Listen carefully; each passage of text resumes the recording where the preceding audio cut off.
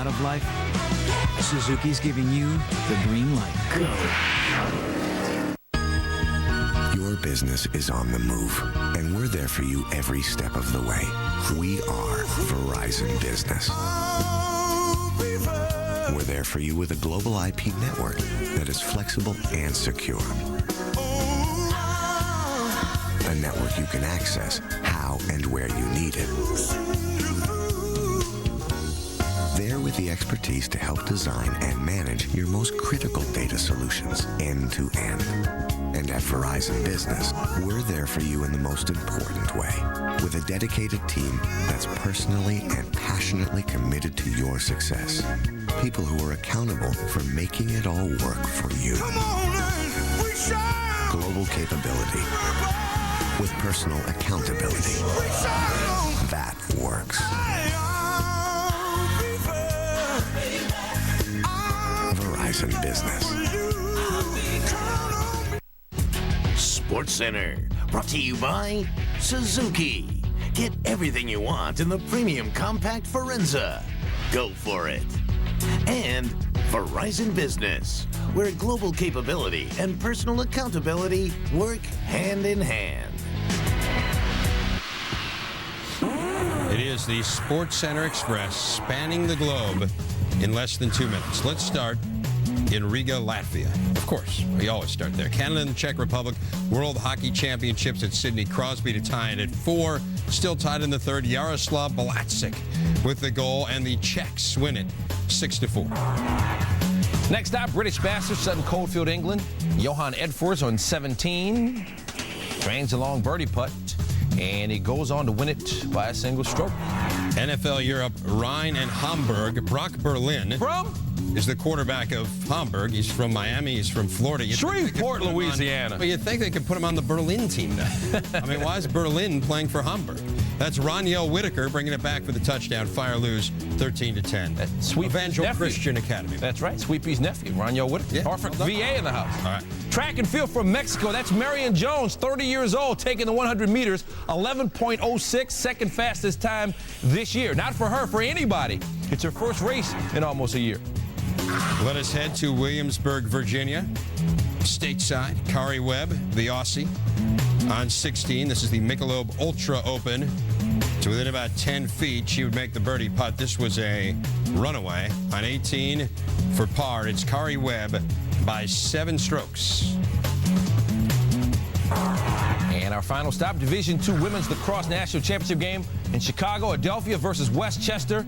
Lauren Lopez with her 5th goal of the game. And Adelphia in control. Coach Jill Leslie Solomon dumping out the water coolers because she's 5 months pregnant and she's trying to avoid the Gatorade shower. So she's like, there will be none of that.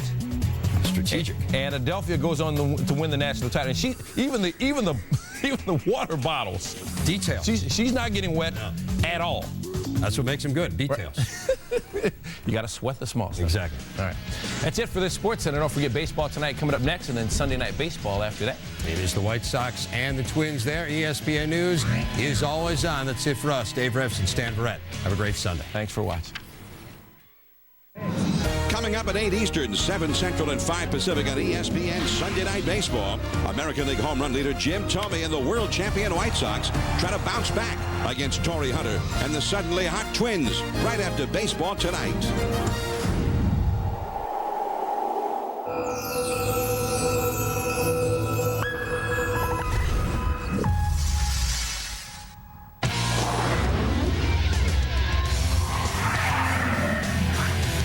On baseball tonight, will Barry Bonds pick Mother's Day for his milestone? We'll break down whether Bonds' home run chase is helping or hurting the Giants.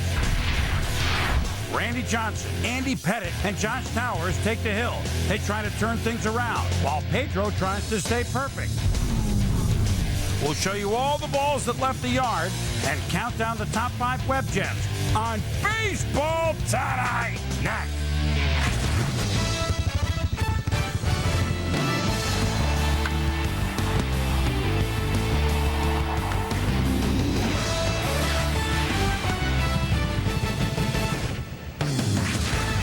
Welcome to Baseball Tonight, driven by Chevrolet.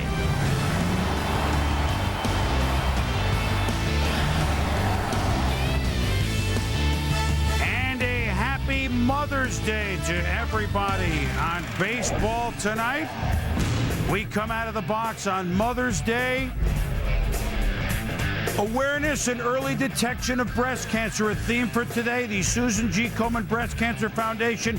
Lots of pink at the stadium. Pink balloons, pink bats, pink lineup card for the Yankees in New York. Pink bats all over, many with the names of moms. Pink, there they are in the bat rack, a little different look. Pink wristbands. And, of course, a great day to go to the park and for the kids to spend a little time. Say, okay, with pink bats, pink wristbands. There you go. With Mom at the park. And, of course, the flowers, the roses. It's just a great scene, a great day. Happy Mother's Day to those of all ages. And even the mascots got into the feeling today, and awareness and everything else. And first of all, from all of us at Baseball Tonight and all of us at ESPN, happy Mother's Day, and thanks for letting us spend part of that day with you. I'm Chris Berman, along with John Kruk, the sub-host of Baseball Tonight, Harold Reynolds, and birthday boy later in the week, that'll be Steve Phillips. Happy birthday in advance. Thank you. Happy Mother's Day, guys. Happy Mother's Day. Oh, by the way, there's this home run we're kind of looking for. You don't say. Barry Bonds, if you hadn't heard, has 713 home runs. The Giants, their last game in this homestand, are playing their arch rival, the Dodgers.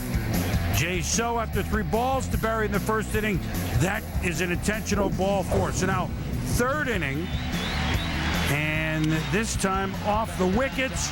So makes the play. He pitched well, allowed 1 run on 3 hits. So went 6 innings. Said so what? Well, here's a guy that doesn't say so what. He was an MVP in this yard. However, he now wears the Dodger blue. That's Jeff Kent.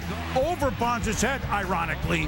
Home run, Dodgers lead 2-1. 5 in the last 6 games for Kent. Yeah, he's a big player for the Dodgers. Meanwhile, so walks Bonds again. That's his 3rd time up. Said it and so. Bottom of the 7th, Mike Matheny reaches out and bloops a single over second. Pedro Feliz Navidad scores. I know that's another holiday. Today's Mother's Day. And we're tied at 2. Now 8th inning. Dodgers get moving. Kenny Lofton tries to sacrifice over. This is better for them because Steve Klein throws it off Vizquel's glove. It's one of those plays that Omar has to come off the base and make that play and keep runs from scoring. I mean, even though it'll be bases loaded, no out, you still have to make that play. So the Dodgers take a 4-2 lead. Bonds have one more chance in the bottom of the 8th, but pops to short, and the Dodgers go on to win it by the count of 6-3. No home runs for Barry Bonds, and so L.A. wins it. The Giants coming back in unbelievable fashion on Saturday, but in this one for Cal, a couple of hits. Jason Schmidt pitched well, but no decision there. Nomar with a hitting streak of 9 games now, and so the fans that came out all week long did not get to see the tying number 714 home run by Barry Bonds. I mean, look, it's hard when a guy who hit 713 home runs is looking for a stroke to hit a home run. Seems like he's out of everything a little bit, Crux. He's pressing. He's pressing bad. And you know, when you like you try to hit a golf ball, when you overswing, you don't hit it as far. When a pitcher tries to overthrow, he doesn't throw it as fast. Well, Barry Bonds right now is trying to hit home runs, and you talk to power hitters, guys who hit a lot of home runs, and they will tell you, when I try to hit homers, it's usually when I fail, because once you start swinging as hard as Barry is swinging, your bat speed slows up, and he just doesn't have the bat speed right now to hit a ball out of the ballpark. But I think that once this week's over, the Giants or the Dodgers leave town, he might go on the road now and relax and hopefully someday soon get this home run so we can talk about it and get it over with. Well, no one wants it more than him, but what do you see in there, Harold? Well, there's a couple things that I think that are happening to just take off what Crucky was talking about is that, you know, they got out of their game plan, too. You got to remember, you know, they had a nice little game plan. We're going to rest Barry. We're going to put him in the games when he needs to. And they started pressing it. Now you got the team pressing and he presses. But to me, he's not playing baseball either. And it's kind of hurting the club. Here's Barry Bonds. The way he's swinging right now, this is a situation where we need him to get a ball and drive it into the gap. He's swinging for home runs, and this is hurting the whole club because he's in a position where he needs to drive in runs. Let's go back to 2004. This is a typical Barry Bonds game when he's on. Here's a home run. big blast. He gets 3 ribbies on that, and then he comes up with the bases loaded in this situation. And what's he do? He's going to take what the pitcher gives him. He's going to take this ball right back up the middle, pick up a couple runs for the Giants. I think everybody's got caught up in this whole Barry Bonds thing, and it's hurting the team. And they're moving into the 3rd spot. Barry's job on this club is to drive in runs when that opportunity's there, and it's to drive the ball into the gaps. We know he doesn't run the way he used to, so he's got to hit. I think when you're trying to hit home runs and you're taking yourself out of the situation of playing baseball, that's what's made him a great baseball player. Runner on second, here's what they're going to throw me. I'm going to do what I need to do to get the run in. Now all of a sudden he's swinging hard at everything like Crucky was talking about, and he's been taken out of his game. I know everybody's saying, hit this home run, but the Giants have taken him out of his game also with playing him 8 innings every day.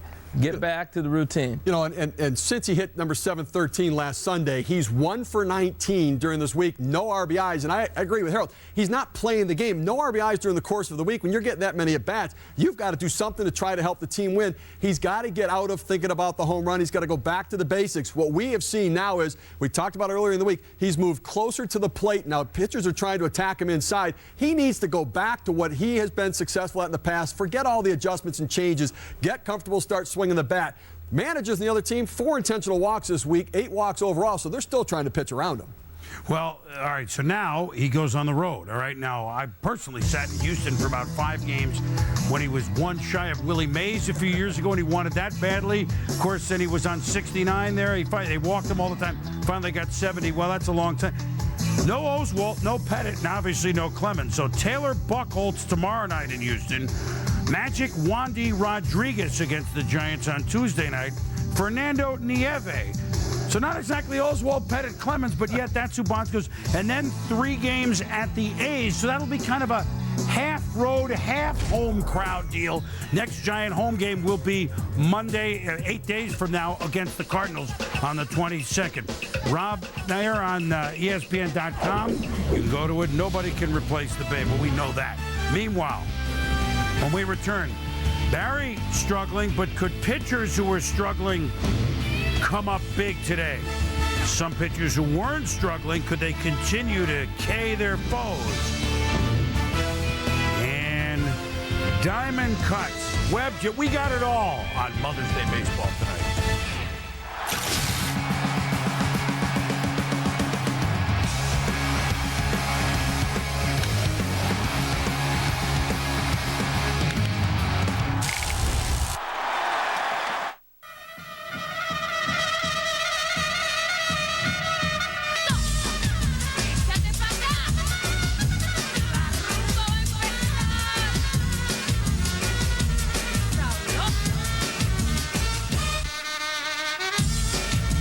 Simple. One family, one vehicle. The all-new 2007 Chevy Suburban. Every big family will want one. Suburban, an American revolution. I want a Sunday kind of love. A love to last past Saturday night. And I'd like to know it's more than love at first sight. And I want a Sunday kind of love. A John Deere 100 series can be yours starting at $13.99. Welcome to the John Deere neighborhood. Now available in more stores than ever. See the full line at johndeere.com. Father, I've been pretending to be mentally challenged. This Tuesday, I like nuts. Johnny Knoxville is the ringer. Own it Tuesday. I will definitely bring protection. That is ESPN. This is mobile ESPN. This isn't like sports in your current phone, okay? This is a whole new phone service from ESPN with unique features like the fastest alerts and the sideline and real-time play-by-play on Gamecast. It's like getting into ESPN. Hey, Trey. Hey, buddy, did you get those headshots? I could just, cool? I'll just hit them up later. You're gonna have to. I know. Switch to mobile ESPN today. Call 1-800-GET-ESPN. Baseball Tonight is driven by Chevy, baseball's #1 fan. Chevy, an American revolution. Not only my mom, but I'd like to wish my wife, who's a mother also, happy Mother's Day as well. I just want to give a shout out to my mom, Shirley Hunter in Pine Bluff, Arkansas. Happy Mother's Day, and I love you. Peace. Well, those guys will be competing in our Mother's Day evening game. Now, active, did you know that the Milwaukee Brewers on Mother's Day have a .641 percentage? That means Harvey's Wallbank, Gorman Thomas, and those guys were great. They were sweet guys. Active players, Sarge Jr. has a batting average of over 500. A-Rod and Jr., well, they hit a lot of home runs, period, and they hit 5 on Mother's Day. David Wells, right? Mom tattooed on him, has as many wins as any active player with 3, along with Mike Hampton. So some Mother's Day notes as we bring in one of the gentlemen that will call our game tonight, and that is Joe Morgan with the Minnesota Twins against the Chicago White Sox. Joe, the AL game that we did the other night finally ended. We happy Mother's Day to you. Barry Bonds, no homers, only 1 hit on the homestand, which was 1 week long. What's your take on where he goes from here now? Is it helpful for him to get out of his home park all of a sudden? Well, I don't think it's helpful to get out of his home park because the people there love him, and he wanted to do it in front of those fans, and most of his milestones have been achieved there in front of those fans. Now he's going to go on the road where the record of passing Babe Ruth won't be received as heartily as it would be in San Francisco. So, and maybe that's part of the problem. He may have been pressing, and things just weren't going well. I think he was just trying to play too many games, playing day games after night games. I think he needs to kind of pace himself a little better. Joe, let's go to tonight's game, and specifically the White Sox have lost the last couple. Minnesota a little resurgent. The Cleveland Indians have struggled. Detroit a surprise. But the White Sox are playing like the champs they were last year. How do you see the AL Central race? Do you see 3 or 4 teams in it when we come to Labor Day? Well, I think we will have 3 or 4 teams in it, but the White Sox, in my opinion, are head and shoulders above the rest. I think they're head and shoulders above anyone in the American League, to be honest with you, because of their starting pitching. They have the best starting pitching in baseball, and I know we tend to talk about the bullpens and all that, but the starting pitching is still the most important element in baseball, and they have the best starting pitching. So I think that they're going to be all right. And not only that, they have Jim Thome now to help Konerko and Dye, and I just think this is going to be a very good ball club before the year's over. I think they're going to be even better than last year. And you'll see one of the best starting pitchers that they have or anybody has, and it'll be Mark Burley tonight. We look for you at the top of the hour against Minnesota. Thanks, Joe. All right, my pleasure. All right, Joe Morgan on the call. The big unit on the mound for the Yankees at home against the Oakland A's. Day games, for whatever reason, the Yankees 12-0. But Randy Johnson and the Stella crowd is booing him some. He works Mark Ellis, Mark Kotze, a couple batters later, back, gone. Well, he was missing a lot of spots. If you watch this pitching performance of Randy Johnson, his location hurt him big time. Bottom of the 4th inning, Alex Rodriguez, fly ball in foul territory. Watch Mark Ellis. A's go at it hard. Over the tarp and in the seats. Web Gem nominee, guys. Absolutely. Take the bat out of his hand anytime you can get it. You've been hitting a hot bat, a lot of homers almost every game. And then Danny Herron against Robinson Cano and the inning. Herron, a complete game performance with 6 Ks. And Jay Payton in the top of the 6th, just over the wall. And so his first home run of the year, the A's beat Randy Johnson and the Yankees by the count of 6-1. We told you Herron the Root walked nobody. Randy 6 innings, 8 hits, 4 runs, and booed by the 52,000 plus as the A's win and beat Randy Johnson 6-1, snapping the 4-game losing streak by Oakland. What did you see in Randy Johnson today? A little move forward or not yet, Steve? Not quite. I mean, listen, when players are struggling, there's a physical component and a mental component. Mentally, when you're struggling, you try a little too hard. Watch Randy Johnson's front shoulder come flying open right now in his delivery. He's looking for reasons why he's struggling. His arm lagging behind, his hand on the outside part of the ball. He's throwing straight across his body as you watch him follow through. He has no downward plane on that ball. Now we're also taking a look at a fastball here to Alex Gonzalez. He gets set. Look at the front shoulder flying open again. The arm out on the side. The ball comes down and up out of the zone. No chance to even get it into the strike zone. We look back to 2004 when Randy Johnson was locked in. May 18th, he threw a perfect game against, here's Chipper Jones. Look at the front shoulder closed at that point in the delivery and a different arm slot as he releases the ball. That slider has some bite and some depth to it. Here's the fastball. Again, the shoulder closed. The arm has time to catch up, get out over the body. He's able to throw that fastball on the outside part of the plate. Randy Johnson is trying too hard right now, and in doing so, he's jumping at the hitter, flying open with the front shoulder, and the arm's lagging behind. He's got to slow his body down to keep that front shoulder closed. Otherwise, the struggles are going to continue. Yeah, and part of the deception of Randy Johnson is hiding that ball like you showed there when he was in Arizona. He starts getting that arm out. It's a lot easier to pick up, and the sooner you can pick that up, the better off you are. Well, a guy who is not struggling is Albert Pujols. How did he do on this day as the Cardinals try to sweep the Diamondbacks? When we return, we'll show you how they did at home, the Redbirds against the D-backs. And speaking of sweep, could the Phillies sweep the Reds? A couple of teams that have come out of the gates pretty well, literally. Here are your Fanatics Grill Platters. Beef, pork, and ribs, sausage. Friday's new Meat Fanatics Grill menu featuring our flat iron steak, now just $8.99.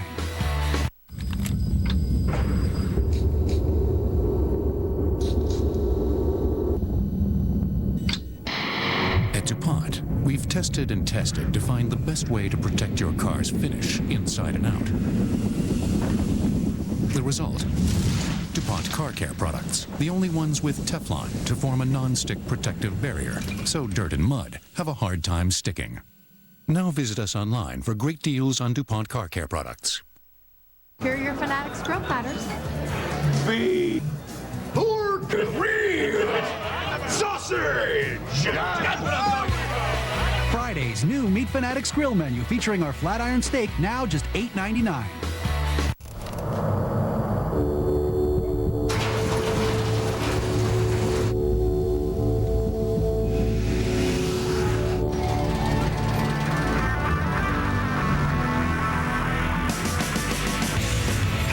Will you go? Introducing the new X Games inspired Moto X bike, built for performance, 20-inch BMX dual suspension, front and rear disc brakes, and Moto X styled saddle and fenders. The X Games Moto X bike, ride Moto X style. Hey Ray, how's it going? Great, so you pulled me over. You forgot to use your turn signal back there. Yeah, sorry about that. I'll give you a warning. Just watch it next time. Yeah, I will. Hey, you still going to the game on Friday? You betcha. What are you riding? A ticket. For what? For not wearing your safety belt. You're kidding me. Afraid not. See you Friday. We're stepping up safety belt enforcement. If you don't buckle up, you will get a ticket. No exceptions. Click it or ticket. Dad, you're going to be a grandpa. To Mike for 30 great years. So what are you going to do now? Take a trip to see those grandkids of ours. No matter how life changes, Wellmark Blue Cross and Blue Shield is there, giving you a number of ways to take charge of your health so you can focus on the moments that matter with more doctors and hospitals across Iowa and the world, and hassle-free service. Wellmark Blue Cross and Blue Shield. The difference is blue. This is Baseball Tonight, driven by Chevrolet. Mets at the Brewers. This has been a hard-hitting, wild series. Pedro 5-0. Mets down 4-2 at the bottom of the sixth. Here's against Prince Fielder with that monster shot the other day. 10 Ks for Pedro for the third time this year, 107 in his career. David Wright to right, Jeff Jenkins. Oh, boy. Beltran and Delgado were going to score. Right to third on the error. There was an earlier error in the inning by Milwaukee, so the Mets have come from behind to tie it at 4. Usually when they do that, they win these games. That's one thing this club has done. Brewers lead at 5-4 in the ninth.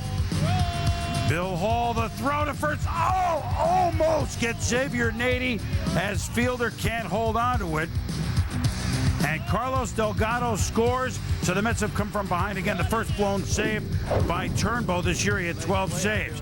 Pink bat, mom's name on it. Bill Hall up. Darren Sutton on the call. 2-0 here. How about a homer with the pink bat? Let's get out of here. High fly ball, deep right field. Happy Mother's Day. Gone. Oh, what a great moment. Bill Hall, Mom, there it is. The pink bat with the home run, and the Brewers winning. That's pretty good. That's pretty good. 6-5. The Brewers beat the Mets in a we said a wild series, and no question who the hero is on Mother's Day. Joining us now on the phone is Bill Hall of the Brewers, who hit that game-winning home run at the bottom of the 10th with the pink bat. Describe the whole circling the bases and the whole scene, Bill. Congrats. It was a lot of fun. I mean, both teams had battled the whole game, and the lead kept changing, and I got a good pitch in a 2-0 count and was able to hit it out. I mean, a lot of guys were giving up on that pink bat, but I kept it in there. My mom was in the stand, so I wanted to do something special for her. Wow. Now, your mom was there. Was her name on the bat?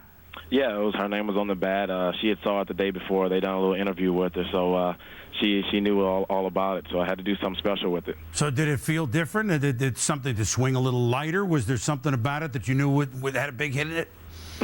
No, I just had faith in myself, and she's always told me to keep faith. I struck out 3 times before that at bat, so I just kept faith and finally got a good pitch to hit and put it in play hard and to carry it out. Well, there's a Mother's Day between you and Mom, and Mom's from where? Mississippi, you told me, yeah? Mm-hmm. So what a trip for her. You guys will have that for the rest of your lives together. Yeah, definitely. I was just happy to do it for her. All right, Bill, thank you very much. Congratulations. Happy Mother's Day to you and your mom, and maybe you ought to use that pink bat for more than just Mother's Day. Ever think of it? Yeah, maybe I should. We'll see. We'll be watching. Thank you. All right, thank you. Gotta go back to it. What a great, that was great. Meanwhile, Phillies, Reds, in this series not hitting at all. 18 Ks, you saw the batting average.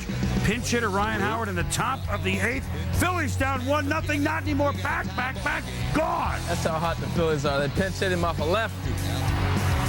11 home runs for him, bottom of the 8th with the 1-1 game. Adam Dunn. Chase Utley saving a run in the game, still tied at 1, and we go to the 12th. Who's he? Another lefty. Oh. Off Chris Hammond Cheese. Come on, Junior, jump. This one is melted cheese. Gone. His 12th, gone. 2-1, but Junior up. It's the 1-1. And naturally, where does it end? Ryan Howard grabs it off Junior. So in 12, the Phillies win 2-1. Ryan Howard, it's the first time that we've had a pinch hit homer and a fellow stayed in the game and hit another home run in that game since Robin Ventura, 96 with the White Sox. That doesn't happen. Usually if you pinch hit, you get one crack. You get a day off against a lefty, and then you hit 2 home runs off lefties on your day off. No more days off. No more days off for Mr. Howard. Lost in it, Jason LaRue, home run with his mom's name on the bat, so maybe he'll keep using it. Phillies just 1 back now in the race. Meanwhile, 3 up, 3 down. The fellas will look at their list, and we always look at Web Gem's top 5.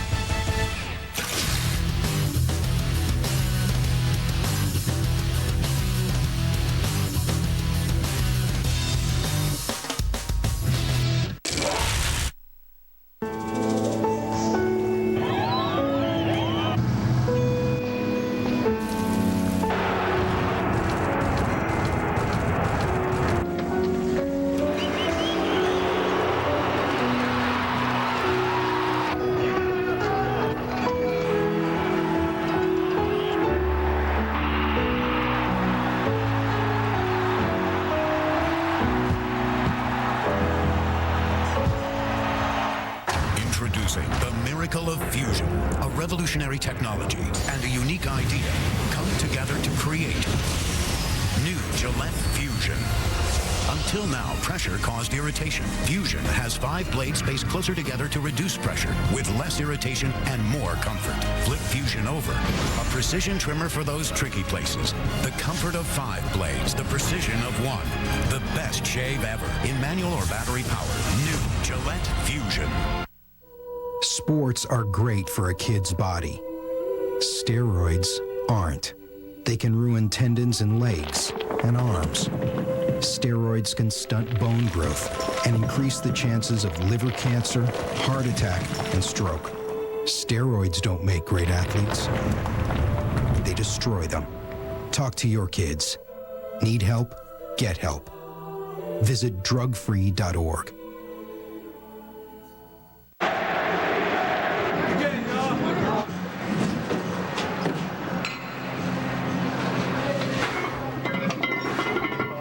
The NBA playoffs, Thursday on ESPN and next Sunday on ABC.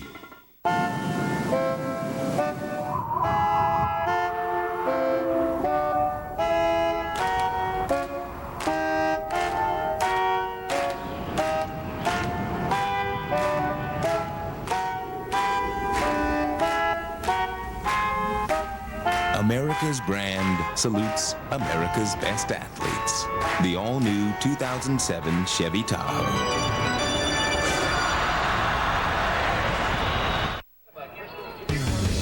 On the road with Chevy, baseball's #1 fan. Chevy, an American revolution. Well, we're on the road again with Peter Gammons, who is in Minnesota as the Twins entertain the White Sox. Happy Mother's Day to you, Peter. And speaking of on the road, the Giants now on the road to Houston, which won't be Philly for Barry Bonds and stuff. But yet, what do you expect from those fans and from pitchers he's never seen as Barry goes on the road Monday, Tuesday, Wednesday in Texas? Well, I think what he's going to see, Boomer, is really good stuff. I mean, Taylor Buchholz is pitching game one. He's one of the pitchers that the Astros got in the Billy Wagner deal. He's now healthy. He has got great stuff. He's one of the better young right-handers in the league. He'll see great stuff from him. And then second game, Juani Rodriguez, 5-1, kind of the winner of the Fred Norman look-alike, pitch-alike contest. But he's, he can throw. He throws hard, good breaking ball. Francis Nieve in the game 3, another rookie with terrific stuff. I mean, the way these guys have pitched, with Oswalt and Pennant, if Roger Clemens goes back to the Astros, they are going to be very tough in the second half of the season. And Barry will have his work cut out because the stuff for these young guys is tremendous. Well, let's stay in that division for a moment, Peter, and talk about the San Diego Padres, who started getting rolling at home. They rolled through Chicago. They're on the road this week at Arizona and at Seattle. What do you see in these Padres suddenly white hot? Well, their pitching has been great, but I think the biggest reason for it is defense. Their defense the last couple of years was, to be kind, awful. Well, they have played great defense behind all their starting pitchers. I mean, Green at shortstop has just been tremendous. He's a terrific player. Khalil's an acrobatic guy. He can make a lot of plays. He's very energetic. And in center field, Mike Cameron, as we all know, is one of the best defensive center fielders in the game.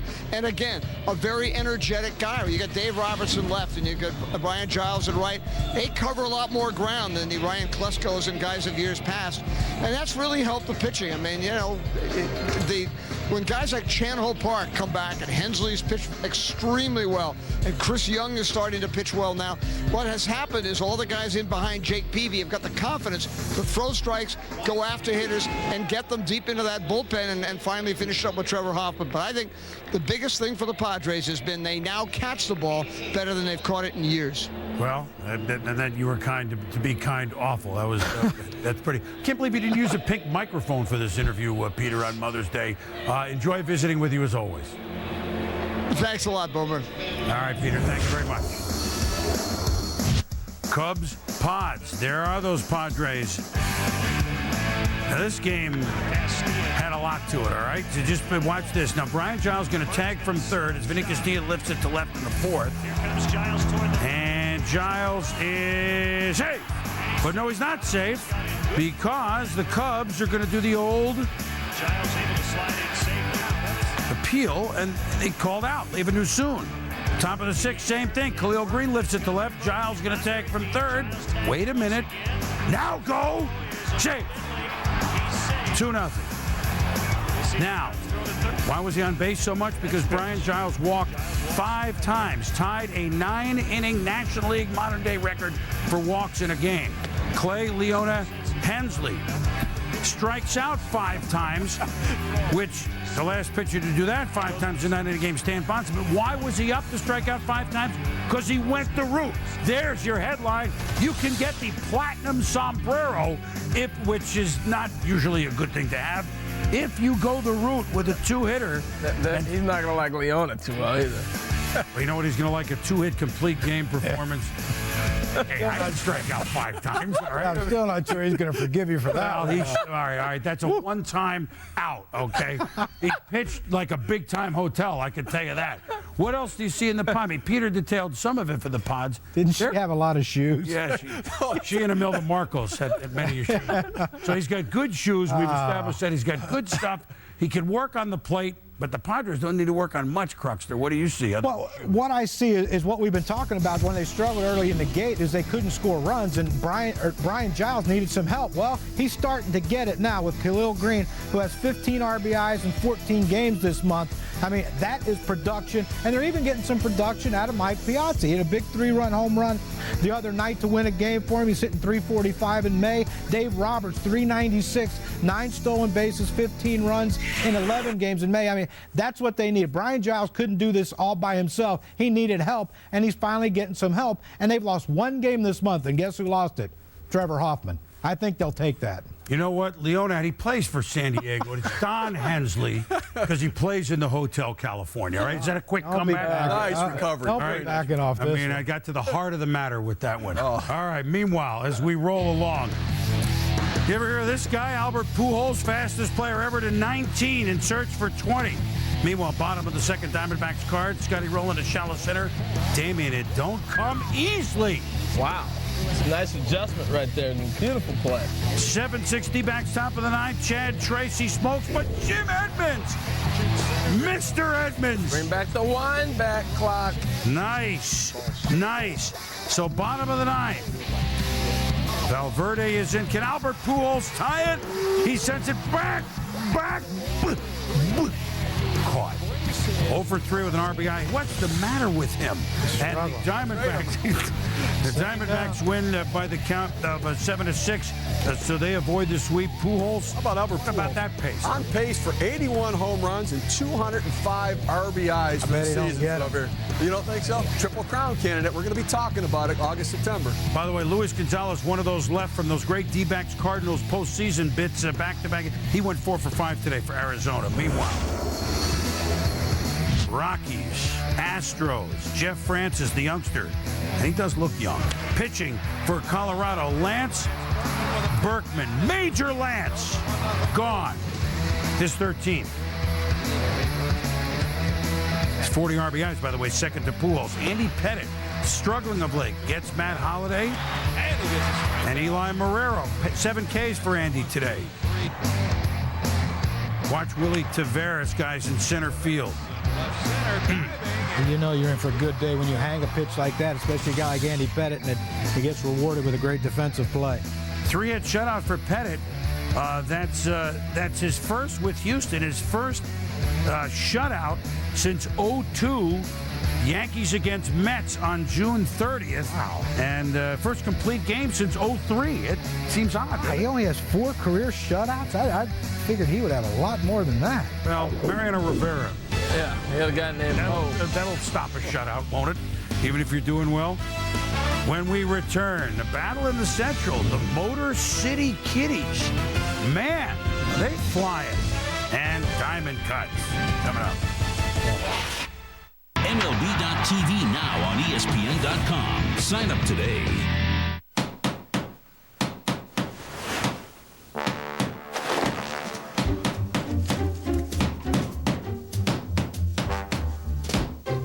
Loctite Power Grab grabs instantly with 9 times higher initial hold than the leading brand. Without bracing and without hammering. Loctite Power Grab. Project solved. When we set out to build an entirely new type of motorcycle, we looked everywhere for inspiration, except to convention. The 113 cubic inch fuel-injected Star Roadliner. We build it You make it your own. Test drive one today at participating Yamaha dealers. Now get a 5-year warranty plus low 5.9% financing on any Roadliner or Stratoliner. Excuse me, sir. What's today's date? The 12th? The 12th of March, right? No. We should probably check in. Large open-air atriums, because we want our guests to relax. Hey, kids, come on, we're checking in now. Embassy Suites Hotels. America's energy needs are constantly changing. And when the need arises, it's good to know there's a company out there that can quickly react. Citgo. With the backing of Petroleus de Venezuela, we can provide resources in a matter of days versus weeks or months. Citgo. Energy now and for the road ahead. Listen, Steve, I hear you. I mean, if it's up to me, right, we'd have the crocodile hunting 24/7. Exactly. Every single time I do my bootlaces up, I'm staring death right in the eyes. How many baseballers are doing that? I'm with you, that's for sure. Crikey! Stand back, John. Have a go at the size of this beauty. I got him, mate. Steve, don't. Ooh, isn't he gorgeous? I'll have him subdued any minute now. I'll catch up with you later. John, give us a hand, mate. You're watching Baseball Tonight, driven by Chevrolet. The Indians are supposed to be the team challenging the White Sox to the AL Central, but what about the Motor City Kitties from Detroit? Fernando Cabrera against Vance Wilson. Ooh. And off Eduardo Perez's glove. 2 runs are going to score. Those nasty squibber. Yeah, that was a little English on that one. With the score 3-2, Travis Hafner to left center field. He thought it was gone. Boy, he does hit well. And the Detroit Tigers, here's the news. Mike Maroth goes the first 6. And again, a strong pitching performance, Steve. He's 5-2. The Tigers are 16-7 on the road. Great makeup for this Tiger pitch staff. Roth lost 21 games in 2003, and this kid's a winner now. First time they've swept in Cleveland since 1990, so that's the old ballpark. The Tigers, the Detroit Tigers. I mean, Jim Leland, we gave him the manager of the year, then we took it away from him, now it's back to him. What else are we seeing? You know, it reminds me a lot of what the Mets have done. You know, they've done it in 2 parts. Started off with Carlos Guillen and Pudge, and then they brought Maglio Ordonez over. And everybody's wondering, what are you going to do with Maglio Ordonez? Will he be healthy? He is one of the great hitters of staying inside the baseball. And here's a ball that he hits out of a ballpark earlier. He's got 10 home runs, 26 RBIs. He is a force in the middle of that lineup, and he makes everybody else better. He has returned to that all-star form that he had when he was with the White Sox. And if you get a guy like Maglio hitting pitches all over the ballpark, where they throw it, I'm going to hit it. That's a sign of somebody getting their stroke back and getting his swagger back. This is a guy with tremendous confidence, hitting over 300 right now, 10 home runs, 26 ribbies. And when you can put him in the middle of the order, Pudge becomes a better hitter. And all of a sudden, Shelton's going to get pitches to hit. And this lineup takes off. They are deep, they're talented, and this club's going to be here all summer long. And they got some all-star guys that are playing all-star caliber baseball. Seemingly come from nowhere. They got some absolute petro coming out of that bullpen, too. Them guys can throw. They do. Starting pitching as well. Meanwhile, the Indians have lost 6 in a row. Here we go with the Royals and the Orioles. Daniel Cabrera warming up. He needed to. It's a bad feeling in his throwing arm. Right, Shirley will have an MRI tomorrow. Went 4 innings. Baseball classic. 2 hits. He walked 7. Meanwhile, the Orioles entered the inning of the 9th, 3 down. Now it's tied. Kevin Millar, pinch hitter, facing Jimmy Gobble. Javi Lopez going to try to score from second. Oh, safe. No tag made. Lopez safe. Great call. That was a heck of a half inning for the Orioles. They came up with 4 big runs that bottom half of the inning, and poor Royals giving it up late. How about this game? Baltimore walked 12 to get behind, but Kansas City's closer Burgess started the 9th by walking the first 3 guys. What happened? They gave up 4 in the 9th. They lost the game, and that's a sweep. Meanwhile, Jays Rays at St. Pete. Alex Rios. Oh, what a find he's been. Coming in second in the AL at 365, make it 368. Home run off Casey Fossum. Matter of time, him growing into his body. He's really going to be a nice hitter. 8 home runs for him. Meanwhile, Vernon Wells, he had 3 hits off right center off Orvella.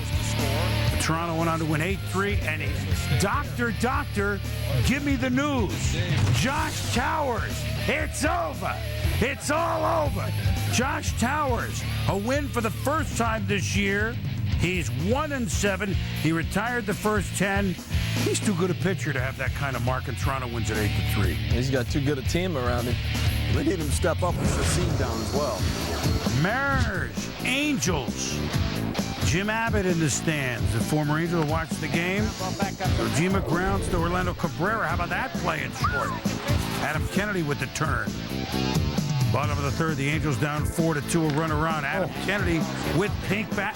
I'm telling you what, you got to think about these pink bats, fellas. He might keep it because he was 1 for 16 heading into that week, so Adam might keep using that bat. Top of the fourth, game still tied. Carl Everett, pink bat. Ugh. The Pink Panther. I'm just telling you, I think we're going to see these all month. Off of Jeff Weaver, the Mariners hit 4 home runs. Presley went deep. Phelps, Reynolds, Alvin Davis, and the Mariners beat the Angels by the count of 9-4. Joining us now is Karen Moyer, the wife of Jamie Moyer. Jamie didn't pitch today, but when you have 6 kids and you're married to a big leaguer for all this time, we certainly have to send our wishes to a happy Mother's Day to you, Karen. Well, thank you, Chris. Yeah, we've been together in baseball for 20 years and raising 6 kids through it all. And I love celebrating Mother's Day. It's my favorite holiday. What was your Mother's Day like this morning? You had breakfast in bed. Who did what? Which of your kids did what for you? Actually, number 4 really pulls it together at the Moyer house. It's our daughter. And I think the first 3 get off the hook because she's real responsible and organized and breakfast in bed and got up early. And then we all went to church. And, we constantly have controlled chaos in our house. What's more important, bringing up 6 kids in a baseball house or really anywhere, organization or a sense of humor, Karen? Oh, you got to have a sense of humor, especially with 6. I think number 5 and 6 gave us that sense of humor. Well, you had to have a sense of humor all these years. When does Jamie go next? He's pitching Wednesday in Oakland. And you'll be there, yeah? Yeah, that's what I'm actually heading out on the flight right now to Oakland to meet the team there. It's my first road trip without children in 15 years. Wow. I think on Thursday I'm going to just ask them if the road trip can keep going. Get a grip on yourself for that trip. You deserve it. Happy Mother's Day, and thanks for joining us. All right, take care. Bye-bye. Have a good trip. Thanks so much. Bye. Now, that's the force behind that scene for Jamie, all his wins and all his career, that's for sure. Well, we do this every week on our Sunday Baseball Tonight. Little music, a lot of action, diamond cuts from the week, ending up on Mother's Day.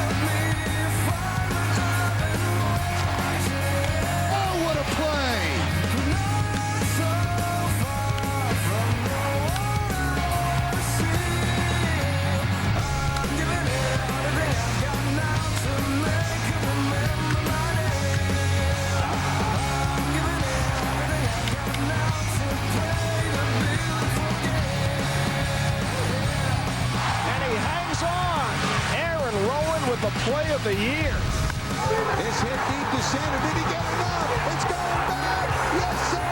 Let's go. Welcome back, Jordan.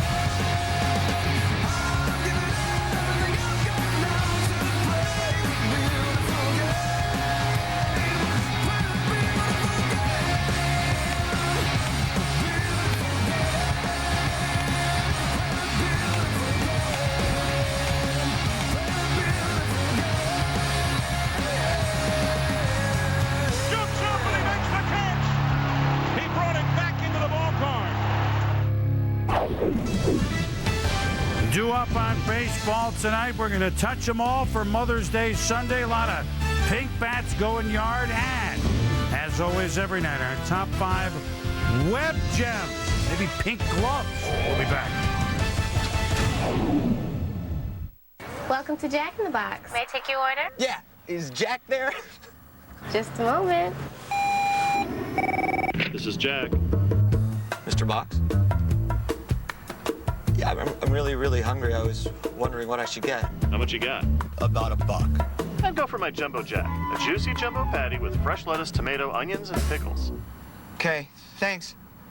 You're welcome. Please pull up to the window.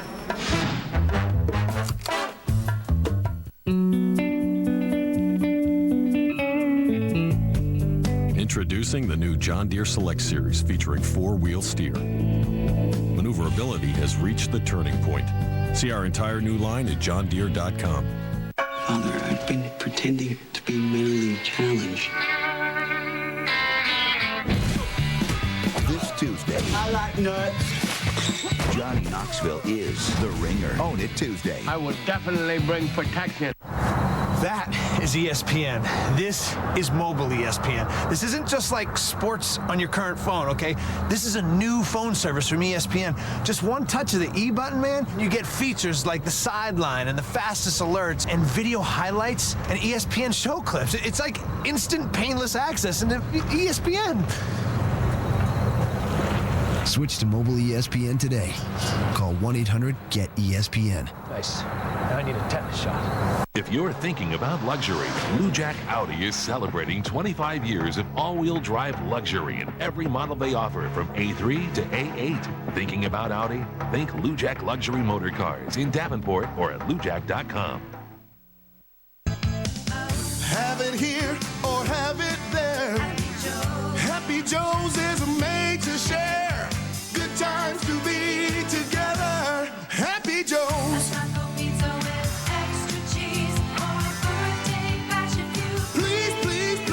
Try Happy Joe's 3 new gourmet pizzas. Spinach and artichoke with chicken, chicken pesto and flame roasted vegetables, or 5 cheese and tomato. Good times to be together.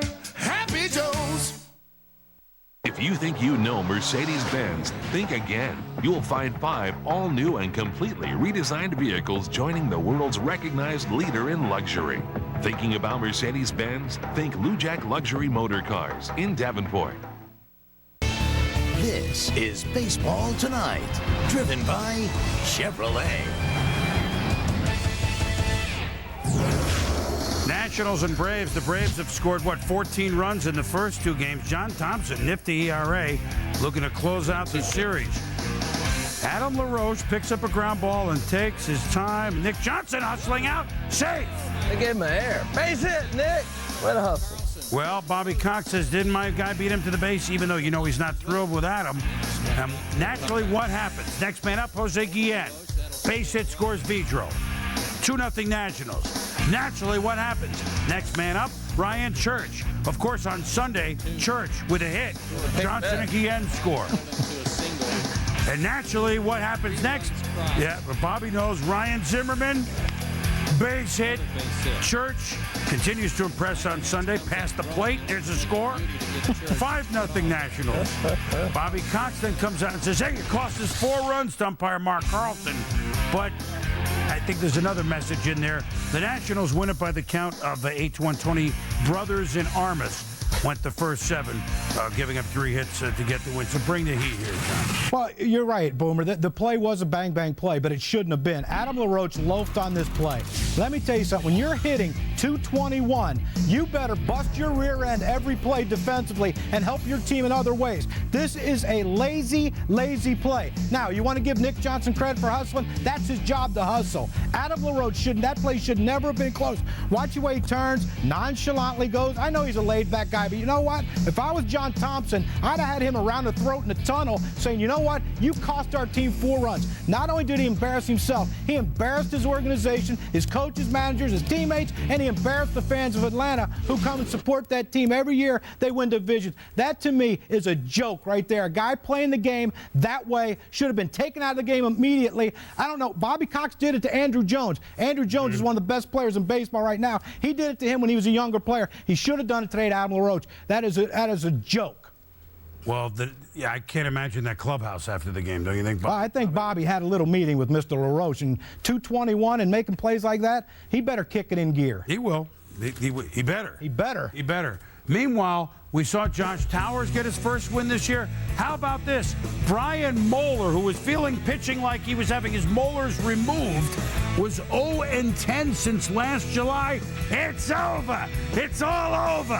He gets a win, and the Marlins beat the Pirates by the count of 8-2. Way to go, Brian. Way to go, Josh Towers. All right, so those nightmares are over for those guys.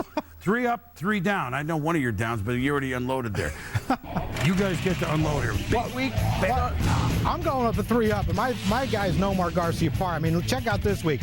480 batting average, 3 home runs, 8 RBIs, 5 multi-hit games of the week. He is my up man for this week. Well, it could have been Brian Moeller, no doubt, but I went with Josh Towers because he was 0-7 heading into the ball game here. He pitched 8 innings, gave up 2 earnings, no walks, had 2 Ks. By far his best outing, and this is a ball club that can turn this around for him, and he can run off 10, 15 wins. And my up, how about the Padres winning 13 out of 14? The catalyst to the offense, Dave Roberts. 10 for 21, 10 runs scored this week. How about 7 stolen bases? This guy's getting in scoring position and scoring runs. And out of the downs, I have to be the first one to bring it up. But Randy Johnson, 2 starts, only 9 2/3 innings, 11 runs, 6 walks, and basically a guy who has just lost all confidence in himself. Steve mentioned the mechanics, but I think there's a lot of mechanics and a lot of confidence is lost there. Well, you got to win as a team, lose as a team. It's the Cleveland Indians. Very disappointing. They've lost 21 of their last 30 games. They got swept by the Kansas City Royals, and they allowed 35 runs in 6 games. They are too good and too talented to go through a stretch like this. Well, my down is the closer, or the guy taken out of the closer's role for the Houston Astros, Brad Lidge. He is struggling right now, finding the strike zone all over the place, not getting hitters out. Ever since the playoffs last year and Albert Pujols' home run, Lidge has been scuffling. And a discussion all year long in Houston, and they made the move at least for a while, or we'll see. Let's touch them all. Let's see who went yard, including Alfonso Soriano. 12 homers now. They've moved him back to the leadoff spot. He's going to hit there the rest of the year. I'll tell you what, he's going to hit. He's going to hit. Dangerous leadoff hitter. Off of Randy Johnson, Mark Kotsay went down and got it. Talking about maybe we'll stick with the theme. Another leadoff guy hitting a home run. No more fear from left-handers for Randy Johnson. Good point. First left-hander homer that Randy's given up all year. Alex Rios, we saw it. He's blame it on Rios. Well, it was Jose, but he is a De Janeiro, that's for sure. Miguel, Tejada they come, Tejada they fall. 11 homers off Mike Wood.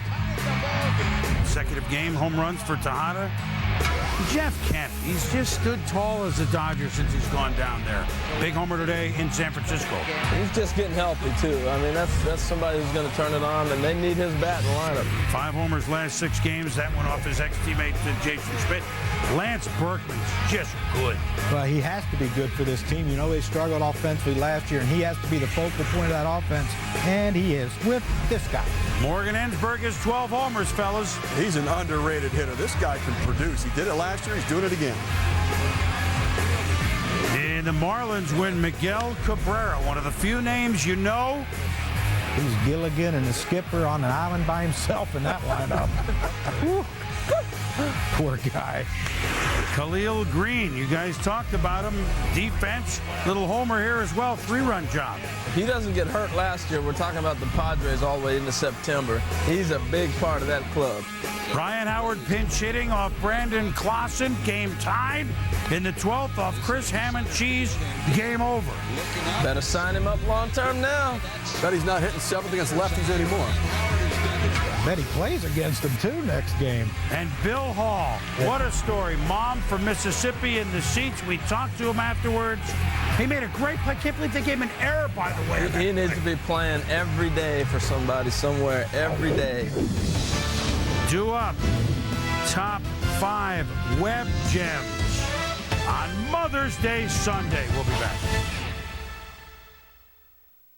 When the going gets tough, the tough trade up to a dependable, long-lasting Chevy truck. Silverado goes head-to-head with more standard horsepower and torque and better fuel economy than Ford F-150. Use $1,500 down payment assistance to get this 2006 Chevy Silverado half-ton for $22,490 after all offers. Hey, tough guy, get going. Go to Edmunds.com and compare Chevy head-to-head. See your local Chevy dealer. John Smoltz is in a tough spot here, Yeah, Joe. Chip, I don't know how he's going to get this out. Well, here comes the brain trust for a little powwow on the mound. All right, well, looks like they got a plan. Smoltzy leans in, and he deals. Got it! See ya! Need little help this season? The Home Depot has great lawn-saving Scotts products, including Scotts Turf Builder, Roundup, and more. The Home Depot, proud sponsor of Major League Baseball. Sunday kind of love, a love to last past Saturday night, and I'd like to know it's more than love at first sight, and I want a Sunday kind of love.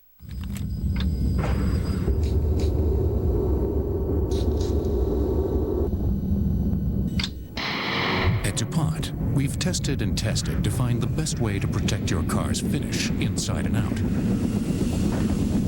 The result?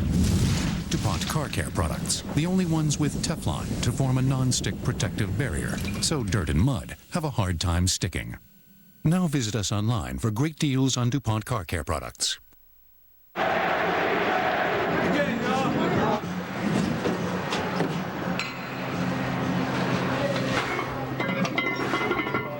The NBA playoffs, Thursday on ESPN and next Sunday on ABC. Is driven by Chevy, baseball's #1 fan. Chevy, an American revolution. All right, top 5 web gems, fellas. The Devil Rays lost, but Aubrey Huff makes a big play here at third. Well, this is big for him. Remember last week he had a game error that cost him the game at the end of the game. That's a tremendous play. That's what you do. You want the ball, just keep playing. Jeremy Reed of the Mariners, #4. Watch the ground he covers. He had a couple nice catches in this ball game. Whee! Nice. It feels a lot better when you catch it when you land, doesn't it? Yeah. Or when you miss it, that hurts. We saw this, Damian. It don't come easily against the Cards for the D-backs. Ooh. Ball slicing. That's a nice play. Never really see much athletic ability from the second baseman. It's unusual. Same game. I mean, we're back to every week here with Jimmy Edmonds. I mean, you've seen this for how many years? He's made that play 100 times in his career. Can't see it enough. And the Angels get our #1, the DP from Cabrera to Kennedy. Wow. Mark. No. It's nice. That's a great play. There was some big plays. Mark Ellis diving in the stands, didn't make it. So we got some pretty good Pink gloves. Pink gloves next time. The pink bats worked. Happy Mother's Day for Steve Phillips and Harold Reynolds and John Kruk. I'm Chris Berman. Thanks for watching baseball tonight.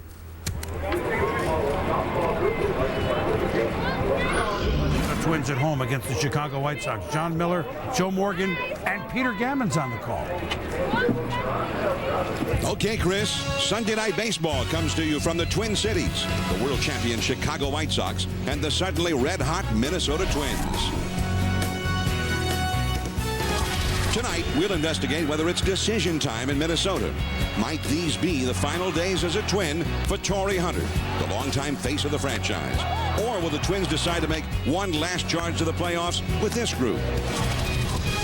We'll also check out the White Sox and their efforts to repeat their championship performance of a year ago, including the many changes made to help them get there this year, which included the acquisition of a revitalized Jim Thome.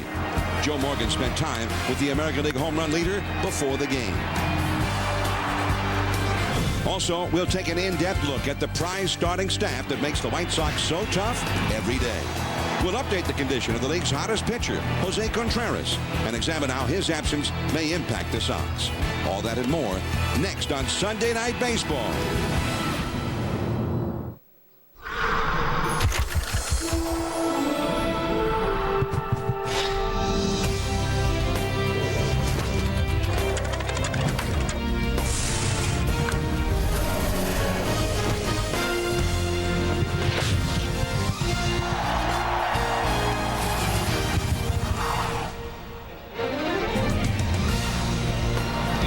It's ESPN Sunday Night Baseball, presented by Taco Bell.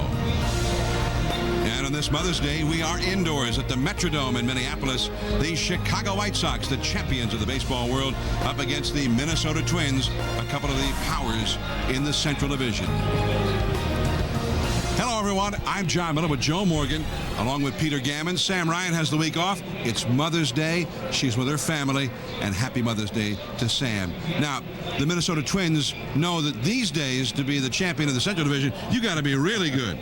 They got the beasts of the Central Division right now, and the Twins started off poorly. Now, they got a 4-game series here with the White Sox, and they knew they had to be good in this series. And so far, so good. They've won the first 2 games, Joe. They're hitting a lot better. Guys like Torrey Hunter, Luis Castillo, and Justin Morneau, and they've got to keep it up. Well, what happened, they started off 9-15, and they're playing great now. They're 8-4 lately. But everything coincided with the fact that Torrey Hunter was moved back to the 4th spot. He likes hitting 4th. He has a 10-game hitting streak now, and he's hitting .404 in May. But he's been getting a lot of help from Luis Castillo, because Castillo's hitting .357. He's been the most consistent player on the team, but he's also hitting a robust .439 here at the Metrodome, John. All right, so we always know they're going to hit pretty well in this ballpark. Now, the White Sox always go with a good pitcher every night of the week. Mark Burley, their ace left-hander, goes tonight. And Peter Gammons, he's up against the Twins, whose pitching has been real shaky so far this year. Well, John, you know as well as I that the hallmark of the Twins the last few years has been their starting pitching. They were 1st and 4th in the league in starting ERA the last couple of seasons. But this year, it's been a disaster. 6.29 ERA, 13-18 record. Now, over the last couple of weeks, they've gotten a little bit better. Johan Santana's getting going. Scott Baker, Radke's pitching a little bit better. But Carlos Silva, tonight's starter, is extremely important to this staff. It's unbelievable that he has an 8.23 ERA, that he's only had 1 start, in which he's allowed less than 5 runs. You talk to his catchers, you talk to his coaches, they say it's very simple. He's great on the side, getting up on top and throwing a sinker, but he gets in the game, he starts rushing, his arm drops, the ball drags, and he's not getting the ball down and getting the sinker that made him so effective last year. All right, Peter, and 8.23. Man. I don't believe it. All right, you have to show me those numbers for me to believe it. Now, Carlos Silva is up against this White Sox lineup that was already strong, but guys like Konerko and Dye in the middle, but now Jim Thome's been added to the mix. Well, John, he's a perfect fit for this ball club. Their power was all from the right side, as you mentioned, Konerko and Dye. Now they are offsetting that with Jim Thome. And not only has he been a great help on the field, we know he's leading the league in home runs, RBI, but this guy has also brought a presence in the clubhouse. He's brought a little more toughness to a team that's already tough. I think the White Sox are very well armed to repeat. All right, the White Sox started today first place, off to a great start this year, but they've lost 3 in a row, and they're asking their ace lefty, Mark Burley, to be the stopper to get him out of that losing streak. He's getting ready in the bullpen up against Carlos Silva. Silva just trying to get himself going right now, and let the Twins stay hot. Silva to throw the first pitch when we come back.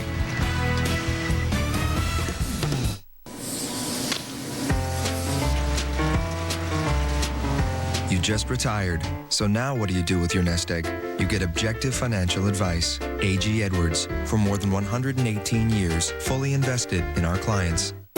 Why live with Athlete's Foot? Cure the itch and burn of most athlete's foot with Lotrimin Ultra in just 1 week's use. New Lamisil Defense, 4 long weeks. But Lotrimin Ultra is so powerful, nothing cures faster. Lotrimin Ultra, the 1 week killer cure. Father, I've been pretending to be mentally challenged. This Tuesday, I like nuts. Johnny Knoxville is the ringer. Own It Tuesday. I will definitely bring protection. Dude, we are so stoked. Going hell of morning, dude.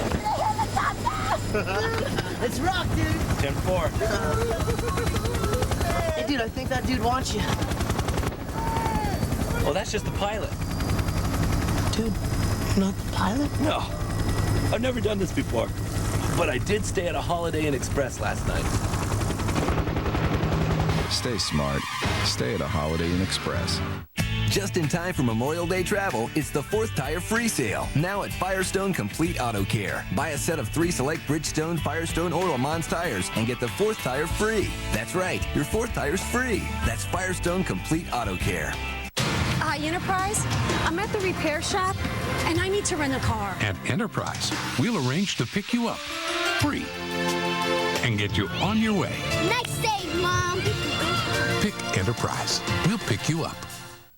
The latest Turtle Wax breakthrough in car polish is Clear. Crystal Clear Turtle Wax Ice. Ice leaves no white residue on trim or in seams. I had no residue whatsoever. Ice leaves nothing behind but pure shine. Now, your choice is Clear. Turtle Wax Ice.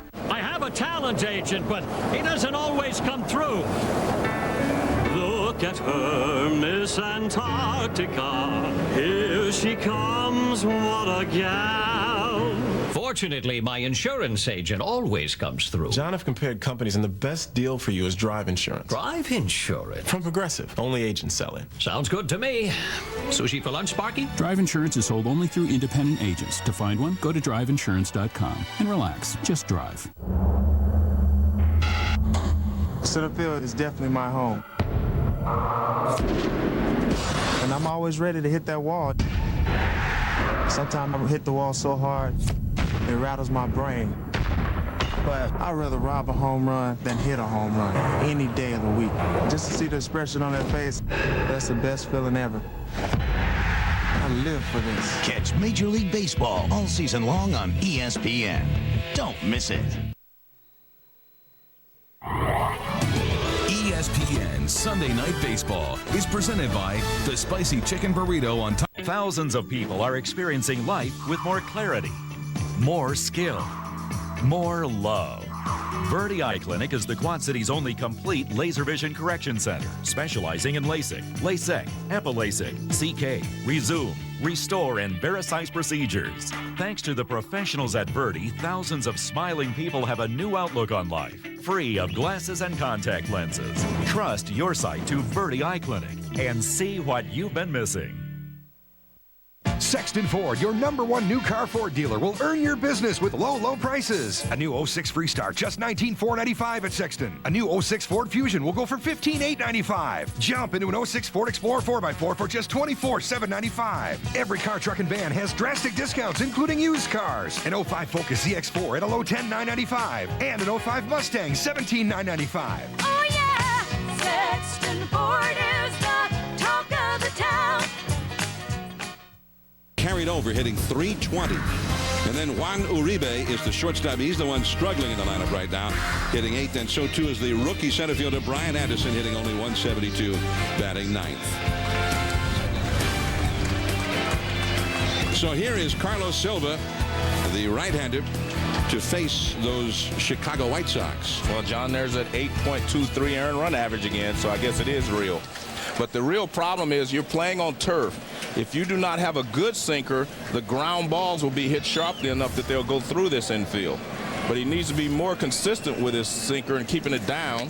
So he's got a good sinking fastball. That one was, just mediocre. But I think you'll see as he gets loose here, the ball will sink a little bit more than that. So you're saying even mediocre is an improvement for him? Yeah. Well, see, I kind of read into it there. All right, there was a little more movement on that last pitch, but it was a ball. But, I mean, you've got to hit ground balls rather than sharp hit ground balls. Pasednik, Torrey Hunter on the run. Can't get there. That's a base hit for Pasednik. Little flare into center. Well, Well, let's take a look at the defense of the Twins, and it's always anchored by the center fielder, Torrey Hunter, who has 5 Gold Gloves. The second baseman, Castillo, has done a great job. And, I mean, their entire defense has done a great job. They lead both leagues in fielding, only 12 errors so far this season.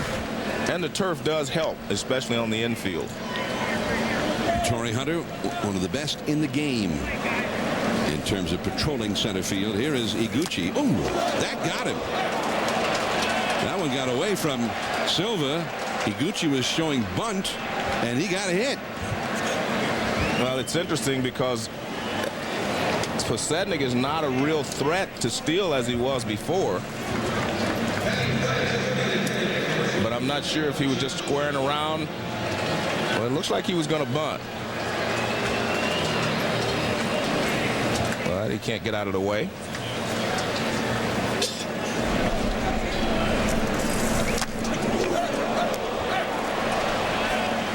So Silva is in trouble, and real trouble. That's a familiar position for him. He's been in trouble all season. Here's Jim Thome. The power hitters are coming up with 2 men on, and that 92-mile-an-hour fastball is too high. Well, the question is, will he? I don't know what happened this afternoon, but he may be the first guy to hit a home run with the pink bat. He's using a pink bat, which is given to him by Major League Hillris and Brasby, I guess. That ball hit deep into center field. Torrey Hunter way back there, jumps up, he's got it. Posednik tags it, heads for third, the relay, and he makes it.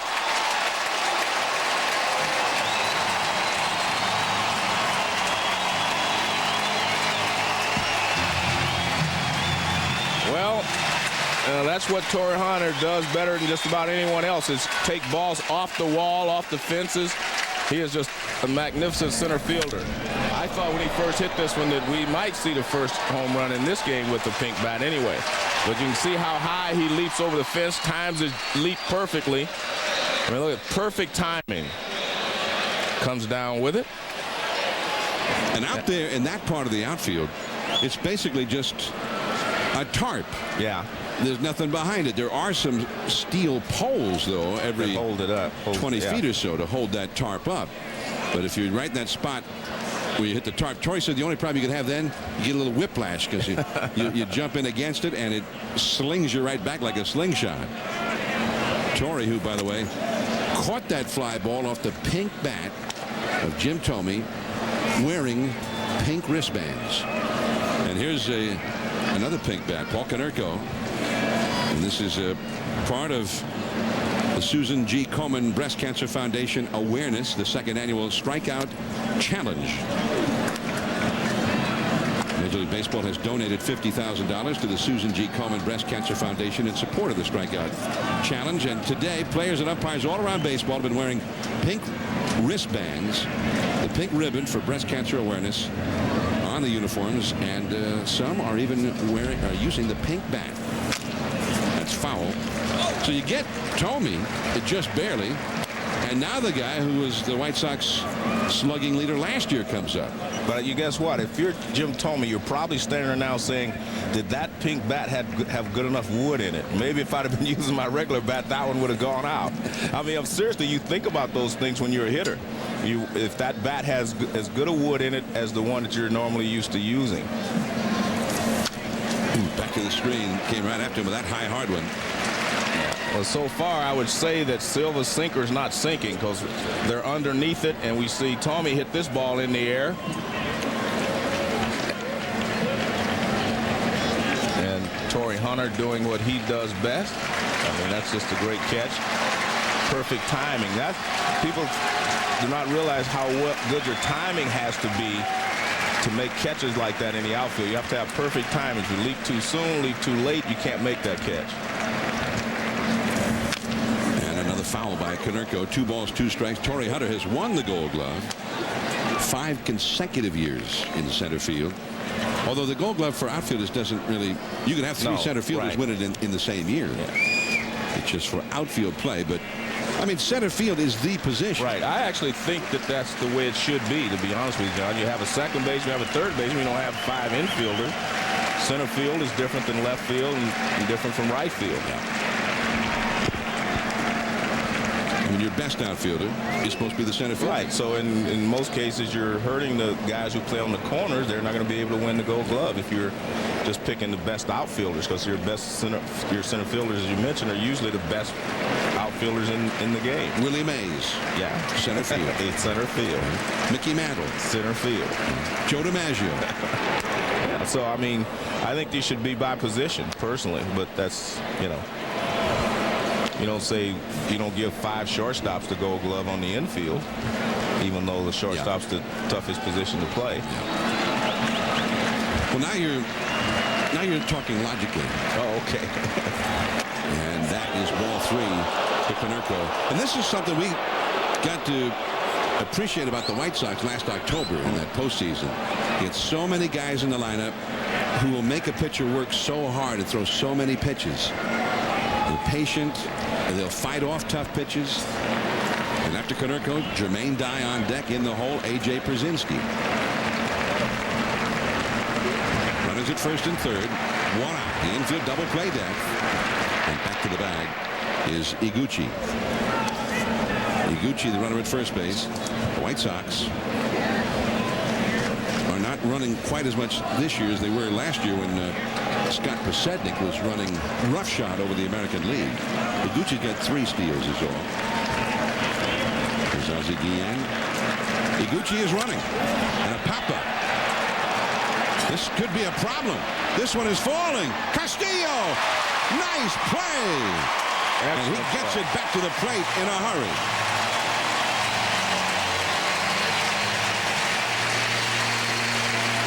Excellent play by Castillo, but I mean, he's won the Gold Glove as well. He's a Gold Glover. He's won 3 Gold Gloves, and I mean, he had to go a long way for this because he was playing in for defense. He was playing in for the double play. See, he's right here. Look how far he has to go to catch the ball. I didn't think he had a chance. I didn't either. I thought the outfielder was going to have to catch it or not. Oh, look at that, under full head of steam. Now he stops and fires back to the plate. And you do not have to have much on it, but you have to get rid of it quickly, and he does that. And he makes an accurate throw to the plate, and it holds Posednik at third base.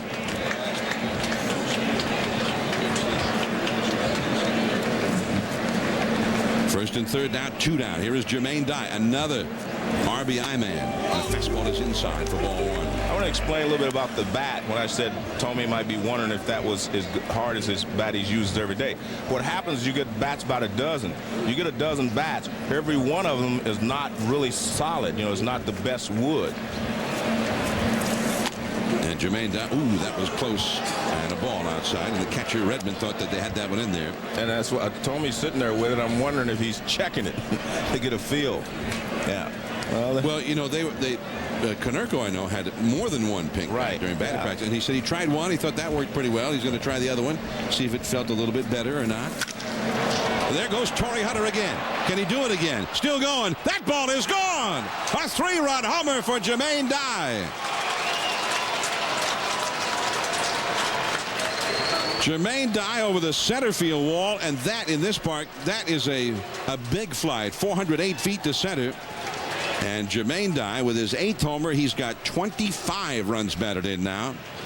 So he got Tomey, he got Konerko, but he could not get Dye. Well, that was a line drive, and Torrey Hunter had no time to get back to the fence to even make an attempt at it. I mean, this is a line drive, but again, we're seeing balls hit in the air off the sinker. That tells you that his sinker is not working as well as it should. I mean, this ball is just hammered, and it's out of there before Torrey can get back to the wall.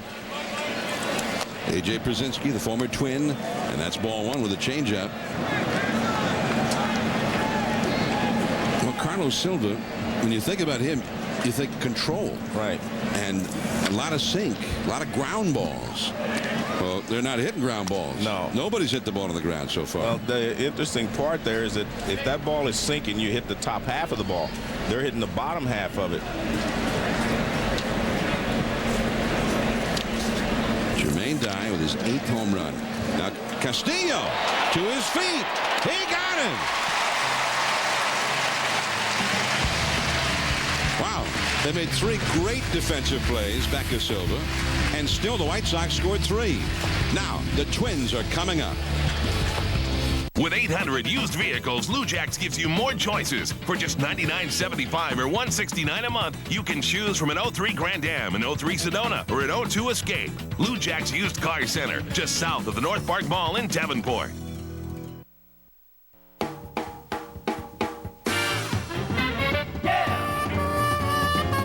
Lucky you. Your local True Value has everything you need to take care of life's little surprises, and you'll get in and out fast. True Value. Help is just around the corner. Replace it, repair it, restore it, enjoy it at K&K True Value Hardware, 18th and Grant Street in Bettendorf.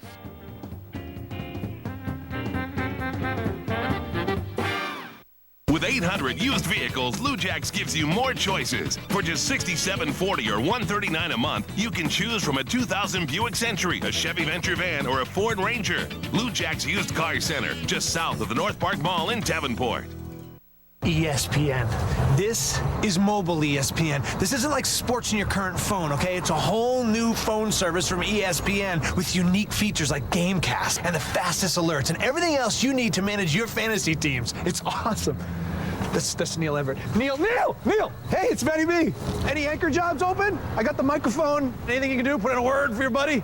No? Switch to mobile ESPN today. Call 1-800-GET-ESPN. All right, cool. Just call me.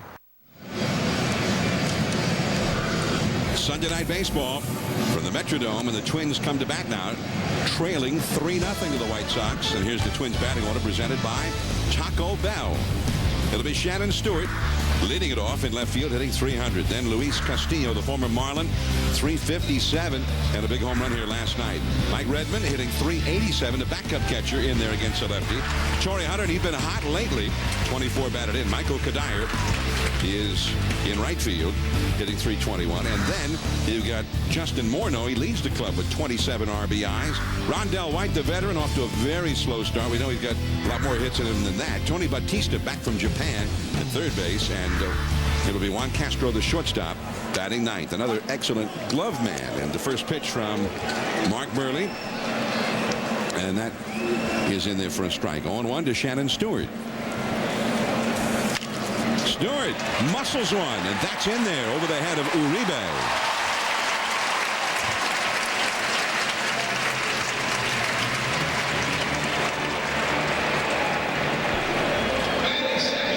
Mark Burley, and he has been extremely dependable, but his control was a little off in his last start. Well, Johnny got off to a 3-0 start, but he's been struggling in his last 3 starts. And every once in a while, they believe that he tries to throw too hard so he doesn't get the movement that he wants. But obviously, he works pretty quickly. Except, I guess, Castillo, something's happening. He has to go back, get another help. He must have had his left-handed flap on. So they take it back, and get a right-handed flap. They have flaps on the helmets, and if you're a switch hitter, as Castillo is, you have to have 2 helmets.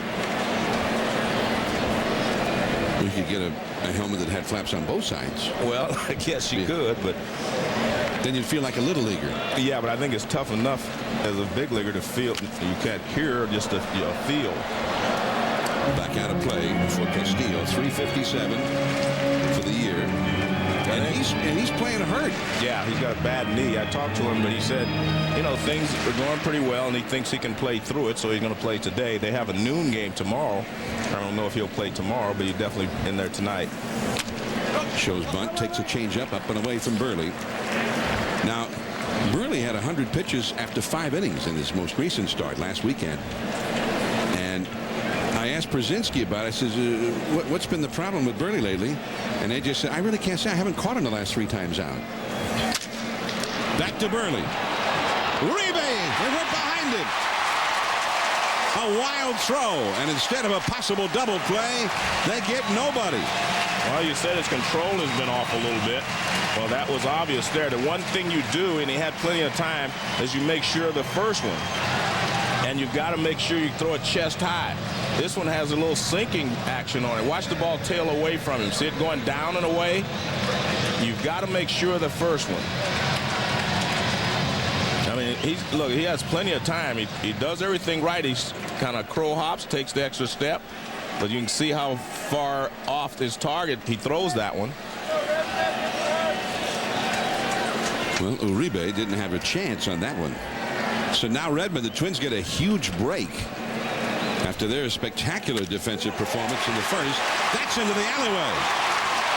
Coming around third is Stewart. He'll score. Heading for third, Castillo. He's in. So the Twins have one of those runs back already. And Torrey Hunter coming up.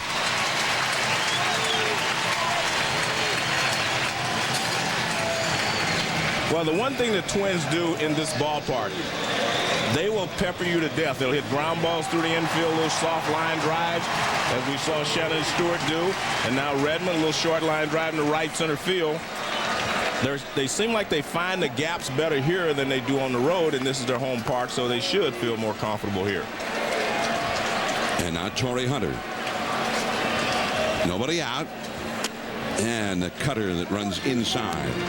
Torrey Hunter in this ballpark is hitting 296, but only 227 in the road games. The Twins as a team hitting 303 in their home games, only 235 in the road games.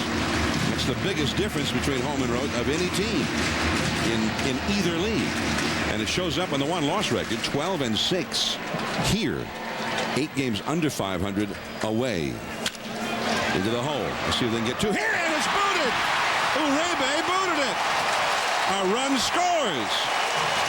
Man, White Sox, this is not a normal appearance for them. They usually make all the plays, and especially Uribe at shortstop. But what you'll see here is he tries to shift the ball over to his throwing hand, but he does it with his glove. He doesn't catch it and move it over there. See, he was trying to move his glove over. Normally you catch it and move it over, but he was trying to move it over with his glove. You reach in, take it out, and throw it, but he was trying to do it with his glove, and it didn't work. I'm calling that a forced error, Joe, because of the speed of Hunter. Well, he was trying to rush it, no doubt about that. Here's Kadire. Now, if Hunter was a slow guy, he wouldn't have had that little anxiety, and he would have turned a double play cleanly. And usually he would have turned it cleanly even with Torrey Hunter running. Kadire off the fists and back to the screen. Wow, have you ever seen such a stark contrast in defense from one team to the other in the same inning? Right. I mean, Carlos Silva could have given up 6 or 7 runs without 3 spectacular plays behind him. And the Twins were just flawless afield, and now the White Sox can't catch anything. And that's a called strike. So Burley's thrown 2 double play balls in this inning. And they haven't turned even so much as 1 out yet. Only the 2nd error of the year by Uribe. So he has been one of the best. So you had to be correct about that being a forced error. You know, normally, as you say, he just makes the play, but he definitely rushed there because Torrey Hunter was running. Castillo hit the one right back to Burley. And Burley, because of the speed of Castillo, might have rushed it a little bit, too, for that matter. That's a base hit, left field. Redmond to third. He'll stop there as Pasednik comes up throwing. And that's also one of the problems you have on AstroTurf. The ball gets to the outfielder so quickly that sometimes you cannot score from second on a base hit. And remember, on AstroTurf, everything speeds up. The ball gets to the outfielder faster, kind of skids out there, and it skids through the infield the same way. They're trying to get inside, but he gets this on the inside corner, and he just rips it. And you can see how quickly he has the ball before the runner gets to third base. So you can't score on a routine single like that unless they're playing deep. 3-2 White Sox. Here's Justin Morneau, the Twins RBI leader. And a fastball from Burley outside. The Twins have not been very good against left-handed pitching for a few years. It's been their Achilles heel, even in their championship years. And too low with that fastball. So he's behind Morneau. 2 balls and no strikes. Morneau, although he's a left-handed hitter, actually has a better batting average this year against the lefties. Although, curiously, he has not done well with the bases loaded, which you would think it would be just the opposite, that he would do well with the bases loaded. Left center field. Pasednik. Tagging is Redmond. Also tagging Hunter. They both move up. The Twins have tied the game. Kadir back to first. That's a good job by Posednik there to throw the ball into second base instead of trying to get Torrey Hunter going to third. So that keeps the double play in order.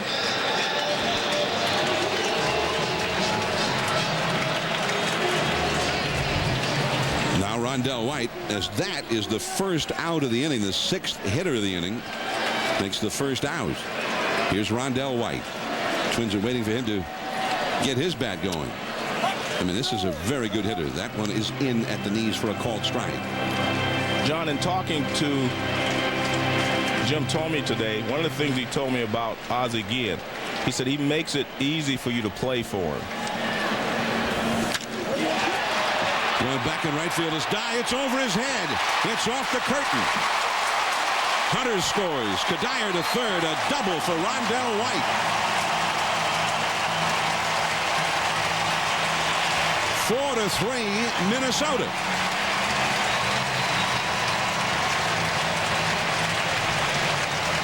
And John, the reason I was saying that is look at Ozzie. He's not jumping up and down. He didn't get all upset when the guys made the mistakes. Obviously, those were physical mistakes. If you make mental mistakes now, it's a different story. But that makes it easy for you to play for a guy. You don't see him jumping up and down in the dugout when you make a mistake on the field. And Rondell White, he's always been a good hitter. He has always hit the ball all over, and he lines this ball to right field. I mean, and Dye had no chance to get back. Hits off the wall, and he has a double. Dye played it perfectly and even had a shot at second base, but now they're running at second and third. And Tony Batista comes up now as Don Cooper, the pitching coach, has visited out there. So a rough first inning for Burley, and it's been a rough time in general for Burley. Peter Gammons. Well, it has, John. I mean, just talking to him yesterday and we're watching some video with him, you know, he's just, you mentioned he's trying to throw too hard. And when Chuck Hager, the knuckleballer, came up, he threw a pitch 86, and everybody in the dugout got on him and said, well, he can throw harder than you can. But he said the problem is I have increased my velocity and I've lost a little bit of my command. I had the 113 pitch 5-inning outing last time, and I'm not getting the ball in where I want it. There's another line drive down the left field line, a fair ball. Kadir scores. White right behind him as Posednik digs it out. 6-3 Minnesota.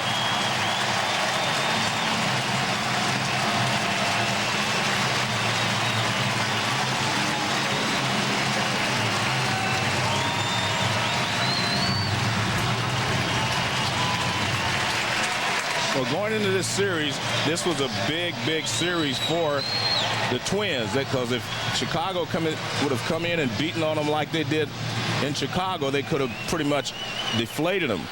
But winning the first 2 games, I think, has given them a lot of confidence.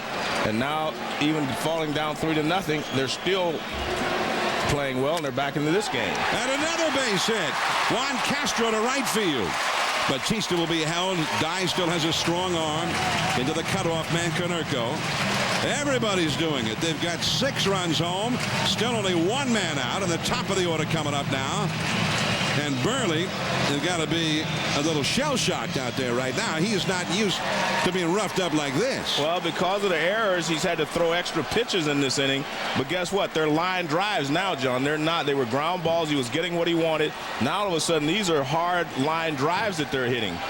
So the fact he's had to stay out there has really caused him a big problem here in the first inning. Stewart, another base hit. Batista's in to score. Castro to second. 2 hits in the inning for Stewart. It's a 7-run inning.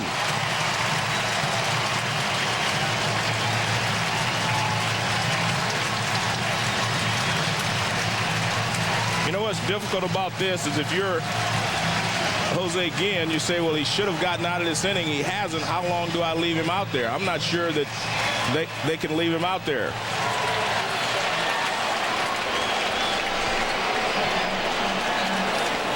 So the bullpen is going to get ready as Luis Castillo. This all could have been so much different when Castillo hit a comebacker to Burley, and instead of starting a double play, he threw the ball into center field. And then a little bit later, another error on a double play ball committed by the shortstop Uribe.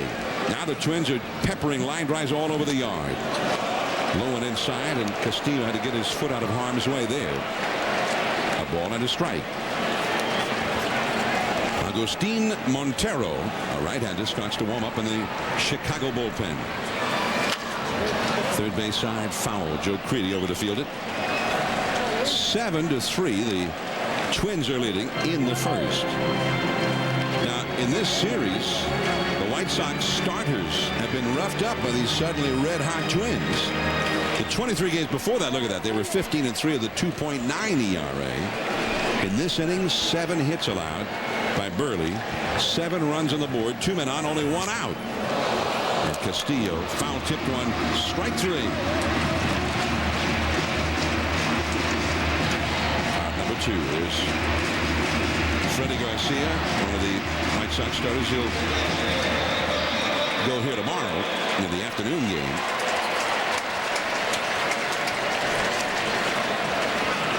When you look at the rotation, I mean, there's not a weak spot in it. No. Although they have, John Garland has struggled so far this year, but he won 18 last year. Here's Redmond. He singled home the first run of the inning, and is up for the second time. Well, this is a spot now where Burley, I mean, his mind could be just all over the place. I'm sure he's never experienced anything quite as bad as this in the big leagues. That's a bloop, but out is Iguchi to get it. The Minnesota Twins respond in a big way. 7-3 Twins.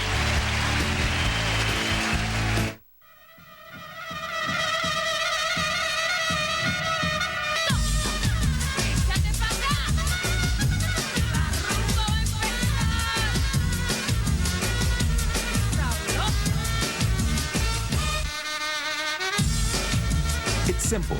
One family, one vehicle. The all-new 2007 Chevy Suburban. Every big family will want one. Suburban, an American revolution. People everywhere are experiencing a breakthrough. Let us observe my client after eating a spicy chicken burrito. I was full. And what were you full of? Great taste. Fullness and great taste from a value menu. I do believe I rest my case. Taco Bell's Big Bell Value Menu featuring the spicy chicken burrito with shredded chicken simmered in Mexican spices to keep your stomach and your wallet full. Think outside the bun. 30 years in this house.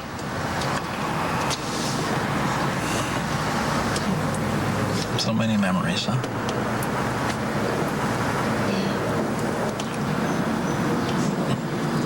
Okay, you know what? Those, get to take with you. Yeah.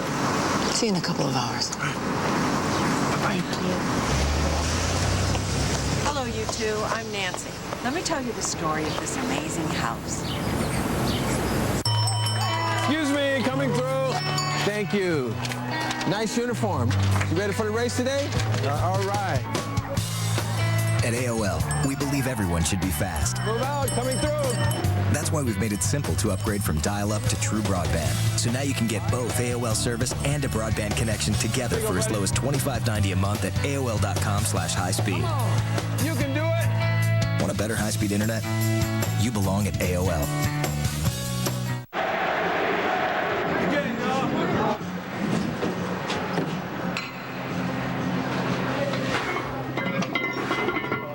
The NBA playoffs, Thursday on ESPN and next Sunday on ABC. And strike one to Joe Creedy, the 7th place hitter. Now the question is here, the Twins have a big lead all of a sudden, 7-3, but is that going to help Carlos Silva become his old self again? Well, I tell you what, it's going to help him to feel like, he's in control again, simply because, he struggled through the first inning. He feels like now I have a lead. I mean, anytime that your team gives you the lead, you feel like you have some margin for error there. Well, strike 3 call on the outside corner to Creedy.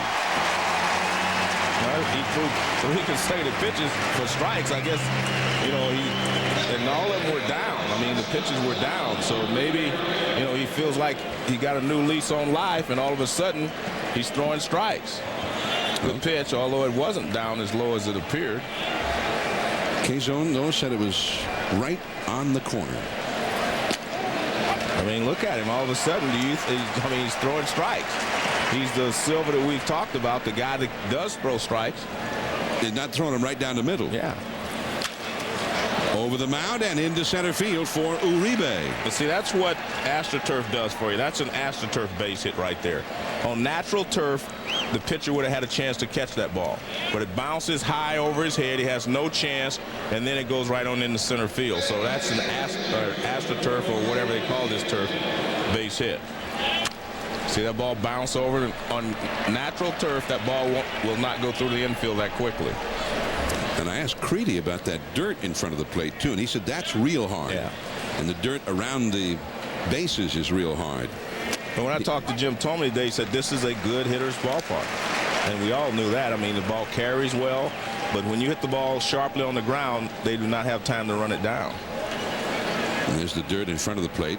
Very hard-packed clay.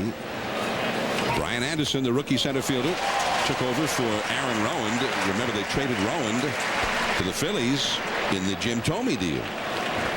And Anderson, he had an excellent spring, especially the tail end of the spring when he was facing big league pitchers most of the time. But he has not hit since the season started. And that sinker way outside and low.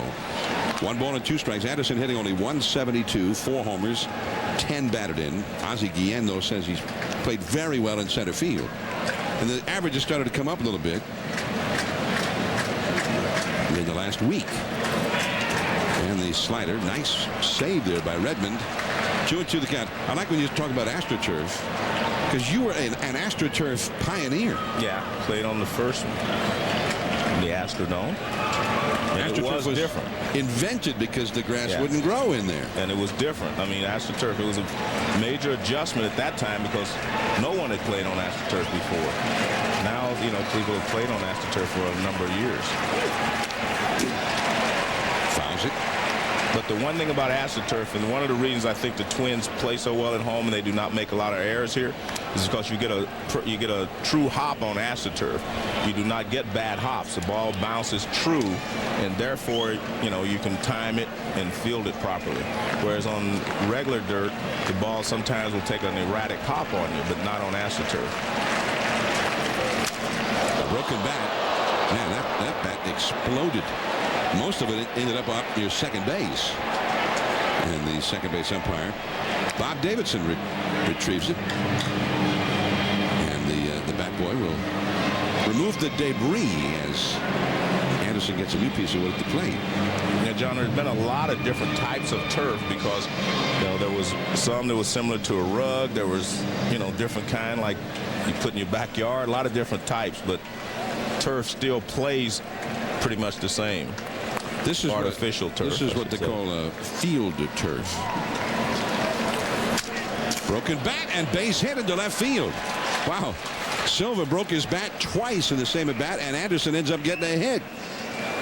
So 2 men on, Uribe over to second, and now we go to the top of the order. And the White Sox are threatening to get some of those runs back right away. Here's Ron Gardenhire, the manager of the Minnesota Twins. This club was off to a terrible start, and that's when you started hearing all these reports about, well, Torrey Hunter, who's going to be a free agent at the end of the year, or is eligible to become one anyway, that they might trade him. And they have, what, 9 guys who could be free agents at the end of the year. But all of a sudden, last week, they turned it around. And they needed to do something dramatic this weekend. They were 8.5 back of the White Sox when the weekend started. And they'd been roughed up by not just the White Sox, but Detroit also. Jim Leyland's Tigers are suddenly a player in this division. In fact, the Tigers won again today in Cleveland. Cleveland's 6th straight loss, which is amazing with all the talent they've got. But Detroit will be ahead of the White Sox in the standings if Minnesota wins this game tonight. And that's a ball down and in. You know what I'm finding interesting here, John, is watching Silva. Without the runner on base, he had a nice rhythm to his windup. Now that he's had, every time he gets a runner on base, he seems to change. I don't know if he's trying to slow down and not rush, but he's not as confident with his pitching. This could be 2. The second one, and 2. Castillo to Castro to Morneau. White Sox retired. Torrey Hunter coming up. MLB.tv now on ESPN.com. Sign up today. That was an amazing win. How do you feel? I feel great. I feel awesome. A lot of people wrote you guys off early this year. Did you have any doubts? No doubts. No doubts. What's it like to be part of sports history? I have no idea. Can't find the words? No, I'm not on the team. I'm just here for the Bud Light. I can get you one. There's a cooler right over here. Are you sure? Woo! Refreshingly smooth Bud Light. Always worth it. The way they work today.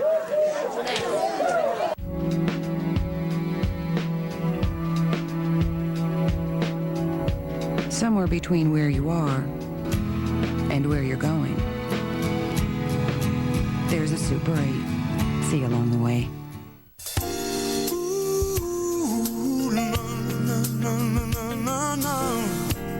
Someday, you'll be able to deliver your data how and where you need it, along a secure local-to-global IP network. Someday, all your communications will work together through a wide range of IP solutions.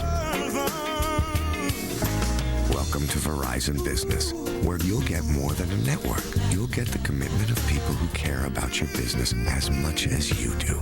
People who are accountable for making it all work for you. Someday is today.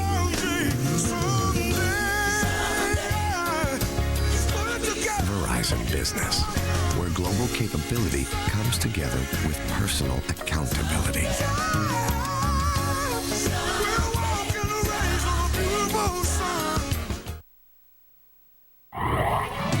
ESPN Sunday Night Baseball is presented by the Spicy Chicken Burrito on Taco Bell's Big Bell Value Menu. Think outside the bun. And in part by Chevy, baseball's #1 fan. Chevy, an American revolution. And A.G. Edwards, caring for nest eggs for more than 118 years. Back indoors at the Metrodome. Happy Mother's Day. And a big curveball from Mark Burley to Torrey Hunter in there for a called strike. And there are families who brought mom to enjoy the ball game with the whole family. And a changeup misses down and away to Torrey. Torrey Hunter is safe on the error by Juan Uribe his first time, although he got credit for an RBI. Came after him with a high fastball back to the screen. Had a pretty good rip at it. Now, when Hideki Matsui went down with an injury this week for the Yankees, a broken wrist, he might be out for the rest of the year. They're saying 3 months, but Joe Torre thinks it could be the whole rest of the year.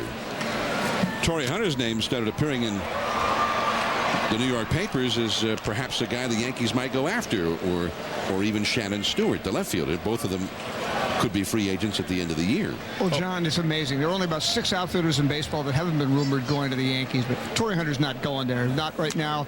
Not until the end of the season, if then. I mean, you know, it really annoyed Terry Ryan, the general manager, just because, you know, they plan to be in it come July, and they figure their pitching will get turned around. And Hunter's got an option for next year at $12 million, and Torrey's told him, look, what I want to do is, you know, get an extension and stay here. I don't want to leave, and he's not going to for a while. All right, there's Torrey Hunter popping out to the second baseman, Iguchi. What about Shannon Stewart? Completely out of it come the end of July. I think they would consider it. But one thing, you know, Ron Gardenhire said, Terry Ryan doesn't give away players easily. And, you know, they're going to weigh it. And if they're, say, out by 10 or 12 games at the end of July, yeah, sure, Stewart would be available. But then it's just because the Yankees want him doesn't mean they have what the Twins would take to get to deliver him to New York. There will be a lot of teams in for Shannon Stewart because he can hit.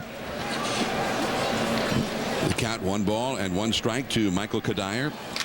See, whenever we want to know about trades and possible trades and trade rumors, Joe, we go to the man, Peter Gammons. I think general managers call Peter to find out if there's some trade rumors going on. Kadire flies out. He singled his first time. 2 down, and here is Justin Morneau.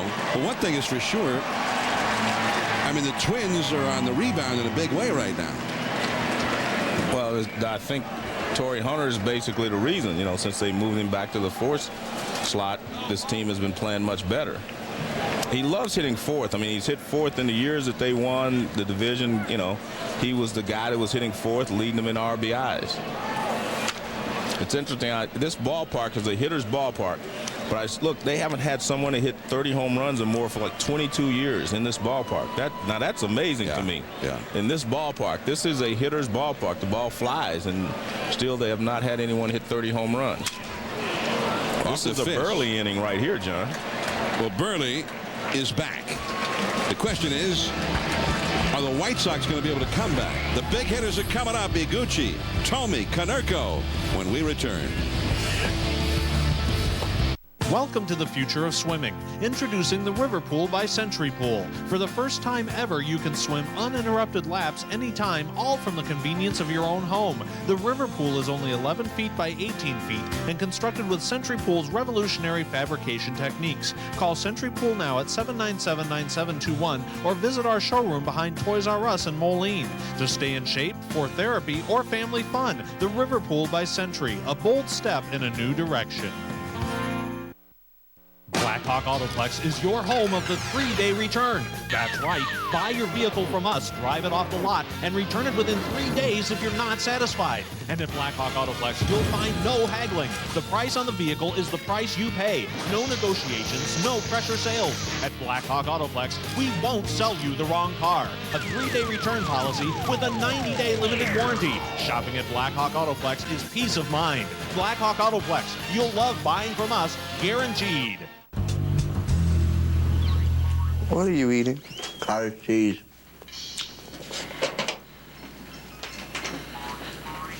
That's a milk carton. Yeah?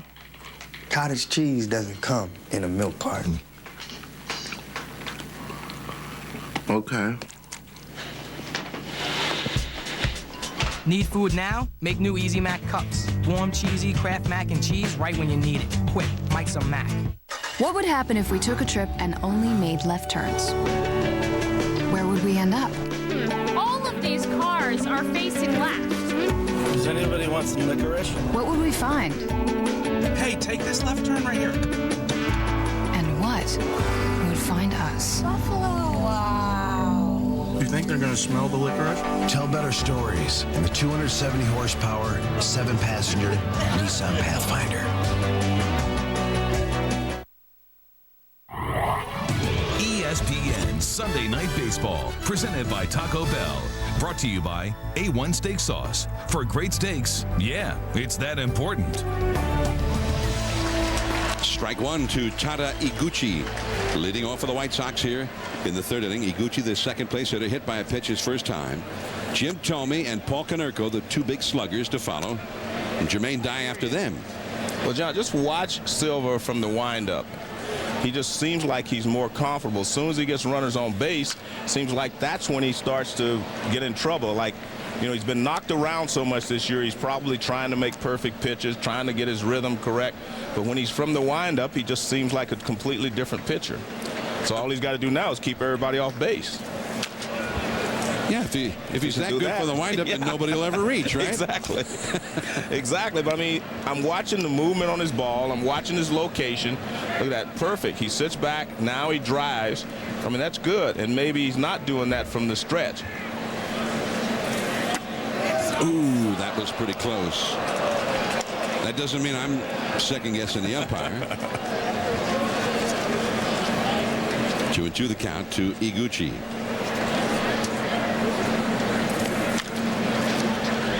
Morneau in foul ground.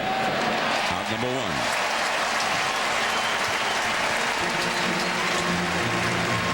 Now Jim Tomey. And Tomey, we thought maybe had himself a home run, a 3-run homer in the first inning, but he got robbed. And a lot of guys have been robbed over the years by Torrey Hunter out there, especially in this yard. So here's Tomey, still with 14 home runs. Twice as many as he hit all last year for the Phillies, which wasn't a very long year for him anyway. And he was injured and finally gave it up. Played less than half a year. And it's not ever surprising to see him hit one against the Twins. He said a lot, as you saw there. over the years. You can see the movement on Silva's ball now, John, from the windup. He gets on top, it seems like. Yeah, right there. See, he's on top. That one deep into left center field, and goodbye. I bet he changed bats. I think he got the pink one that had a little more thunder in it, a little harder bat. His 24th home run in the Metrodome. That's the most by any visiting player. Jim Thome, wow. I mean, that's the opposite field and way out of here. And you see he kind of points skyward. That's for his mom. Watch the good sinking fastball there away. Now watch this one down and in. Perfect pitch. Now this one doesn't get. Well, that was a breaking ball. No wonder. It was a different pitch. It was a breaking ball and it was kind of a slider that just kind of stays up there. And Jim Thome puts a charge into it. 15th home run for Thome atop the American League. And there's strike one to Paul Konerko. This time last year, Konerko was hitting below 200. I mean, on his way to a great year. He hit 40 homers. But although he was hitting some homers and knocking in some runs early, he was not hitting well for average. So Thome has been a great addition, and it seems to have had a ripple effect in the rest of that lineup. And I think that definitely helps the lineup simply because he's a left-handed bat amongst a group of right-handed hitters. Most of their power was right-handed. I mean, when you look at Creedy, you look at Dye, you look at Konerko, I mean, these guys are right-handed. Thome adds a perfect complement for those right-handed power hitters. 1-2 to Konerko, and off the outside. So Jim Thome. And, you know, he looks like a great big pull hitter. You think of him launching him to right field. He hits a lot of home runs the other way. When I talked to him today, he talked about the pick clean there by Batista. And Konerko is retired. He's 0 for 2 now. 7-4 now. The Twins are out in front. Jim Thome hitting that really hanging slider.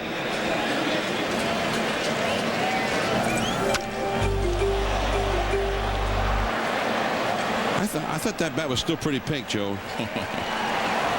2 down, Jermaine Dye. Jim Thome adds a lot to this White Sox ball club, both what you can see just by picking up a stat sheet, but there are other aspects to it as well. Jim Thome adds, and Peter Gammons has more on that.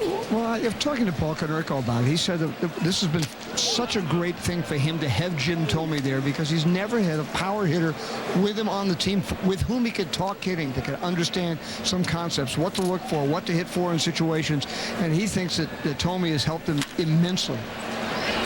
Well, and there's you know, Thome helps everybody because he hits home runs and he drives in runs. He also gets a lot of walks. He's on base a lot for guys like Konerko and Jermaine Dye behind him. I call that the Joe Morgan effect. Well, we're gonna. No, I didn't hit that many home runs. No, but you got a lot of walks. But the walk part I'm talking about. All right. And he's not out there distracting him with all those stolen bases. Well, that's true. He takes his walk, goes to first, and he stays there until you knock him in. Yeah, right. But I mean, he is just an excellent guy to have on your ball club. I think that's the key. And it's one of those situations where it was great for both teams. The Phillies, they had to do it because they had Ryan Howard there, and you have to do it. They are paying some of his salary, but if you look at the White Sox, I mean, he fits in perfectly, and the Phillies were able to get, you know, a couple of players for him. Rowan, especially Aaron Rowan's a good player. Silva started to call for that one, but Justin Morneau said, I'm a highly paid professional. I'll take care of that. Jim Thome homers, 7-4, Minnesota. Today, Big Mama is here. Does anybody need me to rub suntan lotion on them? In the mother of all comedies. Don't let me disturb you. Y'all just keep walking around naked. Could you give me a hand with my bra? Big Mama's House 2. Own it today. Hi, Enterprise. I'm at the repair shop, and I need to rent a car. At Enterprise, we'll arrange to pick you up free and get you on your way. Nice save, Mom. Pick Enterprise. We'll pick you up. I'm Phyllis Ocean, and this is my story. When I was diagnosed, my arthritis was in my knees. My youngest son, he plays football. I couldn't go see his games because it's very difficult climbing the bleachers. It's painful. I started using Aleve. You don't know how good you feel until the pain is gone. My son knows that I'm there now because when I scream, he said, Mom, I can hear you over everyone. Hold him, Jay, hold him! The lead works for me. Let's say I retire at 64. At 60. 58. Let's say I leave my job in 5 years and start teaching. We help the kids buy their first house. Let's say healthcare costs double. We hold off tapping into our 401k. What would that look like? Welcome to Envision with Wachovia Securities, a way of working with our financial advisors that starts with your life and plans your money around it. Are you with Wachovia?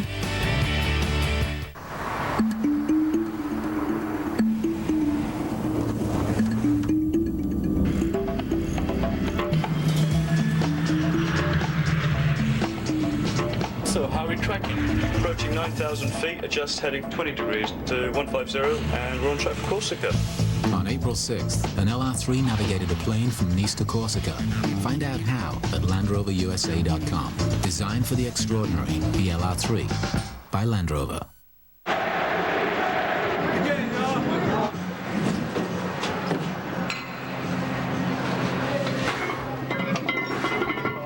The NBA playoffs, Thursday on ESPN and next Sunday on ABC. Now the Twins, last of the third against Mark Burley, and a big curveball to Rondell White is in there for a strike. By the way, Joe, we were wondering about Burley giving up 7 runs in an inning. It had happened one time previously in his career, 2 years ago in Chicago against the New York Yankees, and it was the first inning of a game. Where they earned, though. All earned. Yeah, that's so a little different. That was worse. Yeah, that was worse. And Burley's a guy, he's not a strikeout guy. He depends on strong defense. Exactly. And usually provides strong defense himself. He plays his position very well. He made the first error, which was huge.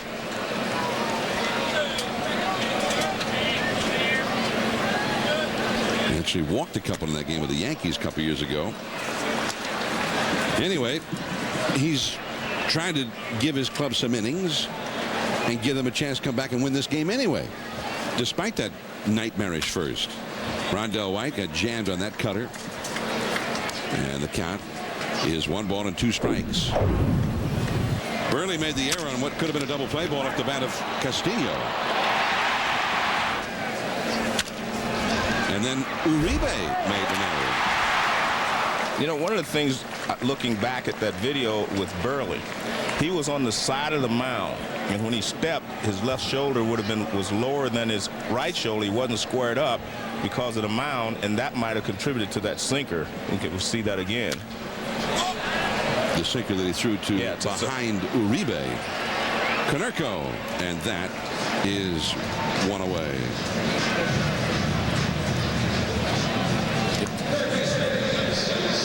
And watch, he's on the side of the mound right here. See, look at the angle. See, he's off to the side. Now he steps off, falls off this way a little bit, and that's where the ball ended up going. See that?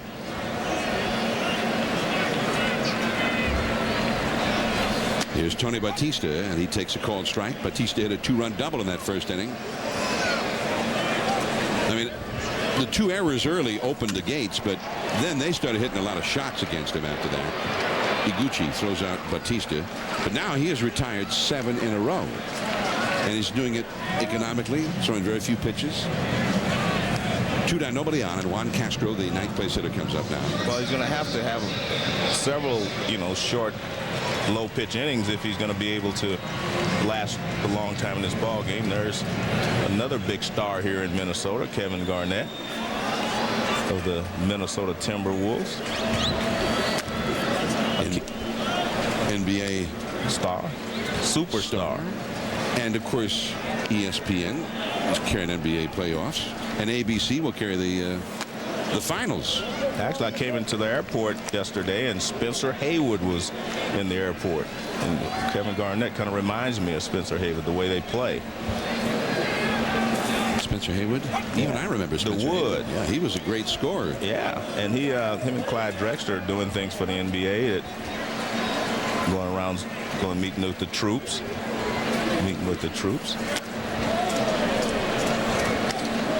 Castro with a count of 2-2 now. Kevin Garnett is from Chico. Is that right? He went to high school in Chico? Chicago. Not Chico, Chicago. I got to study this note a little bit longer than it was handed to me. All right. Farragut High School, Chicago. All right. Yeah. I was thinking, wow, he's from Chico. Chico, we're from that area, right? Said we missed that. We should have gone to watch him play when he was in high school, right? I was thinking, wow, I'm surprised I didn't remember that.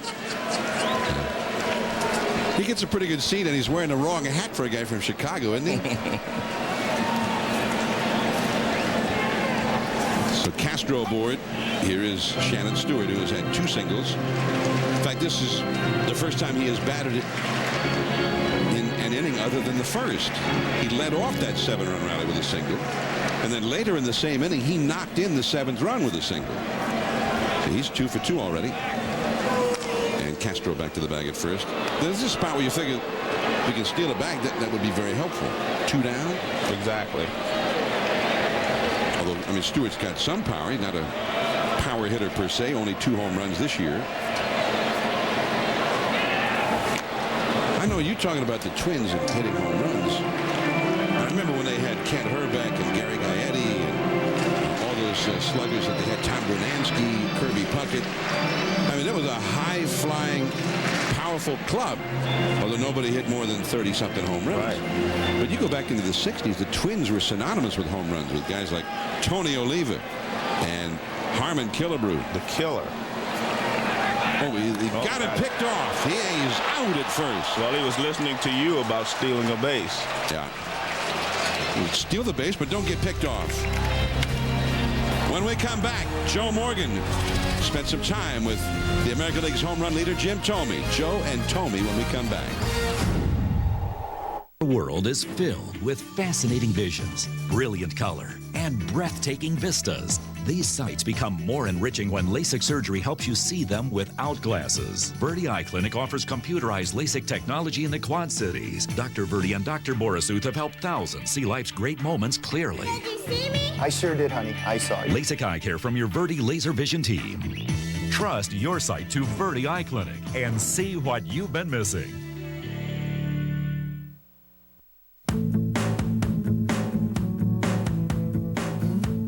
So, you're a green person, but which shade? Confusing, isn't it? Well, True Value's Color Made Simple can help. With exclusive tools, trained professionals, and expert advice, finding your color will always be simple. Now let's talk purple. True Value's Color Made Simple. Meeting the challenge since 1940.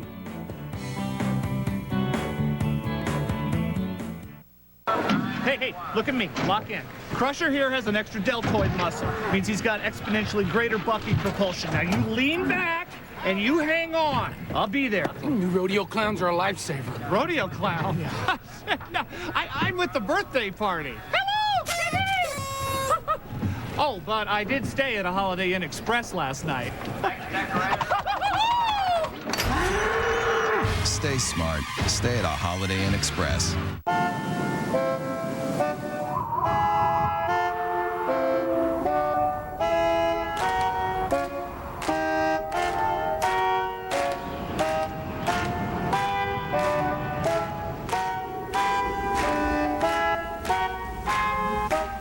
America's brand salutes America's best athletes. The all-new 2007 Chevy Tahoe.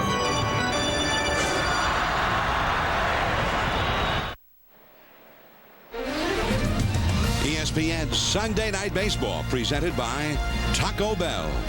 I'm John Miller with Joe Morgan and Peter Gammons. We are at the Metrodome in Minneapolis, and A.J. Pierzynski, the former Twin, takes a called strike. He was traded for the Twins to the Giants a couple of years ago, and it was a trade that worked out extremely well for the Twins, and it's a sore subject, I'm sure, with the Giants. They had Pierzynski for just the 1 year, then they just let him go. He did not have a very good year for them, and that will be a foul out of play. They count to Pierzynski 1 ball and 2 strikes. But the Twins got Joe Nathan, their closer, and And Francisco Liriano, the young lefty who's in the bullpen right now, who's pitching extremely well, join their rotation maybe even before this season's over. With a hot young pitching prospects. That ball is hit a mile to right field. A home run for Pierzynski over the football seats. And it is 7-5. That is the third home run for the White Sox in the first 4 innings against Silva. Well, again, he gets the ball up. The pitch to Thome was up. He had thrown a couple of pitches down to Pierzynski, and then he gets it up. And he cannot pitch up. His ball just kind of straightens out. Pierzynski's first home run this year. 7-5. And now Joe Creedy comes up. So Dye hit a 3-run first inning homer. Thome hit one in the third, a solo. Now a solo by Pierzynski. Nice pickup by Morneau. Silva covers, and Creedy is retired.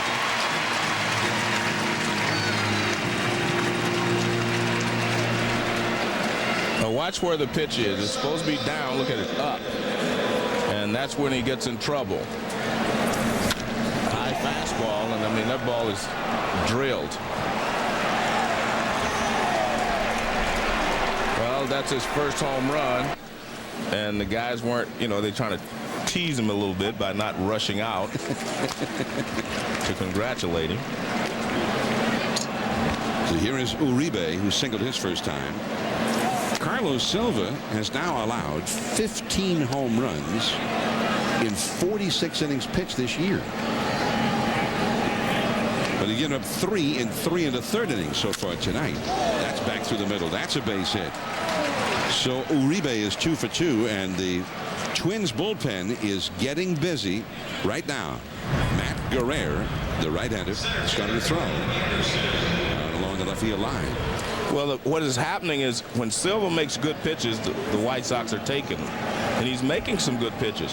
But when he makes a bad pitch, it seems to be up in the zone, and they're jumping on it. Because, I mean, he made a lot of good pitches there in that, to Pierzynski, kept it down a couple of pitches, kept the ball down to Thome, and then got it up. There's a bunt by Anderson, and that is foul. Well, Peter Gammons did spend time with Terry Ryan and also the manager Ron Gardenhire, and they have this Francisco Liriano, Peter. And what about Liriano with the way Silva has struggled going into that rotation? Well, you know, Chip Thome said that Liriano last night, his stuff was so great. He said the only comparable left-hander he's ever faced was Randy Johnson. But, you know, basically, you know, except for Santana, it's all about, okay, those four starters after him, whoever pitches the worst then ends up getting out of the rotation, because Liriano is going to be in this rotation come the middle of June. And a wild throw by Castillo. Being stopped at third is Uribe. Anderson makes it into second base. Castillo trying to get the lead runner, Uribe, at second base, and Castro never touched the throw.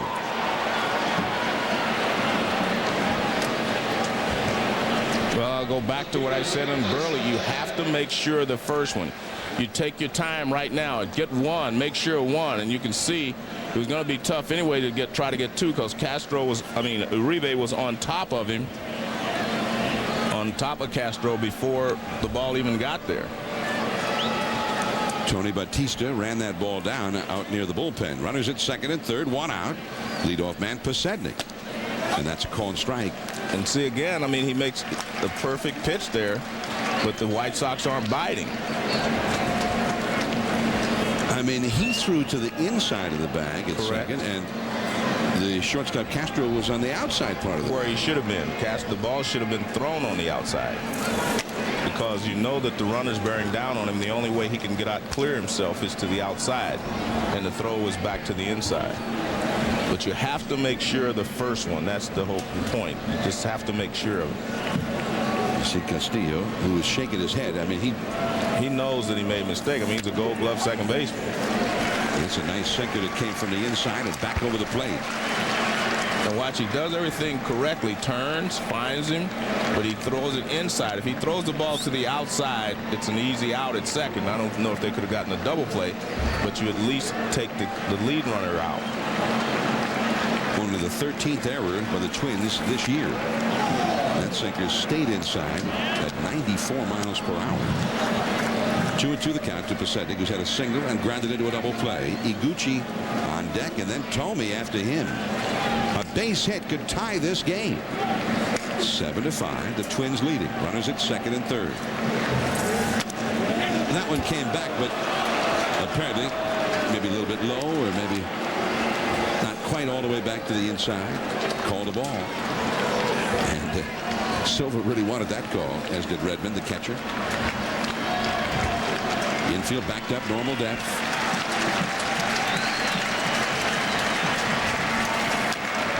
And he got a piece of it. It's interesting.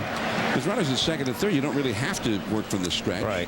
Even though he's been more successful working from the windup, he's back in the stretch. But a lot of times, John, when things are going poorly for you, you don't always think properly out there either.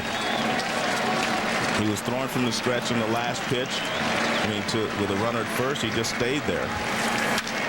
That one is a base hit, and this game is going to be tied up. Uribe and Anderson heading home, and let's see Pasetnik run to second, heading for third, and he is going to make it to third with a triple, stand-up triple for Pasetnik, and this one is all even at 7. John, we talked about him making good pitches. He made 2 good pitches, or 3 good pitches to Pasetnik, almost struck him out, and then he comes back with a high fastball. And so it goes for Carlos Silva this year. He's out. Matt Guerrero coming in. Iguchi coming up. Tomey right behind him when we return. 5 games were featured in hockey action last evening. The front running. Need something? To find it locally, you need yellowpages.com. Hey! Hey! Say thank you. Thanks. Buckle up. Just ask her. You want to hit it? If you never told her, how will she know what to do?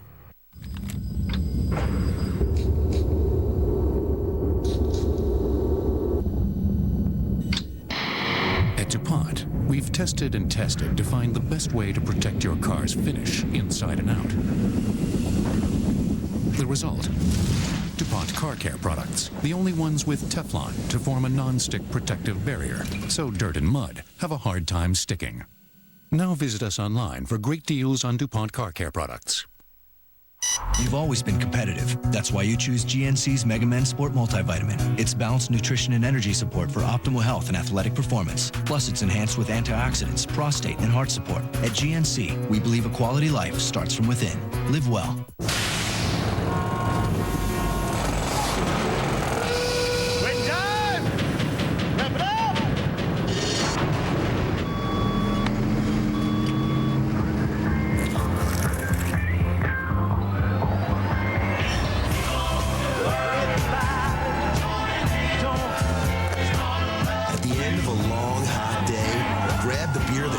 Out cold and ends up refreshing.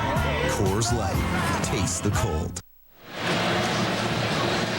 White Sox 7, Twins 7 in the top of the 4th inning on Sunday Night Baseball.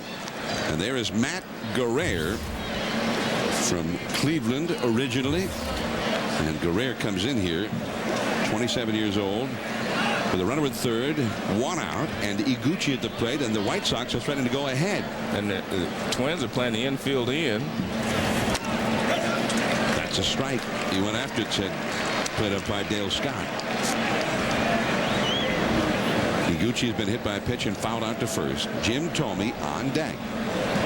Twins had a 7-3 lead after 1. Now it is 7-7 in the 4th inning.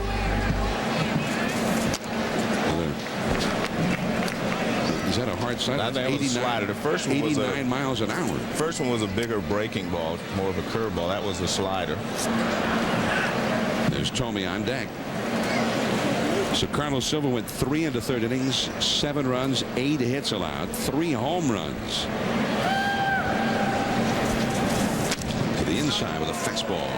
That's how that 8.23 earned run average comes into play, John. I remember my first year in the big league, Johnny Edwards was a catcher, and he says that earned run average always means something.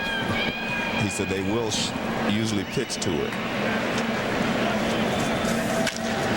to third base and booted by Batista. And the go-ahead run scores. And the Twins have a couple of errors in this inning. 8-7. The White Sox have come all the way back and moved ahead. Well, it was a good pitch by Guerrero.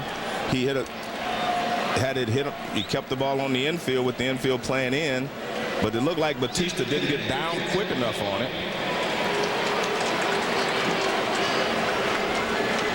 He got it in a little in between hop, but again, on AstroTurf or any kind of a turf, you get a true hop. Only the second error committed by Batista this year. Now Jim Thome. Oh, man. A line shot off the baggie.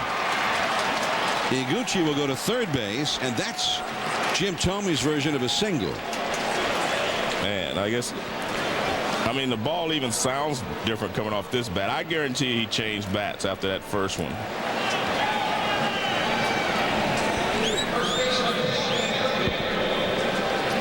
Well, they keep trying to get in on him. They had set up on the inside, and I mean, that's just a perfect pitch right there. And he hits it so hard, like you said, that's a single for Jim Thome. Kadire plays it perfectly off the wall. So now Konerko, the 8th batter of the inning. 4 runs are in for the White Sox here in the 4th inning. Konerko has popped up and grounded out. Ooh, good slider. Hard slider. 0-1. The middle infield double play depth. So maybe on that ground ball hit by Iguchi, playing the infield in, worked against the Twins. Yeah, it did. Had a little less time to react on that sharp grounder on the turf. And at third base, you do not have to play in as close normally as, say, shortstop or second, because you can come forward and get the ball and throw it to the plate. Well, where he is right there is, probably where he should have been playing. Then it would have been a much easier play. But, they were playing the infield in. Well, as hard as the White Sox are hitting the ball right now, next time Gardner asks them to play in, they're just all going to stay back. That'll be fine. That'll be in close enough. I mean, we've seen some shots hit here tonight. Yes, we have. 2-1 the count to Paul Konerko. I mean, even off Burley, there were a couple of errors in the first inning, but then they started hitting line drives everywhere. Burley gave up 7 runs in the first inning, and he leads. He's ahead. Left center field. Shannon Stewart. He's got it. Iguchi will score after the tag up. It is 9-7 White Sox. And the sacrifice fly that went all the way to the warning track at left center.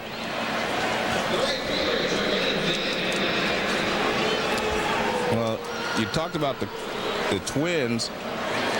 I mean, these White Sox are a very confident group of guys. I mean, that's what the World Championship is all about. Success breeds confidence, and they have a lot of confidence as a team right now. Jermaine Dye and a fastball for a strike. Dye hit a 3-run homer over the center field wall his first time. And even though they lost the first 2 games of this series, I don't think it bothered their confidence at all. Ozzie Guillen was saying that when we talked to him earlier this weekend about his club. He said, hey, you might beat us. Right. You might beat us a couple of times, but the next day you still know that we're going to come after you with everything we've got, and it's not going to be an easy game for you. And he also is very confident because he knows his starting pitcher every day is a good one. Yeah, he sends quality out there on a daily basis. Burley, and we caught him in a little bit of a slump, but maybe he's already worked his way out of that slump. He kind of bottomed out in that first inning, and he's been outstanding ever since. Well, the reason the White Sox are so tough is they have the best starting pitching in all of baseball. And we glamorize the closer position when we play songs when they come in and all that. But starting pitching is still the most important element of pitching in baseball because it gets you to the bullpen. It gets you to the closer. These guys are good, and they're the best, meaning the White Sox. They have the best starters in the game. and they pitch deep into the ball games a lot of times. I mean, they're not just winning starting pitchers. They use a lot. They eat up a lot of innings as well. Well, they pitch more innings as a group than any other group of starters in the majors. There goes Tomey, and the slider strikes him out. No, that's a nasty slider. But the White Sox put 5 on the board. They lead 9-7. Chevy Impala goes head-to-head versus Honda Accord. Impala comes with a 211 horsepower V6 standard. Gets better highway fuel economy than Accord LX V6. And Impala comes with standard OnStar. You can't get that on Accord. Get a 2006 Chevy Impala LS starting at $20,490 after cash back. Go to Edmunds.com and compare Chevy Impala head-to-head. See your local Chevy dealer.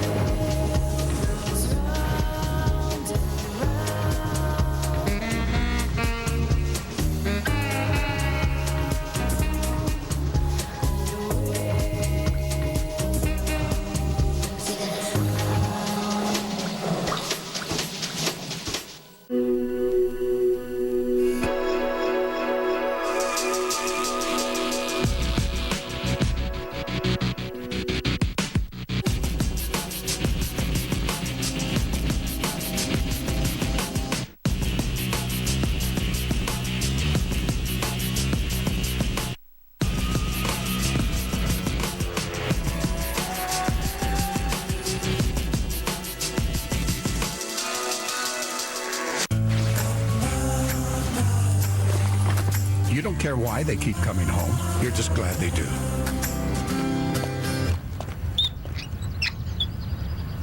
That's why at Lowe's, we give you free next-day local delivery and free haul-away, plus low prices on over 250 brand-name appliances in stock every day. Is this the only reason you come home? No.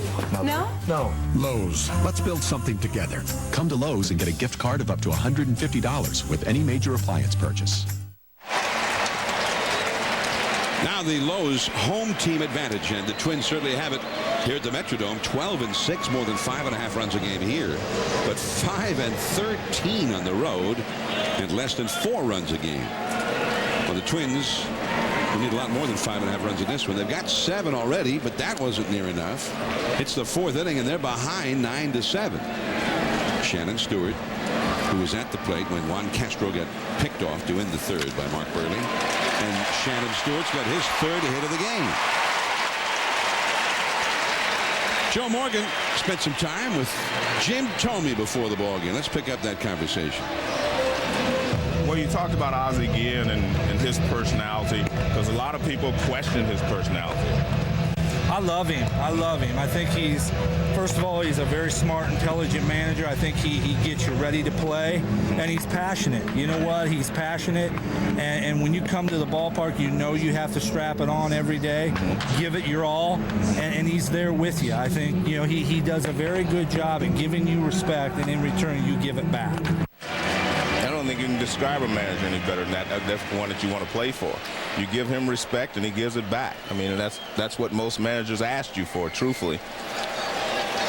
Respect the game, respect what you're supposed to do as a team, and most managers will like you. But Jim Thome expressed it perfectly there. And, I mean, we talk about managers who, you know, use their staff well. They know when to hit and run, all that kind of. But really, the number one aspect of the job is to get the guys, to get them to play hard for you all the time. I've always said that X's and O's sometimes are overrated, meaning the strategy part of the game. If you can get your guys ready to play for 162 games, those X's and O's will take care of themselves. I've always said that that's the thing that Sparky Anderson did better than anyone I ever been around. He got you ready to play. And the cutter inside from Burley. And then he let you play. You know what I mean? Sometimes guys will not let you play. They try to, you know, they want to control the game. They want to do more things. You have to let players play. I mean, no matter what we say, it's still a player's game. Luis Castillo, the hitter. And he bounces it foul. And one thing is for sure, Ozzie lets his starting pitchers pitch. Right, exactly. And that's part of their stock in trade, the foundation, and he told us this over the weekend, the foundation of this club is that starting pitchers, keeping them in every game and taking them deep into the game so that the bullpen rarely gets worn out. The only manager I ever saw that, truthfully, that did that, believed in starting pitchers was Larry Durker. But he was a starter, so he wanted these guys to go deep in the game, and he wanted to do it. That change up too low, 3-2 now to Castillo. And Durker, but while he was manager of the Astros, they led in complete games and innings pitched out of the rotation. Burley's thrown 63 pitches as he works here in the 4th inning. Now, after Castillo, you've got Redmond, who's hit the lefties well this year, and then Torrey Hunter after him. Man. And almost. Now, Stewart slipped a little bit on his dive back to first, but he did not see that one coming. The question is, was he safe because Konerko drops the ball? Look at that. He slipped. Ooh.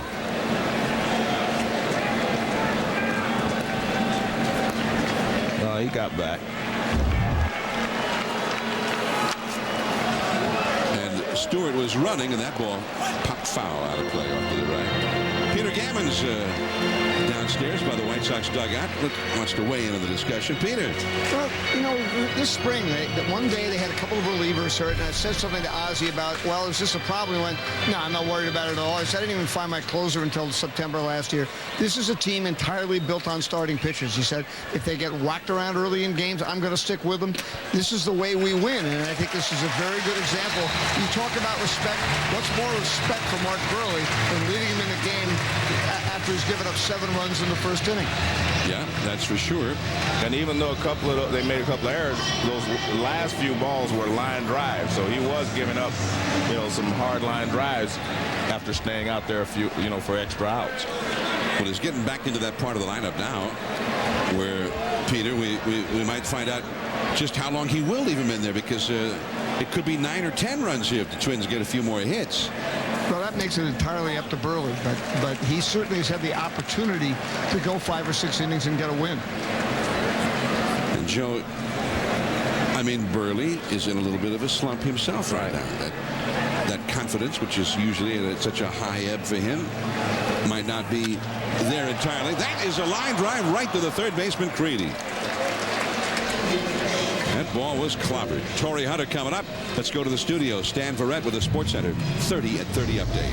Okay, John, the New York Daily News says the Knicks are considering a buyout for Coach Larry Brown. The Knicks won just 23 games in Brown's first year as coach, and one report says Isaiah Thomas could replace him as coach. Dwayne Wade had 31 points. He led the Heat to a 102-92 win over the Nets in New Jersey. Miami leads that series 3-1 now. Game 5 coming up Tuesday in Miami. And Barry Bonds still 1 home run shy of Babe Ruth. He's at 713. Bonds 0 for 2 with 2 walks. And the Giants 6-3 loss to the Dodgers. More on SportsCenter after the game or ESPN News anytime. John? All right, thanks, Stan. And I think Bonds has had 1 hit in 19 at-bats since he hit that home run in Philly on Sunday Night Baseball last Sunday. Torrey Hunter, 2 men on, 1 man out. Redmond got hit into some bad luck there. Right, Abdullah hit a line drive. But look, there's no one warming up in the White Sox bullpen. So I guess Burley is going to get a chance. You can see the bullpen, they're all quiet. He's going to get a chance to get a W or at least pitch a couple more innings. And that's it. So now there are some managers that would say, wow, we came all the way back from a 7-3 deficit. We took the lead. We're not going to give this lead up. And not only that, you've lost 2 in a row here to the Twins. So, but that's a little bit of what Jim Thome was talking about. He's thinking a little bit about Burley as well as thinking about the team. Broken bat, hit very softly. Uribe had to avoid that bat, and he still gets the fleet-footed Hunter. Stewart over to third, Castillo over to second. I see something almost every week now that I haven't seen before because the game is different. But I mean, I don't think I've ever seen a bat, and remember this is because of turf, where a bat went that far out, when it's broken. And look at this. He does have to avoid the bat. The bat preceded the ball. Yeah, exactly. I mean, I don't think I've seen that before. But I mean, you got to have a little courage to stay in there on this one now because the bat's coming.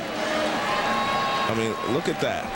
Nice play by Uribe. Uribe. I mean, that was excellent. That was under duress. Under duress. That wouldn't have been a forced error, right? That was not the whole bat. That was a broken bat with a jagged edge. Right, and coming right at you. That was only on, the artificial surface would the ball slide back go that far.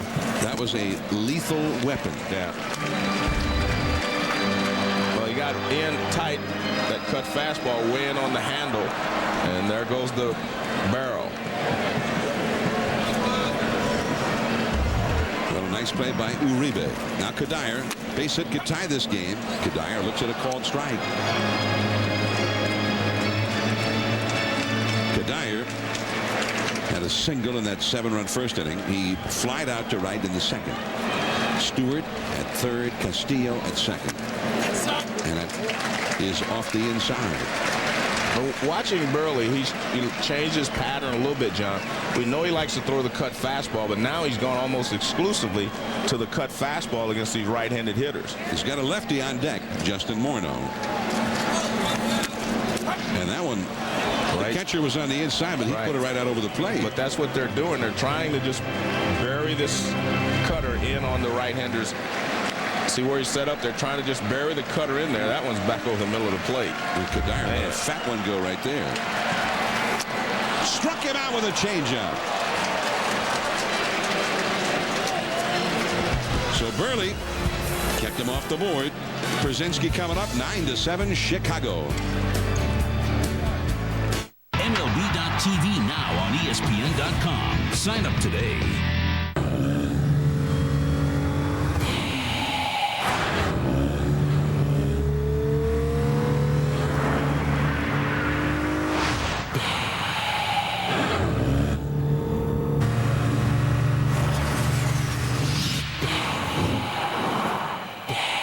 So, does the idea of a new Hyundai Sonata sound a little more interesting?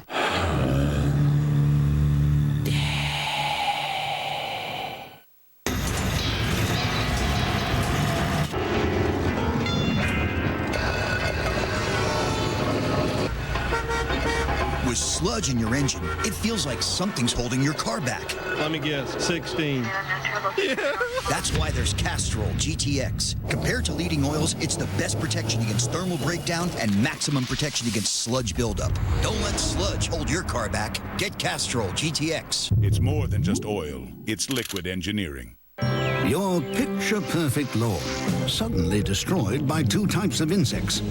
No matter, backed by Bayer's 100-plus years of crop science expertise, Bayer Advanced created Complete Insect Killer, the only product that combines 2 chemistries to eliminate insects above ground, plus below ground for up to 3 months, guaranteed. Time to kick back and relax? Not if you're a damaging pest. Bayer Advanced. Better science. Better results. Susie was my idol. And when she was 33 years old, she was diagnosed with breast cancer. She looked at me and said, "You have to promise me you'll do everything you can to fight this disease." In our family, we were taught to take care of each other. I'm fighting for a cure. I'm doing it for Susie. Who will you do it for? Major League Baseball is a proud supporter of the Susan G. Komen Breast Cancer Foundation and the fight against breast cancer. For more information and to support the Strikeout Challenge, log on to MLB.com. White Sox 9, Minnesota 7. Top of the 5th inning now on this Mother's Day 2006 Sunday Night Baseball from the Metrodome. I'm John Miller with Joe Morgan along with Peter Gammons. Happy Mother's Day to Sam Ryan, who is home with her family celebrating Mother's Day today. A.J. Brzezinski has grounded out and hit a home run. He's facing Matt Guerrero. Curveball handled by Castillo, and there is one away. Well, let's take a look at the Verizon Business K-Zone as Burley gets out of trouble with a great changeup right on the outside part of the plate and moved away. And Kadire chased it, as you said, John. He took one down the middle, and then he ended up chasing that one. Yeah. So Mark Burley, after giving up 7 in the first inning, albeit only 1 earned run because of his own error and an error by the shortstop, Uribe. But since then, the Twins have been putty in his hands. Yeah. And they had a shot. They had 2 men on, nobody out. The 3, 4, 5 hitters up, and they retired the 3 of them in order. Got a little lucky, as you said, with Redmond, who hit a line drive right at the third baseman. Joe Creedy, look at the spin on that ball, and it almost came back, but it stayed foul. John, while we have a moment here, wishing my mom, Ollie Morgan, a happy Mother's Day back in Oakland, California, and to Teresa and to all the Morgan mothers around the world and the country. Well, that's the 17th. If your name's Morgan, happy Mother's Day. The 17th consecutive year that you've I've done that. Your mom happy Mother's Day on Sunday night. Exactly. So I know you haven't been with her on Mother's Day for 17 years. You're correct. Joe Creedy, 0 for 2. Lunges for that one, fouls it out of play. By the way, she understands.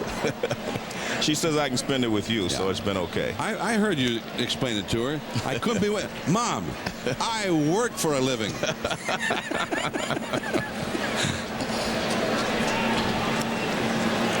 Yeah. And you played in the old days, Joe, when the it was players free. We played for free, you mean? You played for the love of the game. Love of the game. Creedy strikes out on a high fastball way up out of the zone. 2 down. His son Nick Punto now at shortstop for the Twins, replacing Juan Castro. Castro jammed his right pinky finger somehow, maybe when it got picked off at first base. Look at that. There's a young lady. And I bet her books looks better than mine. She's keeping score. Yeah. You could probably take some lessons from her. Yes, at least I guarantee on readability, I'm sure. Hers is a little more legible than mine. And she's got some cotton candy going, She's doing 2 things at once. I'm having enough trouble doing this. She is polyphasic. Over the mound, and that is a base hit for Uribe. He's been struggling this year, but he's 3 for 3 tonight. Also, we want to send out our heartfelt sympathy and best wishes and prayers to Ben Boma, who's a regular member of our Sunday night crew, our producer, who usually works with Sam Ryan. And Ben Boma's mother, Janet Boma, passed away this week of cancer, a battle that she undertook bravely for the last 14 years. So a sad Mother's Day for Ben Boma and his family. And our hearts go out to Ben and his family. And we wanted to let Ben know that we miss him here. We're thinking about this weekend.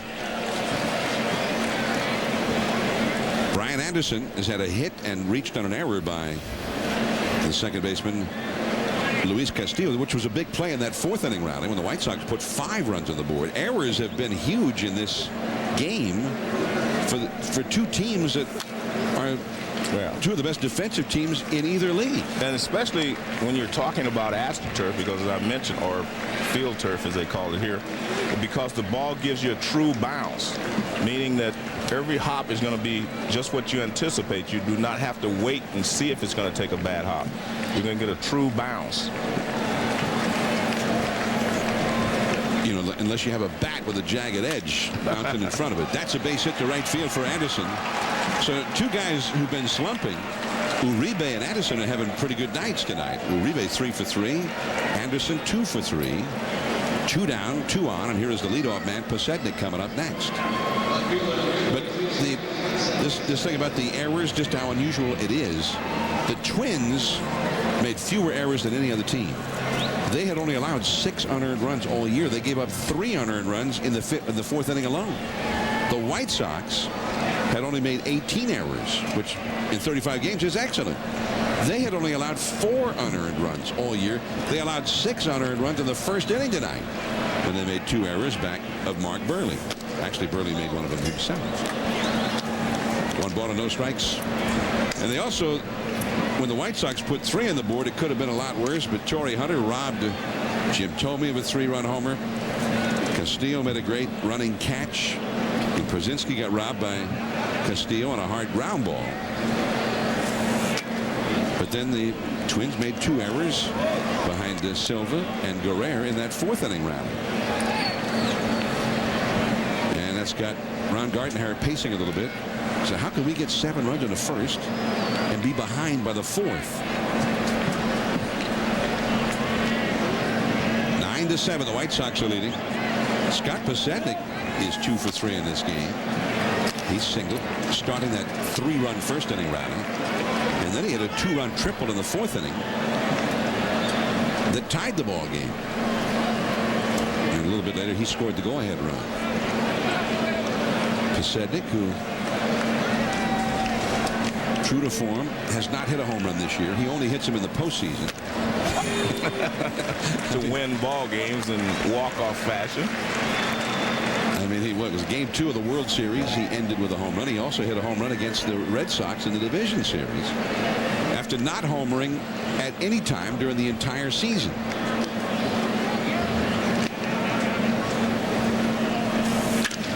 To shortstop. And Castillo takes the throw from Punto. 2 hits, 2 left. In 60 seconds, we'll visit with the manager, Ozzie Guillen, for the White Sox dugout. We'll be back in 60. You're in control of you, but the road, full of surprises. That's why Allstate is introducing deductible rewards. Each accident-free year gives you $100 off your deductible.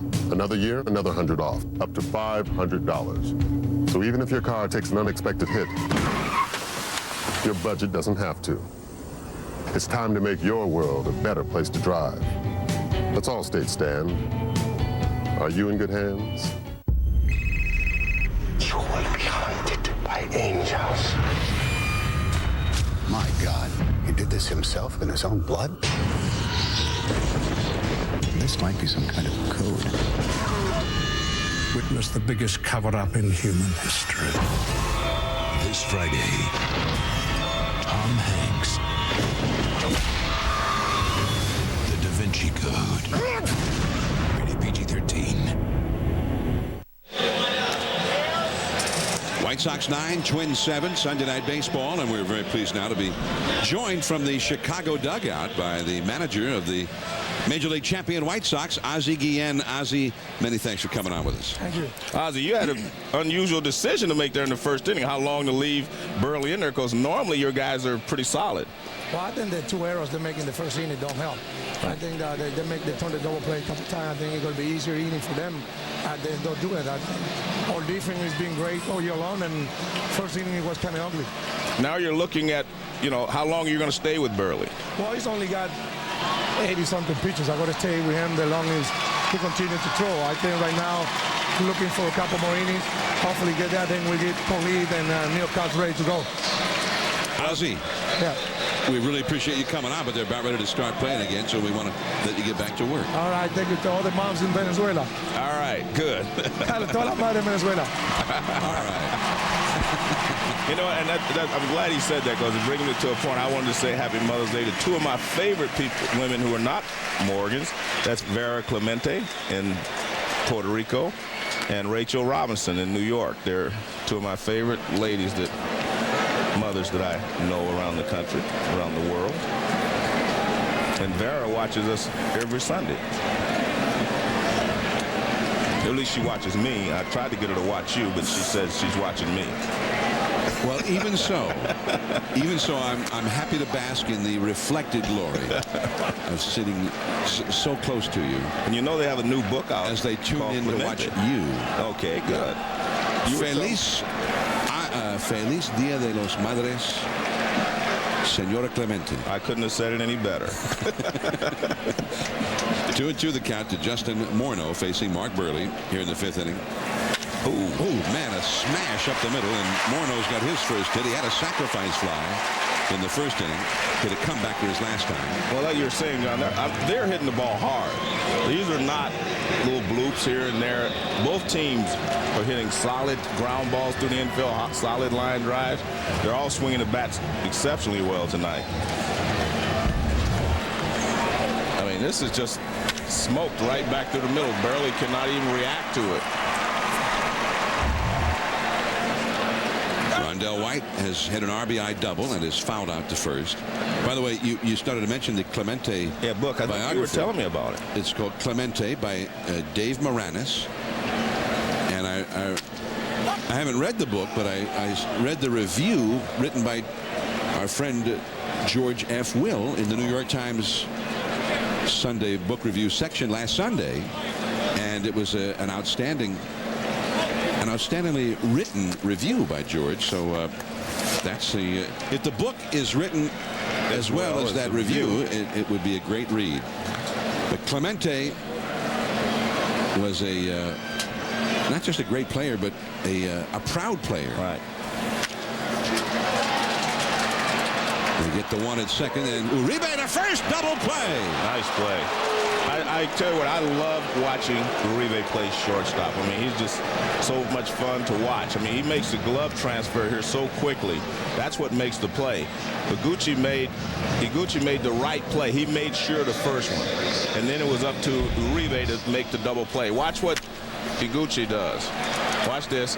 Makes time, gets rid of it, and look how quickly he gets rid of that ball. Excellent play there by the Twins. Perfect throw. Boom, it's gone. Not a lot of shortstops could have made that double play, John. But you know, he also, Iguchi, I think, deserves extra kudos because the runner did something smart. Morneau stopped, and here's what you're talking about. Yeah, look how quickly he gets the ball out of his glove. I mean, this is slow motion, and right away he's made the transfer. So it was beautifully done by Uribe, no question about it. But I think Iguchi deserves some extra credit there, too, because Morneau stopped, and a lot of times the second baseman would just go after the runner and maybe not end up getting a double play. But Morneau, I thought, did a smart thing, but Iguchi just ignored him and went ahead and turned his double play. Burley has pitched 4 consecutive scoreless innings. He's got a 9-7 lead. And we'll chat with Ron Gardenhire, the Twins manager, from the Minnesota dugout when we return in 60 seconds. Blackhawk Autoplex is your home of the 3-day return. That's right.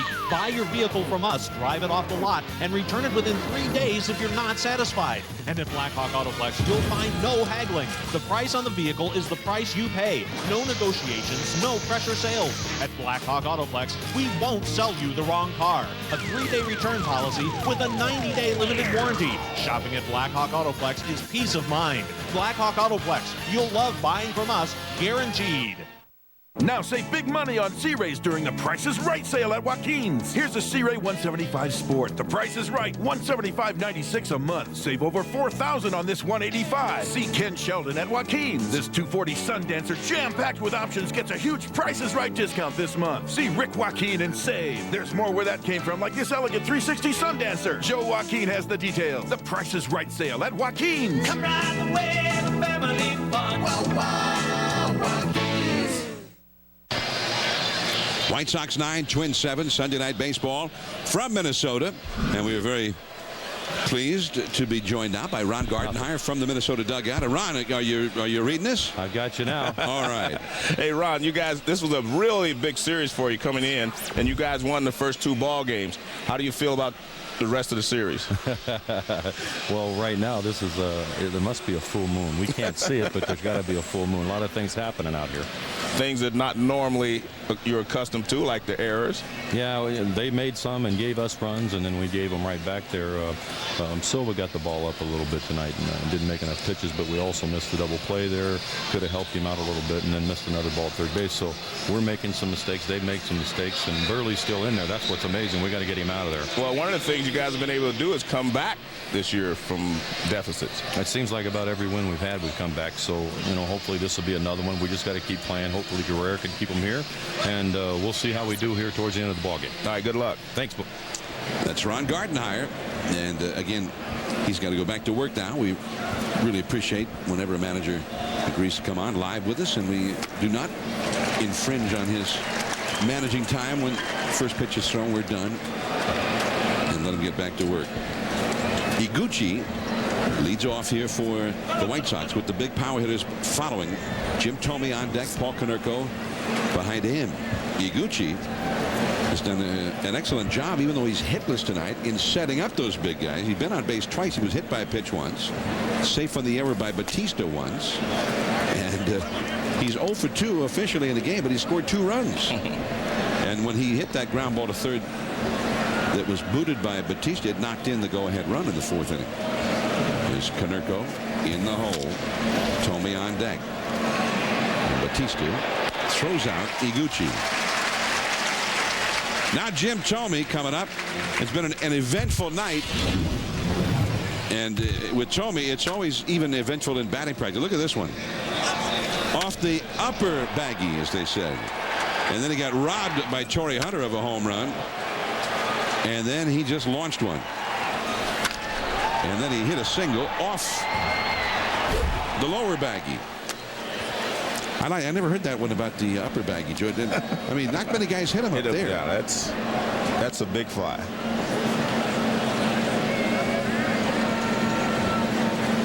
So Thome is 2 for 3 in this game. And that's a strike. Now that's not right down the line out there to where it says American League champions 65, 87, 91. He hit it right beneath the 91 up there.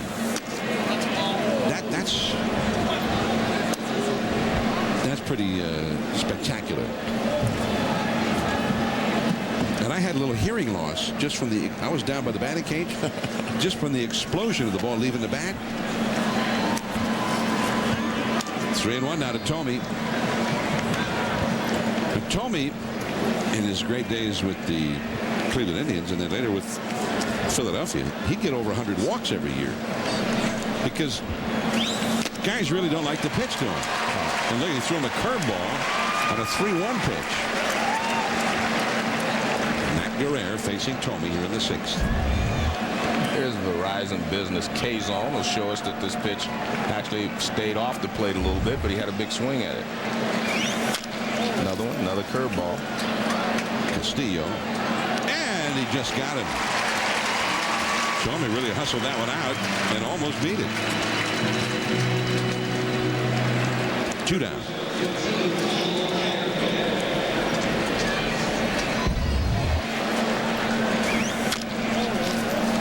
Well, you can see Jim Thome, not the swiftest of runners, but he gives you what he has and made it a close play at first base. I like that, though. It made him look fast. Yeah. You know, there's a lot of fast guys who sometimes don't get there much quicker than that because they're not running that hard.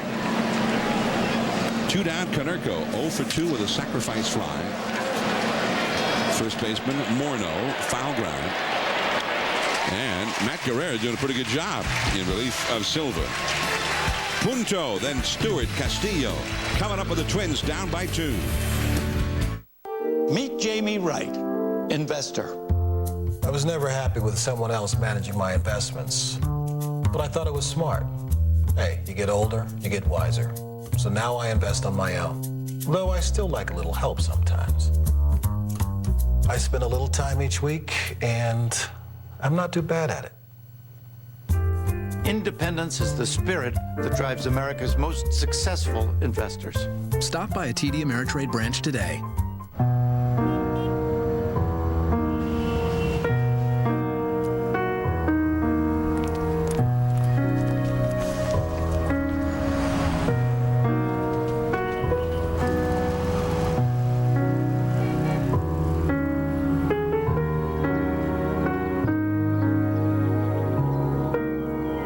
At the end of the day, all you want is to be comfortable. DoubleTree, a member of the Hilton family of hotels. At what point does a car do more than take you from point A to point B?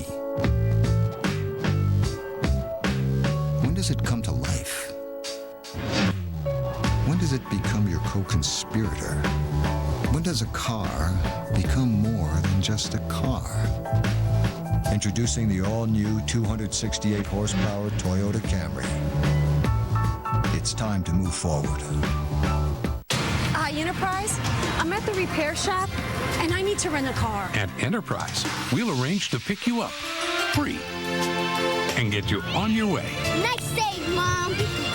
Pick Enterprise. We'll pick you up. ESPN Sunday Night Baseball, presented by Taco Bell. Brought to you by Xerox, helping your business grow with technology, document management, and consulting services. And YellowPages.com. Need something? You need YellowPages.com. Sunday Night Baseball. This is our 17th year. I'm John Miller with Joe Morgan. Peter Gammons. We're at the Metrodome in Minneapolis, and there's a bunt by Nick Punto. And it's a base hit. Burley ended up inadvertently leading interference there at the last. Konerko thought about going for a tag, and there was Burley between himself and the runner. One of the reasons you push the ball to the right side if you're a right-handed hitter is most left-handers fall off to the third base side. Burley does not, and that's why he was in the pitcher. And he had no chance to tag Punto as he went by. Most left-handers will fall off to the third base side, and you can push the ball to that side, and they have no chance of getting over there. But Burley just kind of stays straight up. That's why he's such a good fielder. So Punto up for the first time and gets himself a base hit. And here is the top of the order, Shannon Stewart, who's had a 3-hit game. And that's the 89th pitch thrown by Mark Burley. Stewart had 2 singles in the first inning and a run batted in. And then he singled again in the 4th inning.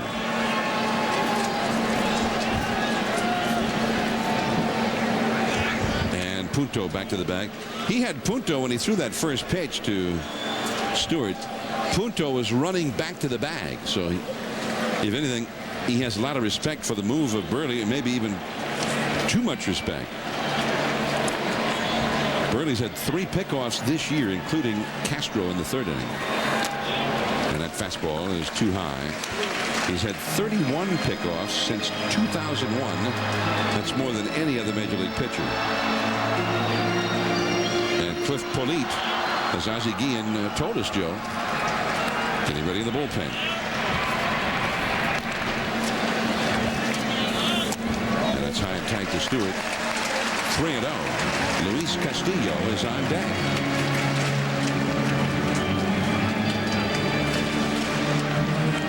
There's Castillo. Remember, Castillo, the former Marlin, came into this game hitting .357 for the year. Punto, again, flinching back toward first. The pitch came in. A strike call. I mean, did you have pitchers that could make you do that? And they're throwing a pitch to the plate? Well, a lot of times you do it as a decoy. Let them think that they've tricked you, and then you can just take off on the next pitch. Well, he's going back to first again. And it's a walk for Shannon Stewart.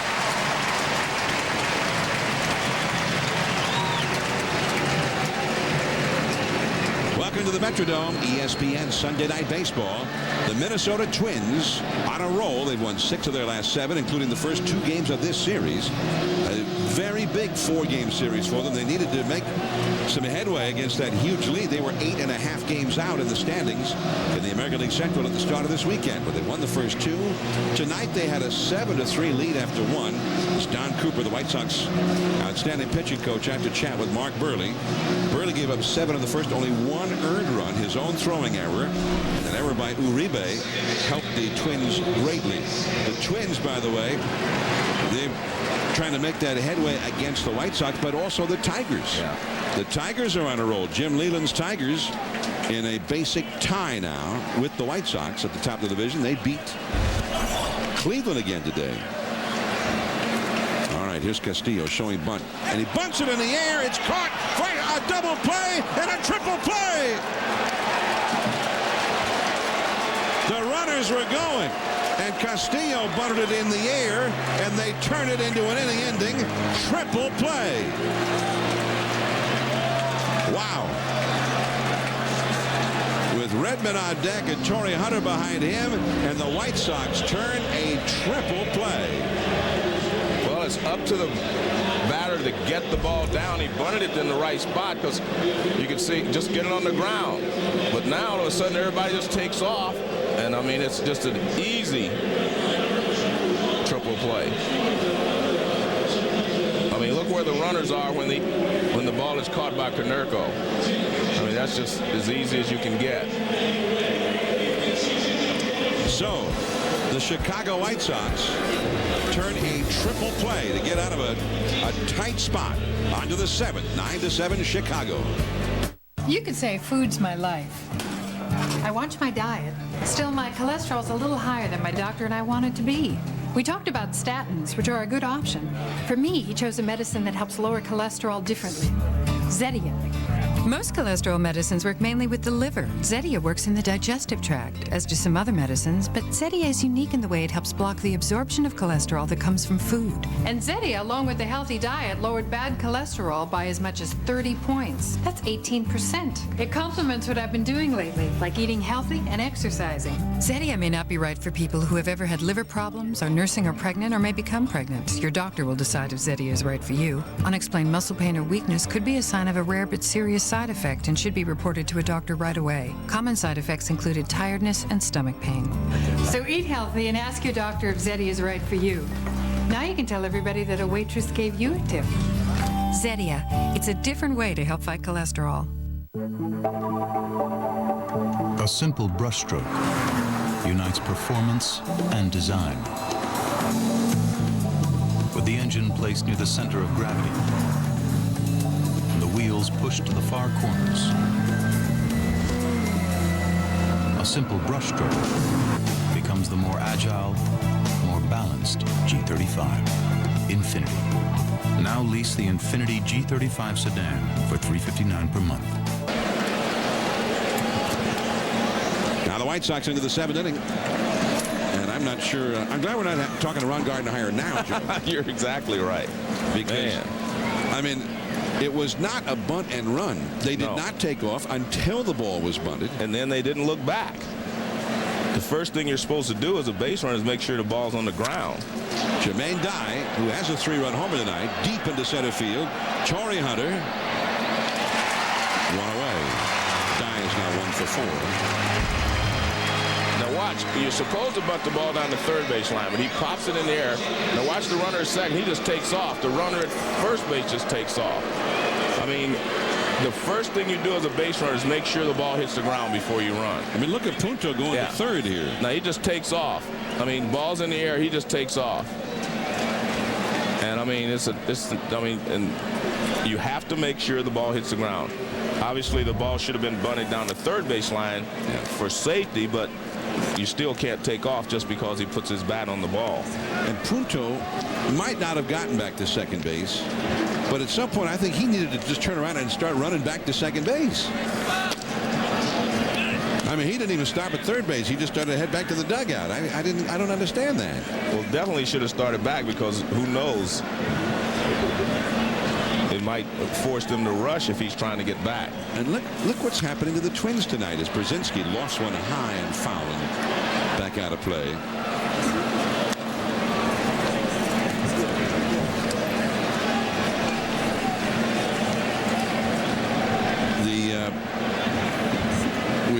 Gardner was talking about the defensive miscues, and look at all the miscues there. He bunted it to the wrong spot.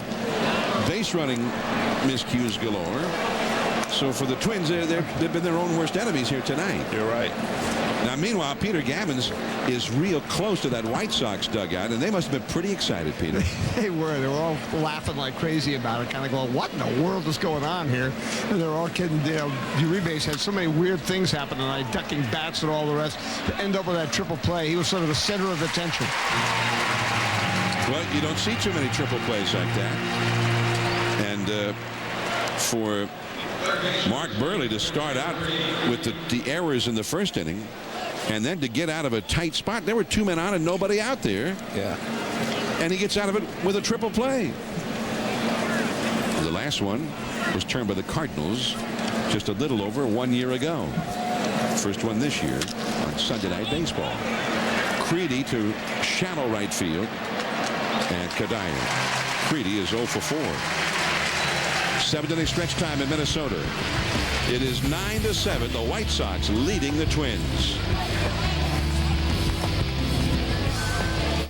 With 800 used vehicles, Lou Jacks gives you more choices. For just $99.75 or $169 a month, you can choose from an 03 Grand Am, an 03 Sedona, or an 02 Escape. Lou Jacks Used Car Center, just south of the North Park Mall in Davenport. We're finished showing the dangers of not buckling up. Too many of you still don't get it.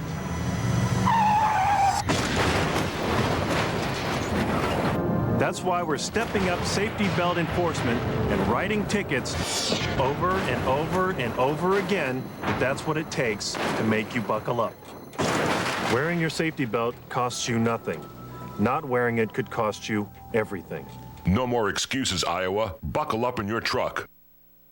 With 800 used vehicles, Lujax gives you more choices. For just $67.40 or $139 a month, you can choose from a 2000 Buick Century, a Chevy Venture van, or a Ford Ranger. Lujax Used Car Center, just south of the North Park Mall in Davenport. Car polish is clear, crystal clear Turtle Wax Ice. Ice leaves no white residue on trim or in seams. I had no residue whatsoever. Ice leaves nothing behind but pure shine. Now, your choice is clear. Turtle Wax Ice.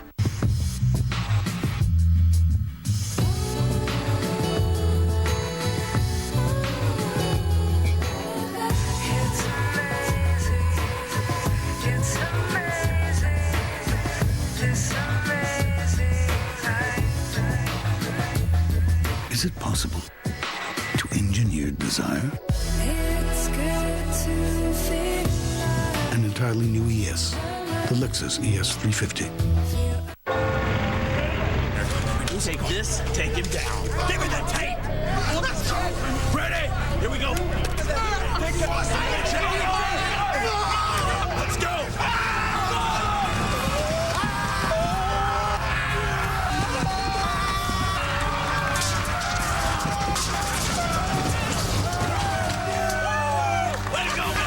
With 13 feet of standout, no other tape comes close. The Fat Max Extreme from Stanley.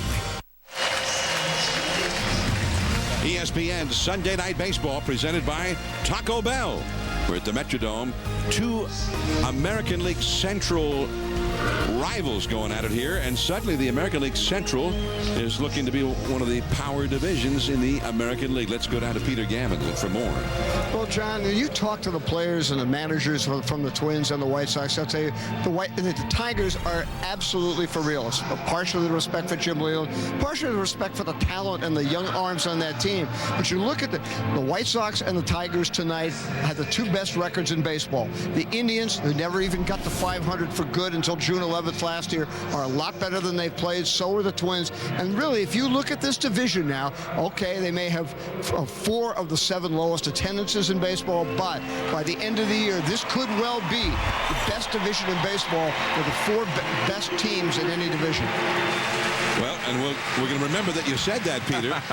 But also, I mean, the Detroit Tigers, they're a mystery to us. We don't see the Tigers very often.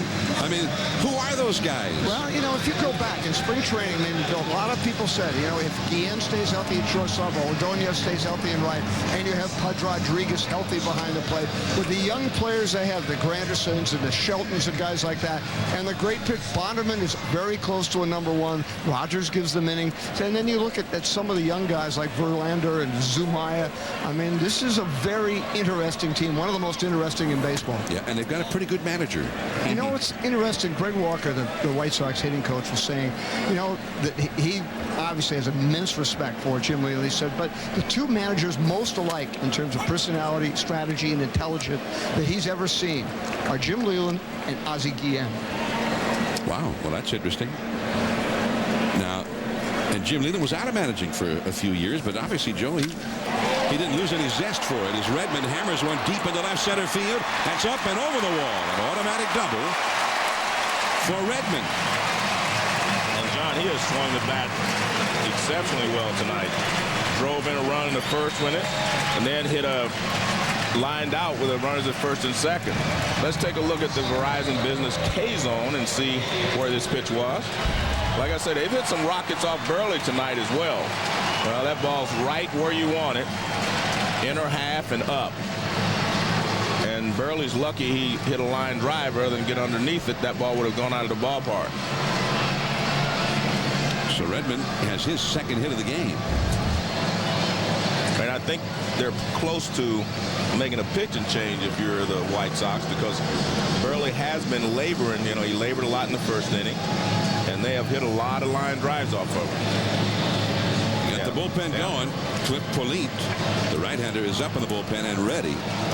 Burley now at 97 pitches for the game, 29 of them in the very first inning. He has not allowed a run since that nightmarish first. And remember, even then, he gave up 7, but only 1 charged as an earned run to his record. because of the 2 errors. Well, Ozzie and Burley never wants to come out of a game, and almost never comes out of a game before the 7th or 8th inning. But he's gone now here in the 7th. Torrey Hunter coming up, Polite coming in when we return. Hey, guys, remember me? Pella double hung windows. Hey. Great work. Hey, thanks. Hey. Hey, how are you guys? Good. Thanks, window guy. At Lowe's, our professional installers do the kind of job you'll appreciate long after they leave your home. My wife loves the storm doors. Lowe's, let's build something together. Come to Lowe's and get 10% off all installed carpet plus free carpet pad now through May 16th.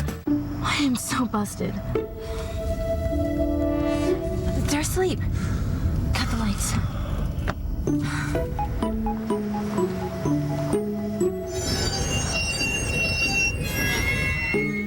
Who's counting on your brakes today? Your brakes are too important to trust to just anyone. That's why you should come to Midas now during peak driving season and get yours checked. Be safe. Trust the Midas touch. Hey, Mom, I know you're going to be disappointed, but I'm not going to be able to make it home. Come on, it's your birthday. But I have 2 papers that I have to do. Well, you have my Chase card if you decide to fly home. No, Mom, sorry. You'll be there when I look around.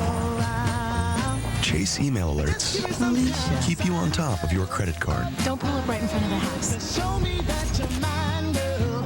All right. Email alerts to keep you prepared for life's little surprises. Your choice, your Chase.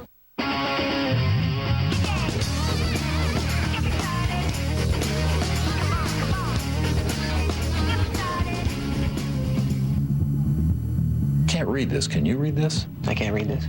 What's wrong with this? It's in black and white. Black and white's what's wrong with this? It should be in color. That is better. How'd you do that? Xerox Color. It makes business sense. Mark Burley is out of the game now in the dugout. The White Sox lead the Twins 9-7, and Cliff Polite has come in to pitch with Torrey Hunter at the plate. And John Torrey Hunter has a 10-game hitting streak. He's trying to extend here. He is 0 for 3 tonight, although he has an RBI. Runner at second, nobody out.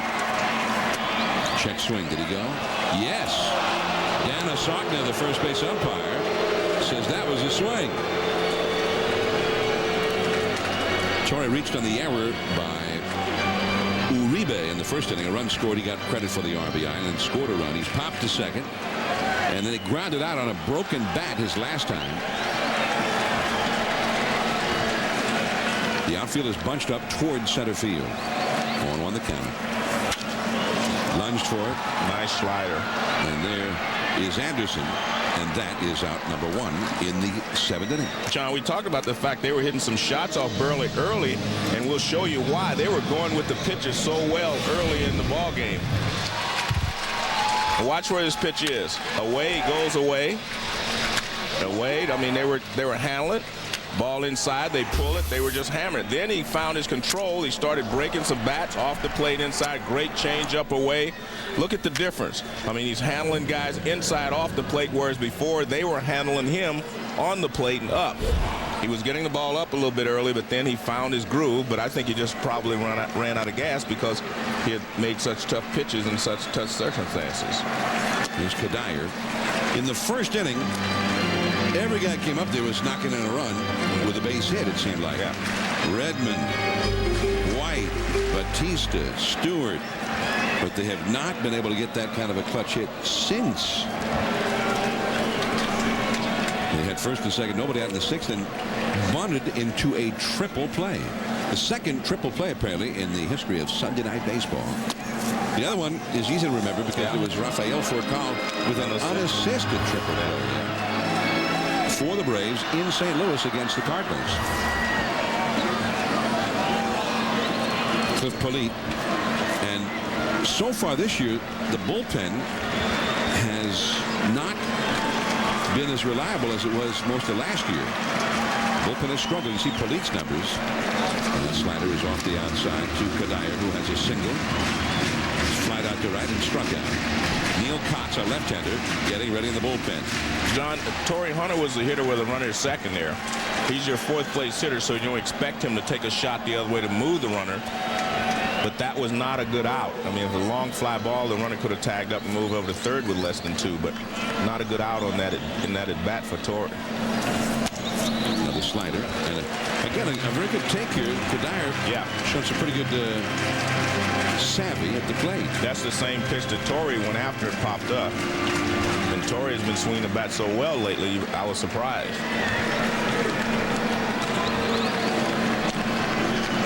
Justin Morneau, powerful left-handed batter on deck. The left-hander Cox getting ready in the bullpen. Runner at second, 1 out. And he walks him. And the possible tying runs are on base. And SNB-Gm7 sitting alongside Don Cooper, the pitching coach.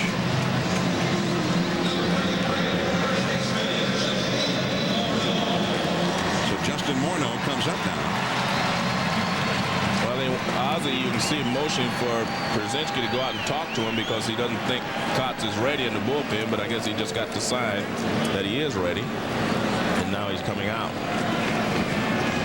And so Ozzie has not actually made a signal yet, although he's walking very slow. Give him an extra few throws down there as he strolls out. So Pulley faced 2 right-handed hitters, got one of them out, and walked the other. This is a good job by Dale Scott. He says, I know what you're doing. So he goes out right away and forces Ozzie to make a choice. And Ozzie says, give me the left-hander. So Neil Cox is coming in to face Justin Morneau, the Twins' RBI leader, with 2 men on and 1 man out.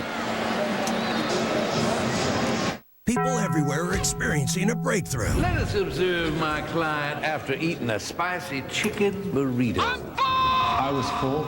And what were you full of? Great taste. Fullness and great taste from a value menu. I do believe I rest my case. Taco Bell's Big Bell Value Menu, featuring the spicy chicken burrito with shredded chicken simmered in Mexican spices to keep your stomach and your wallet full. Think outside the bun. Today, Big Mama is here. Does anybody need me to rub suntan lotion on them? In the mother of all comedies. Don't let me disturb you. Y'all just keep walking around naked. Could you give me a hand with my bra? Big Mama's House 2. Own it today. Somewhere between where you are and where you're going, there's a Super 8. I think we're right about here. See you along the way. When it comes to fuel efficiency, you may think you know Chevy. But here are some things you may not know. 9 out of 10 cars Chevy sells get an EPA estimated 30 highway miles to the gallon or better. And Chevy's thought of ways to save fuel by running on 4 cylinders for efficiency. Or 8 for power. Then there's Silverado Hybrid. The first full-size hybrid pickup. Chevy, America's #1 brand, America's #1 value. See your local Chevy dealer today. Growing up, I used to spend my time at the Boys and Girls Club. The clubs are a safe place with all kinds of activities. I used to spend most of my time on the baseball field. Some things never change. Major League Baseball and the Boys and Girls Clubs of America believe that all kids should have a safe place to go. And I also learned a little something about baseball. That was a no-doubt shot by A-Rod. Major League Baseball is a proud sponsor of the Boys and Girls Clubs of America. Together, they create a positive place for kids.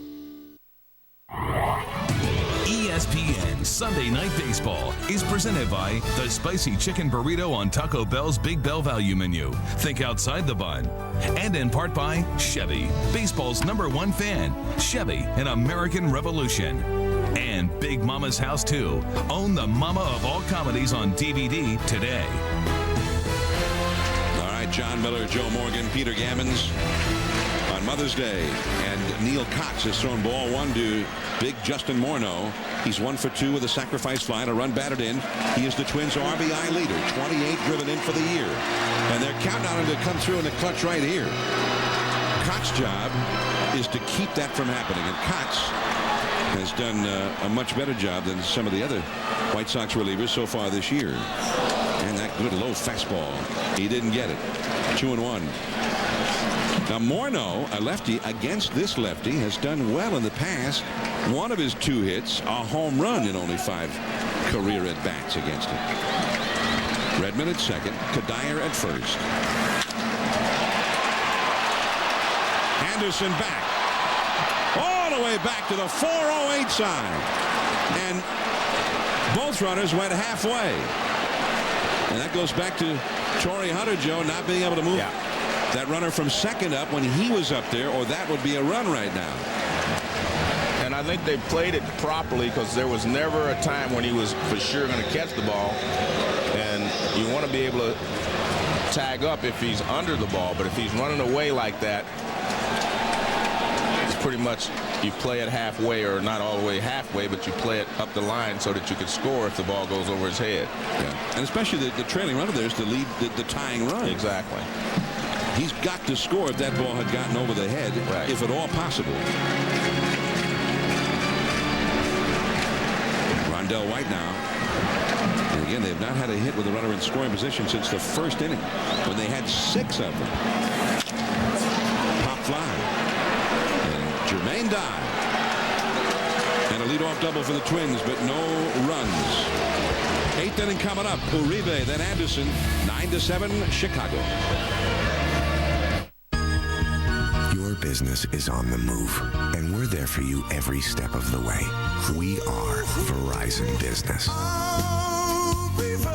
We're there for you with a global IP network that is flexible and secure. A network you can access how and where you need it. There with the expertise to help design and manage your most critical data solutions end to end. And at Verizon Business, we're there for you in the most important way, with a dedicated team that's personally and passionately committed to your success. People who are accountable for making it all work for you. Global capability with personal accountability.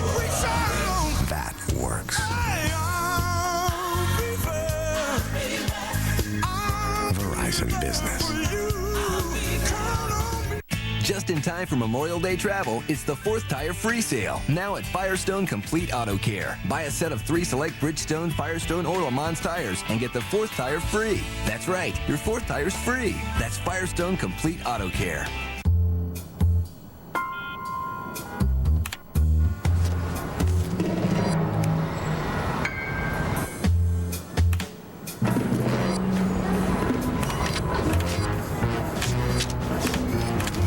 With over 1.5 million vehicle listings to choose from on Cars.com, you can find the right car for you.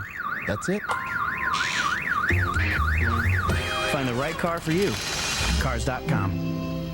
The world's top club soccer championship. Barcelona of Spain, driven by Ronaldinho. Arsenal of England, electrified by Henry. The UEFA Champions League final, Wednesday at 2:30 on ESPN2. This copyrighted telecast is presented by authority of the Office of the Commissioner of Baseball and may not be reproduced or retransmitted in any form, and the accounts and descriptions of this game may not be disseminated without express written consent. Sunday Night Baseball from Minnesota, 9-7. The White Sox, there's a White Sox fan in hostile territory here at the Metrodome in Minneapolis. And there's the new pitcher, Jesse Crane, has come on to pitch now for the Minnesota Twins. And Crane throws a called strike to Juan Uribe, who is 3 for 3 in the game. 9-7, the White Sox leading this wild one. And Ron Gardner had the most apropos statement of all, Joe, when we talked to him from the dugout in the 5th inning, when he said, what is it, a full moon tonight? Or some of the weirdest things that I've seen in a long time are happening tonight. And it got a little weirder after that, too. And here, Uribe has to spin away from a 95-mile-an-hour fastball, as you saw Rick Anderson calling the bullpen. They're going to get somebody else up down there. After Uribe, you've got Anderson, another righty, then the lefty Posetic, and Dennis Reyes, a lefty, gets up in the pen. Did he swing? No, says Dennis Sogna, the first base umpire. So Reyes gets ready, likely for Pasednik if Pasednik comes up with a chance to do some damage. And Joey, for the Mother's Day and the special fundraising efforts of Major League Baseball for the Susan G. Komen Breast Cancer Foundation, several players, not just in this game, but around baseball, that have used these pink bats. And Jim Thome's had pretty good success with his, that's for sure. A homer, a single off the wall, and he got robbed of a homer in the first inning. Kadire, a long run into foul ground. Nice catch. And Uribe is retired. And Peter Gammons, Jim Thome apparently likes that pink bat. Well, first of all, you know, Joe thought maybe because he got robbed that first time that maybe he would switch and use a different bat. Now he's used the same one every time up. I said, how much do you like it? He said, enough, so I may just continue using it. Now we'll see whether he's allowed to do that. And there he's got his mom's name on the bat. His mom, Joyce, who died just prior to the start of last season. And that is all for Anderson. So 2 men down. Now we're going to go to the studio. Stan Verrett with a SportsCenter 30 at 30 update. Okay, John, the New York Daily News says the Knicks are considering a buyout for coach Larry Brown. The Knicks won just 23 games in Brown's first year as coach. Isaiah Thomas could replace him as coach, according to one report. NHL, Ray Whitney and the Hurricanes finished off the Devils 4-1 in Game 5. They win the series 4-1. They'll meet Buffalo in the Eastern Conference Finals. Barry Bonds still 1 home run shy of Babe Ruth at 7-13, 0-for-2 with 2 walks today. The Giants lost to the Dodgers. More on SportsCenter after the game or ESPN News anytime. All right, thanks. And here we are back at the Metrodome. Top of the 8th inning, and Pasednik with nobody on faces the right-handed Crane. And that fastball, this guy can throw hard. He got a great arm. You know what he does? He has a good extension on his arm. A lot of the power comes from when you extend your arm backwards and you get the good release on it. A lot of guys do not get a full extension. They short arm the ball. Crane has got the great arm, and he did real well last year, but off to a slow start so far this year. Out of the bullpen last year, he had 12 wins. He's one of their top winners. 12-5 and 75 relief appearances. As soon as I talk about the extension, he throws a curveball, and you can see the difference. He shortened it. See the extension there on the fastball, and the curveball, he kind of short arms it, and you can see the difference. See how he gets his arm extended out and back so that he can really just let it go.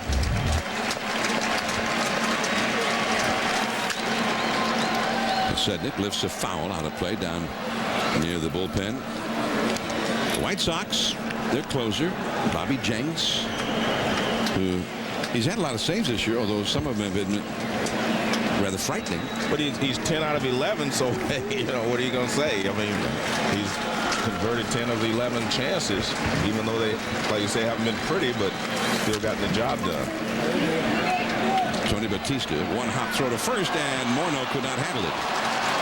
Well, that's a tough play for both Morneau and Batista because obviously Pasednik runs very fast on the first baseline. You have to get rid of it. You can't set yourself to fire it, so Batista gets rid of it quickly. And I think this should be a base hit. Now, see, it's a high chopper. He comes to get it. Now, if he tries to set himself, he's not going to have time. But actually, I think he was trying to use the AstroTurf, the field turf there, to help get the ball to first base. Davey Concepcion started that years ago from deep in the hole at shortstop. It was a good idea. Great idea. They have scored it. They agree with you. They have scored it as a hit. All right. Here is Iguchi. Now, Pasednik last year at this time, it would have been a given that he's gone. But he was leading the planet in base stealing the first half of last year. They got hurt and was much less of a base stealer from then on. He's had 9 steals so far this year, but has been thrown out 5 times. And Crane drives him back to the bag. I talked to Tim Raines, who was a great base stealer during his career, and he says even though he's running well, he doesn't feel like he has that explosion that he had last year. Remember, he had the leg injury, the groin injury early, well, in the second half of the season. Ooh, he just did get back. That's a 97-mile-an-hour pickoff throw. Well, Joe, you'd really understand. Pacetic, he was an 84% stolen base guy until last July. He's been under 50% since, but he pulled a left groin last year in July. He had an operation in the offseason, a little better now, but that's his acceleration leg. Well, he's going. And Redmond's throw, one hop, and not even caught. So it's a steal for Pacetic. The 10th steal of the year.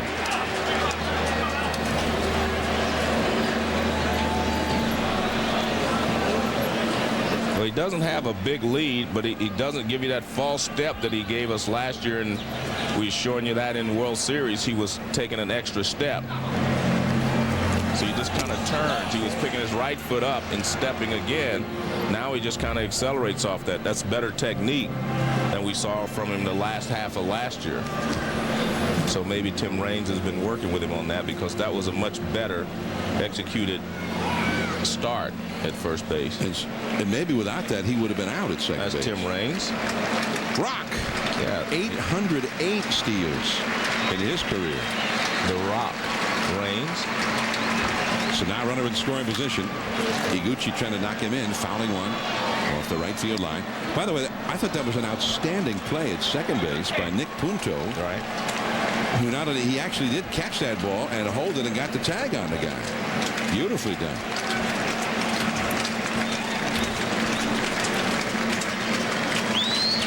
Twins really cannot afford to fall any further behind right now.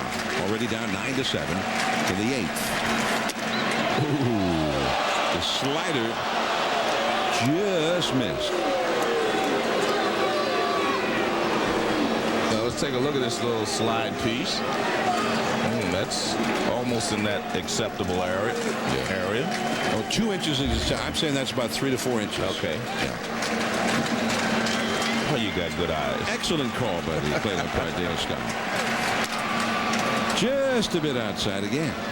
That one was maybe 5 to 6 inches. Yeah.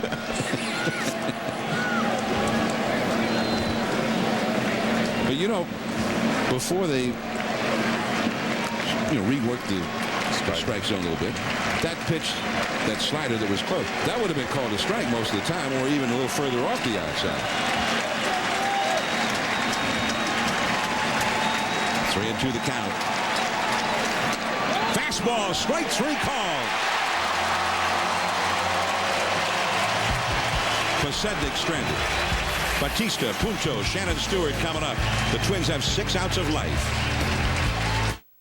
Today is the best day of your life. If you're interested in starting a legitimate home-based business, the Work at Home Institute may be the answer. Honey, we really do need this addition to the house. Yes, but at these prices, we're going to have to save for years.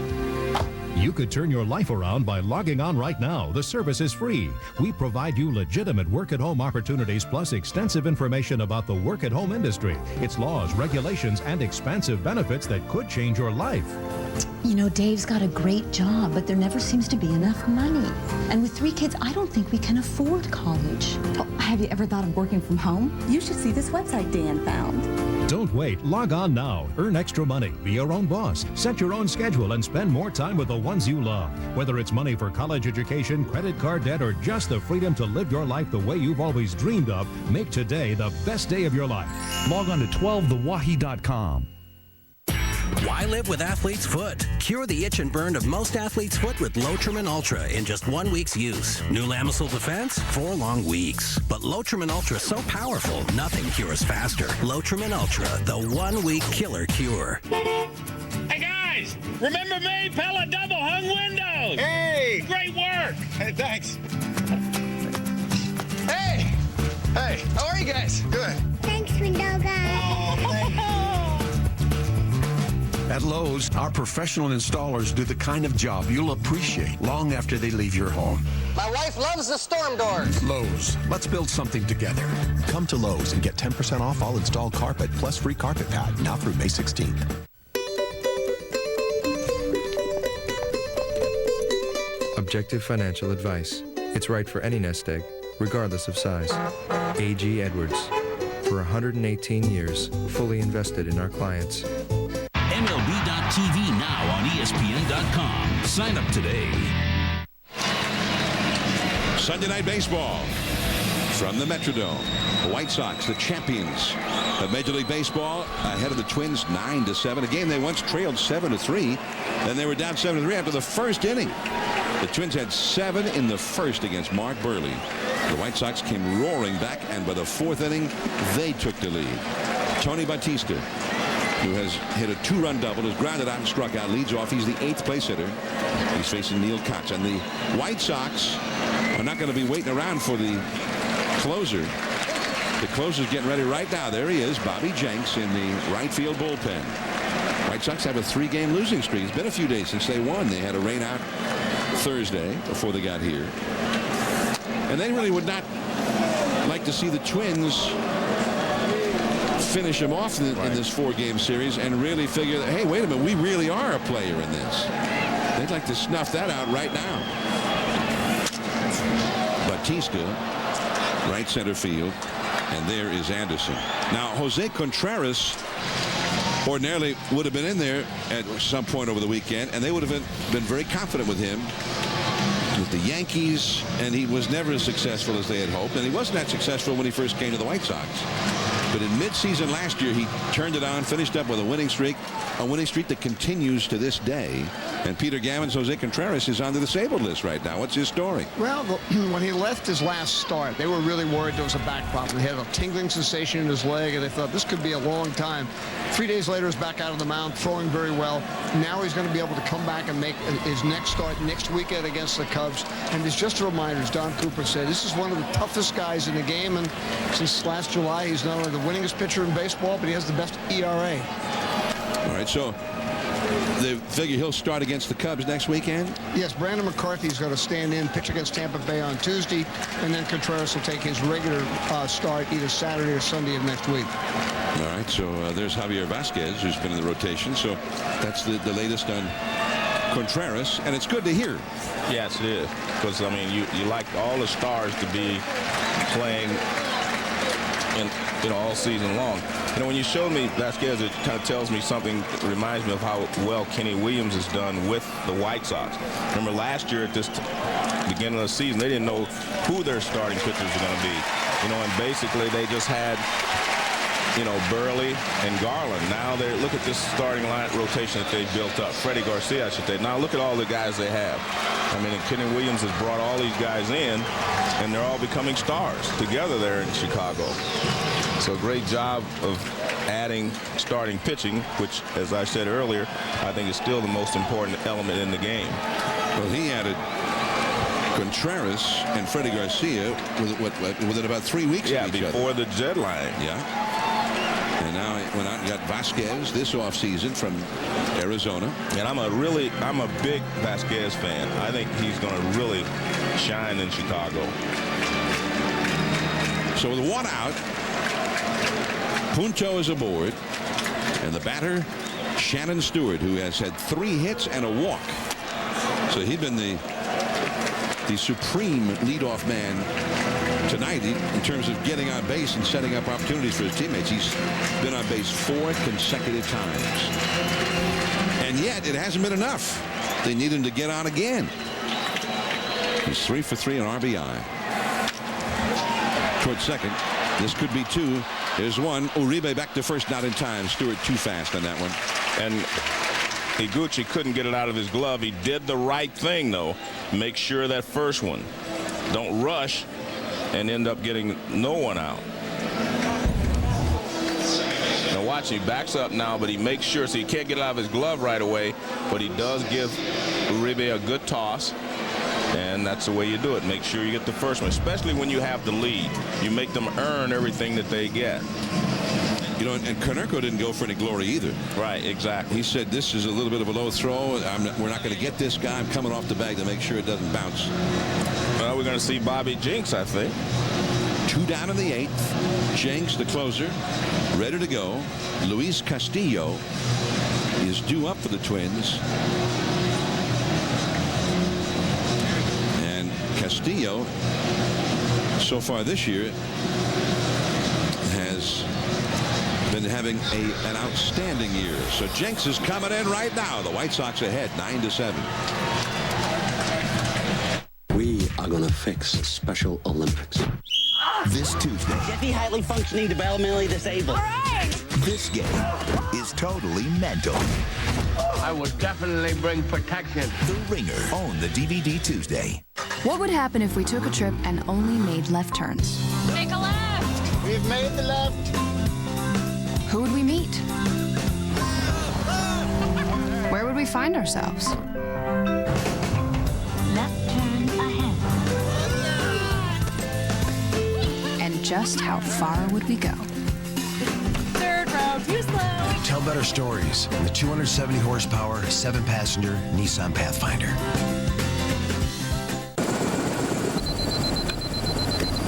Dude, we are so stoked. Lord, hell of morning, dude. Let's rock, dude. 10-4. Hey, dude, I think that dude wants you. Well, that's just the pilot. Dude, you're not the pilot? No. I've never done this before. But I did stay at a Holiday Inn Express last night. Stay smart. Stay at a Holiday Inn Express. When you're a star like me, things are taken care of. You see? A second bag. Second. Even my independent insurance agent spoils me. Ryan, after comparing a number of companies, I recommend Drive Insurance from Progressive. You'll get a policy customized just for you. How does the other half live? Actually, I do it for everyone. To find an agent who'll take care of you, go to driveinsurance.com. Feeney at second. The runners are going. The hit and run is on. And it's going to be a triple play. Out number 2 and out number 3. An unassisted triple play. All right, here's Castillo showing bunt. And he bunts it in the air. It's caught for a double play and a triple play. Well, that Sunday Night Baseball, Joe, just all in a day's work for us, I guess. But the first one there, the unassisted triple play, that was Rafael Furcal in St. Louis, August of 2003 on Sunday Night Baseball. And we had another one tonight. It was a little bit of a different one, a bunt caught by Paul Konerko. He threw the ball to Iguchi at first base, who in turn, after getting the second out, threw to Uribe at second base. And the runners, they just kept on going. There goes Shannon Stewart. Nice throw by Przinsky, but a little bit late. It's a steal for Stewart. Excellent throw by Przinsky.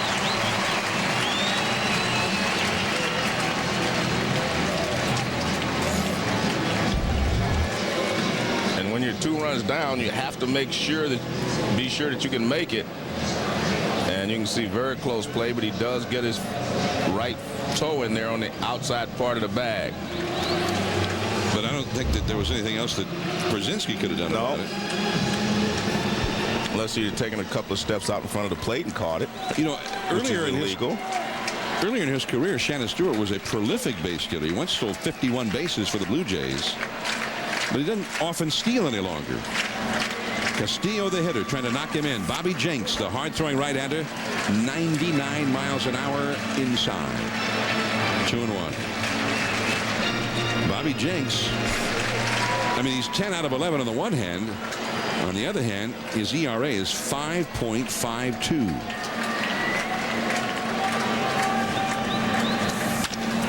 Back to Jenks. And that ends the inning. Twins have stranded 7 for the game. Down to the 9th, the power. Tomey, Konerko, Jermaine Dye coming up. Spending limit? Who cares? Not us, cause them ain't no credit cards. Sure ain't. Them motorcycles was expensive and fast. And loud. Oh yeah, them bikes be like wah. No, like. They went like wah. Sound good cause they free. Shoot. Yeah, shoot. Citi Identity Theft Solutions. Talk to a real person to help get your life back. Free when you get a Citi credit card or Citibank account.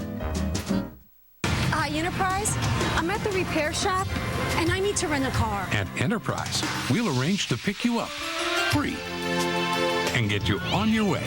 Nice save, Mom. Pick Enterprise. We'll pick you up. Hi, I'm Rachel from GoDaddy, the world's #1 in .com names. Right now, you can get your very own .com name for just $1.99. Plus, you get free hosting, free website, free quick blog, free email, and much more. A .com name is perfect for businesses, individuals, schools, teams, projects, practically anything. Visit me at www.godaddy.com and get your .com name for just $1.99. The very thought of you,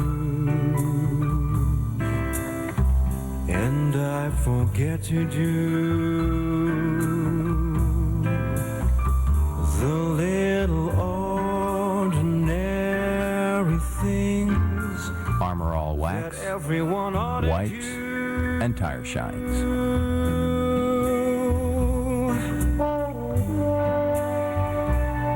Go ahead, stare.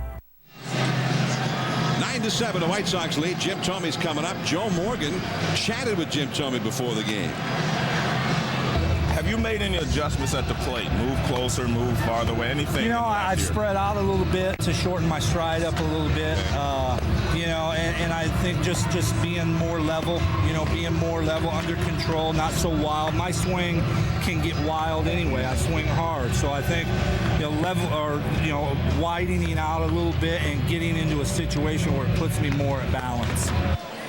I think the key there, John, is balance, and obviously he widened his stances, and he said to get level, that keeps his shoulders level as well. The hard swinging Thome, as he described himself. Yeah. And that's certainly accurate against the hard throwing Crane. Now, if he ever hits one here at the center of percussion, now we may see him go up off the upper baggie up there. Back past the mound. They had the shift on for him, so Punto was already behind second. But I mean, look at that. They just barely get him again, so he is hustling. Thome is gone. 2 for 5 tonight with a homer, and he also got robbed of a homer. Well, we've seen this the entire evening. He's hit the 2 ground balls, and it looks like a speedster going down the line there. But you know, that's to me, that's leadership. Right, exactly. That's what we're talking about. I mean, he leads by example sometimes. You don't have to say everything, just hustle so that the guys know what you're up to. Now Paul Konerko, and he's 0 for 3 with a sacrifice fly. His sacrifice fly knocked in the 9th run of the game for the White Sox. Nobody in this game has scored since the 4th inning. It was 9-7 White Sox after 3.5 innings. And that slider low and outside. So it's 2-0 now to Konerko. The Twins will not go down without a battle. They've got their 3, 4, 5 spots up in the last of the 9th. And they've got still Joe Mauer, their left-handed hitting catcher, who's an excellent hitter, excellent young player. He's still available off the bench. Fastball.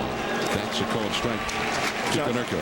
You said something about leadership, and I want to make a point here that leadership means it's not always the guy that hits the home run, the driving one, or the pitcher that strikes someone out. A leader is the guy that everybody on that team knows he thinks about the team first and himself second. And Konerko's got his first hit. That's into the alleyway. Stewart tries to cut it off. Konerko's going to test him. And he beats the throw, a double.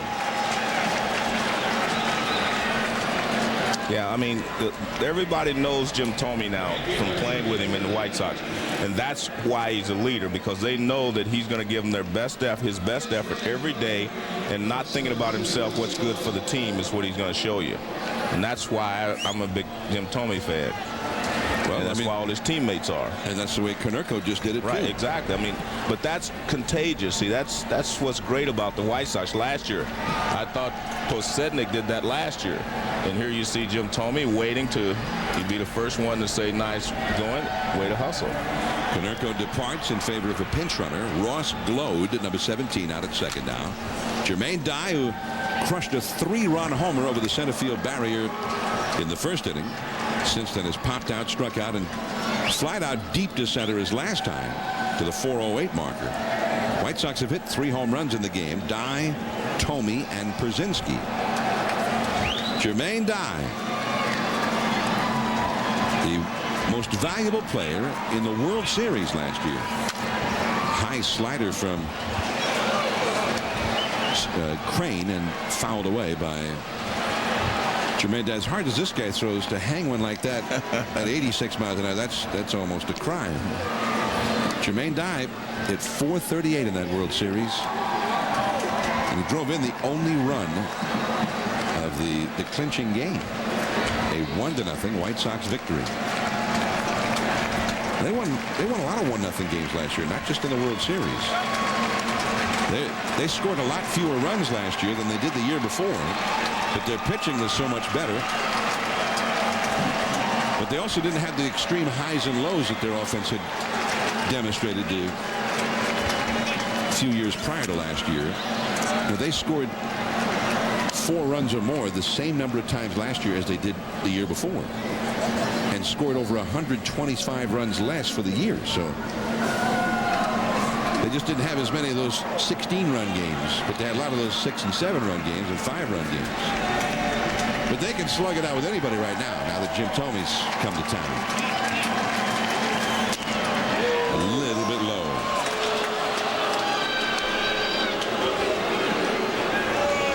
Well, let's take a look at this pitch. See what K-Zone says. K-Zone says that it was right at the bottom of the strike zone when it crossed the plate. That's not where the catcher catches it, but where it was when it crossed the plate. That the umpire, he's got to make that determination. 2-2 the count. Popped up foul. Redmond, the catcher, to the screen, and he's got it. I would say the wind knocked it back, except we're indoors. 2 down. Talked about Jim Thome, who hit number 15 tonight. Let's take a look at our Passion for Excellence presented by Bridgestone Tires. He leads the American League. Albert Pujols leads the planet. 19 home runs, and he got 19 at an earlier point in the season than any player in Major League history. He's on pace to hit 83 for the year now. Dennis Reyes, the left-hander, is coming in to face the left-handed hitting A.J. Pierzynski. A runner at second in the 9th. 9-7. The White Sox are leading. We'll be right back. It's hot out there.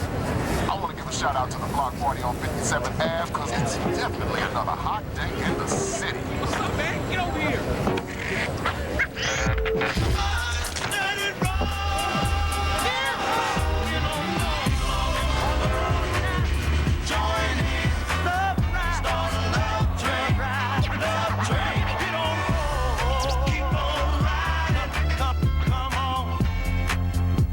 That's a big catch. Yeah. Not bad. What are we going to do with them all? Yeah. Could ship them to people all over the world. FedEx could get the lobsters out with all their trucks and super fast planes. FedEx. Smart. FedEx, serving over 220 countries and territories every day. Hello, I'm a Mac. And I'm a PC. You know, we use a lot of the same kinds of programs. Yeah, like Microsoft Office. But we retain a lot of what makes us us. But you should see what this guy can do with a spreadsheet. It's insane. Oh, shucks. Yeah, and he knows that I'm better at life stuff, like music, pictures, movies, stuff like that. Whoa, what exactly do you mean by better? By better, I mean making a website or photo book is easy for me, and for you, it's not. Oh, that kind of better. Yeah. I was thinking of the other kind. What other kind? Sunday night baseball, the White Sox 9, the Minnesota Twins 7, top of the 9th. And it is Mother's Day 2006. Major League Baseball is a proud supporter of the Susan G. Komen Breast Cancer Foundation. For more information, log on to MLB.com. And a happy and healthy Mother's Day. Very pleased to have you with us tonight, and part of the efforts by Major League Baseball to raise money for the Susan G. Komen Breast Cancer Foundation. The pink seen all over the ballpark and all over every ballpark today. Pierzynski with a pop fly. Torrey Hunter So it is still a 2-run game. Last chance for the Twins. Redmond is due up. We might see Mauer. Torrey Hunter due up second against Bobby Jenks. 9-7 White Sox. The quest for independence, it's what drives Americans. It's no different when the subject is money or investments. You can pursue your financial independence your way. And TD Ameritrade is dedicated to helping you do that with knowledgeable people who inform without selling, with solidly independent research, straightforward pricing. The new TD Ameritrade. Independence is the spirit that drives America's most successful investors. Be brilliant and maximize the potential value of all the cash in your account. In other words, be king of cash. The Intelligent Cash Optimizer, only at E-Trade.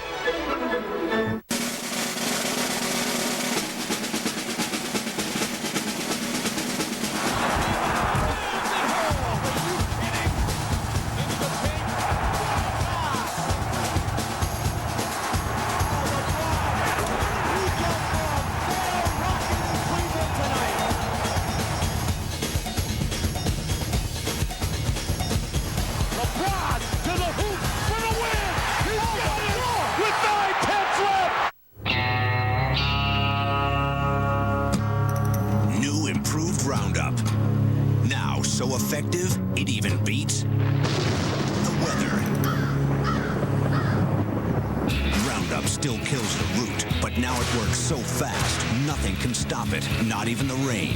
So weeds go down and stay down. Guaranteed. New improved Roundup. The best gets even better.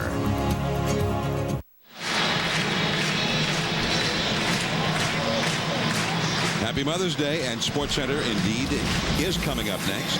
9-7, the White Sox lead the Twins as we go to the last half of the 9th inning. And Joe, on this Mother's Day, and we see all the families here and whatnot, we're also reminded about the fact that we were sad not to be able to see Kirby Puckett, the Hall of Famer, and Twins former great, who passed away during spring training. Yeah, it was pretty. The Twins did a fantastic job of honoring him. I was fortunate enough to be able to come to the funeral, and then they had an event here at the Metrodome that evening. So Kirby Puckett, whose memory will linger long in the minds of those who saw him play, and he's remembered on the field here at the Metrodome with his number 34 down on the field of play, which Kirby loved, I think, more than anything else in life. Every day you see him at the batting cage, I'd say, Kirby, how are you?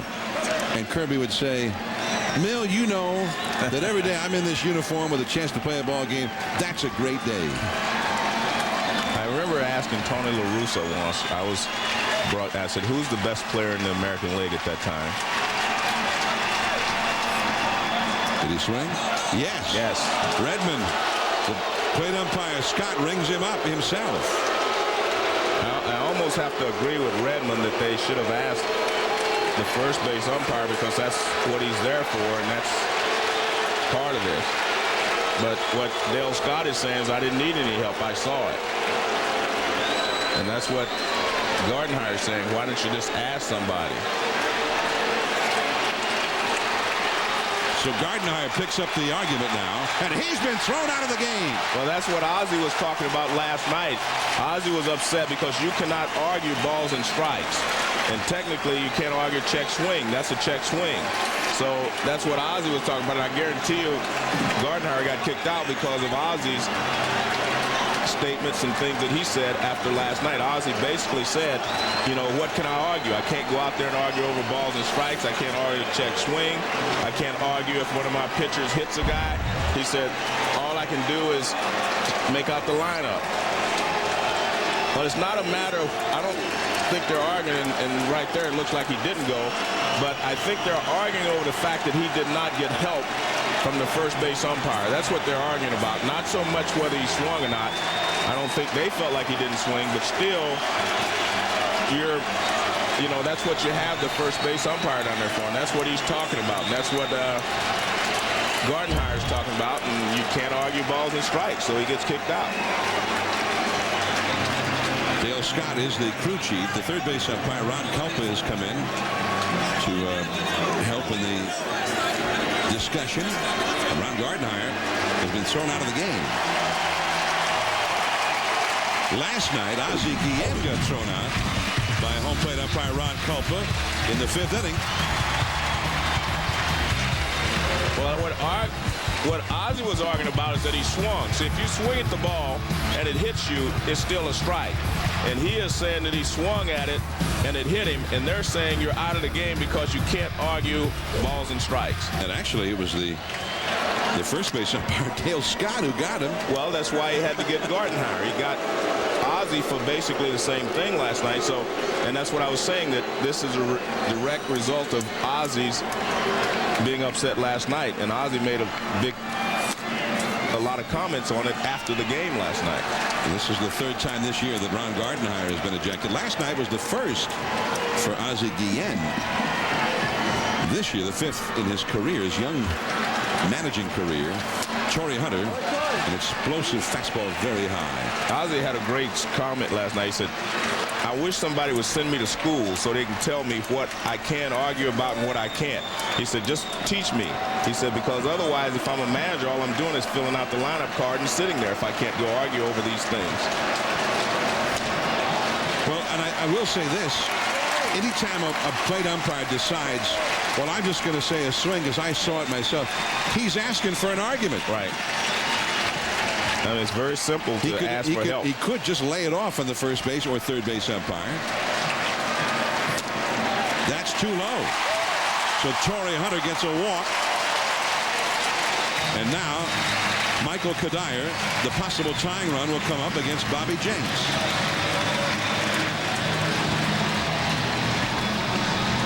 Jenks is trying to save a win for Mark Burley. And if he does, we will have seen something on Sunday Night Baseball tonight, and those gathered here at the Metrodome, that has not occurred in baseball for about 100 years. There's the ball. Remember, Mark Burley gave up 7 runs in the 1st inning. And he can win this game.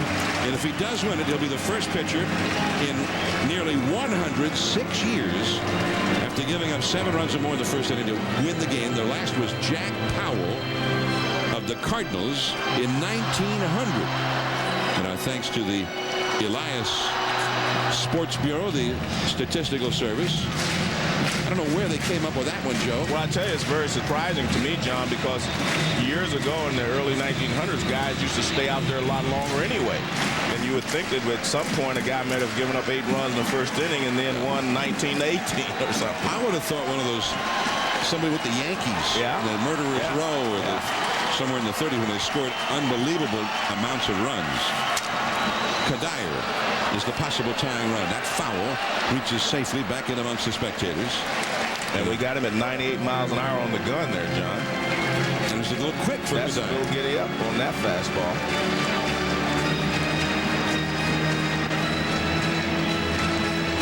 The Twins closer, Joe Nathan, will get ready just in case there's a 10th inning. Kadire's never had a hit against Jenks, 0 for 3 with 2 strikeouts. Staying with the hard stuff, and again, Kadire way late on it. So it's 0-2. The Twins 7 runs in the very 1st inning, 7 hits, no runs, 5 hits since then. 9-7 White Sox, 1 out, 1 on. The breaking ball, and Torrey Hunter will go to second. And you can see very heads up by Torrey Hunter. And as a base runner, anytime you see the ball start down toward the dirt, you should lean out. So if it does bounce away, you can get a good start. And Torrey did that on that play. And it's a wild pitch. Anytime the ball's down low near the knees, you should already start out there because you know if it bounces, you have a chance of moving up the base. 2-2 the count to Kadire. Torrey is running, and he steals third, but Kadire is called out on a big curveball from Jenks. Strike 3. I think that was a bad play by Torrey Hunter right there. The guy's got 2 strikes on him, and he sees you run from behind the pitcher, you may not pick the ball up as quickly as you can. I agreed with the first one, but the second one, I don't think he should have stole third base. And you can see it is a strike. But see, he breaks right there, and that might have caught, well, not might have, it always catches the hitter's eye. Last chance, and Morneau lines one foul. Morneau broke his bat on that one. He is the Twins' home run and RBI leader. And he's a big, tall guy. Never had a hit against Jakes. But that right field home run porch, Joe, that is beckoning Justin Morneau right now. It is so shallow in right field. Wow, 98 miles an hour up around his shoulders. Well, you're not going to catch up with the fastball up that high. Last gasp for the Twins. Torrey Hunter at third base, 2 down. The fans stand right here with him. Twins have been hot lately. 0-2. Curveball. Wow. Beautiful curve. The hammer. Strike 3. And another save for Bobby Jenks. And this one was pretty impressive. He strikes out the side in the 9th inning. And he's 11 out of 12 now in save situations. I mean, it's a beautiful curveball. I mean, look, that's what you want with a curveball. Start it in the strike zone and break out. And when a guy's throwing 98 miles an hour, you do not have enough time to wait to try to recognize that pitch. You're trying to catch up with the 98-mile-an-hour fastball, but oops, it's only about 88. That's the curveball. Beautiful pitch there by Jenks. Yeah, that's the Bobby Jenks we saw last September and into October. The Chicago White Sox end their losing streak, and they cool off the Minnesota Twins at least for one night. They got another game tomorrow. The Twins could still take 3 out of 4, but they'll have to win tomorrow if they're going to do it. Up next is SportsCenter. Stay tuned for that. Now for Joe Morgan, Peter Gammons, and Sam Ryan. This is John Miller saying good night from the Metrodome. This has been a presentation of ESPN, the worldwide leader in sports. Happy Mother's Day from Minneapolis.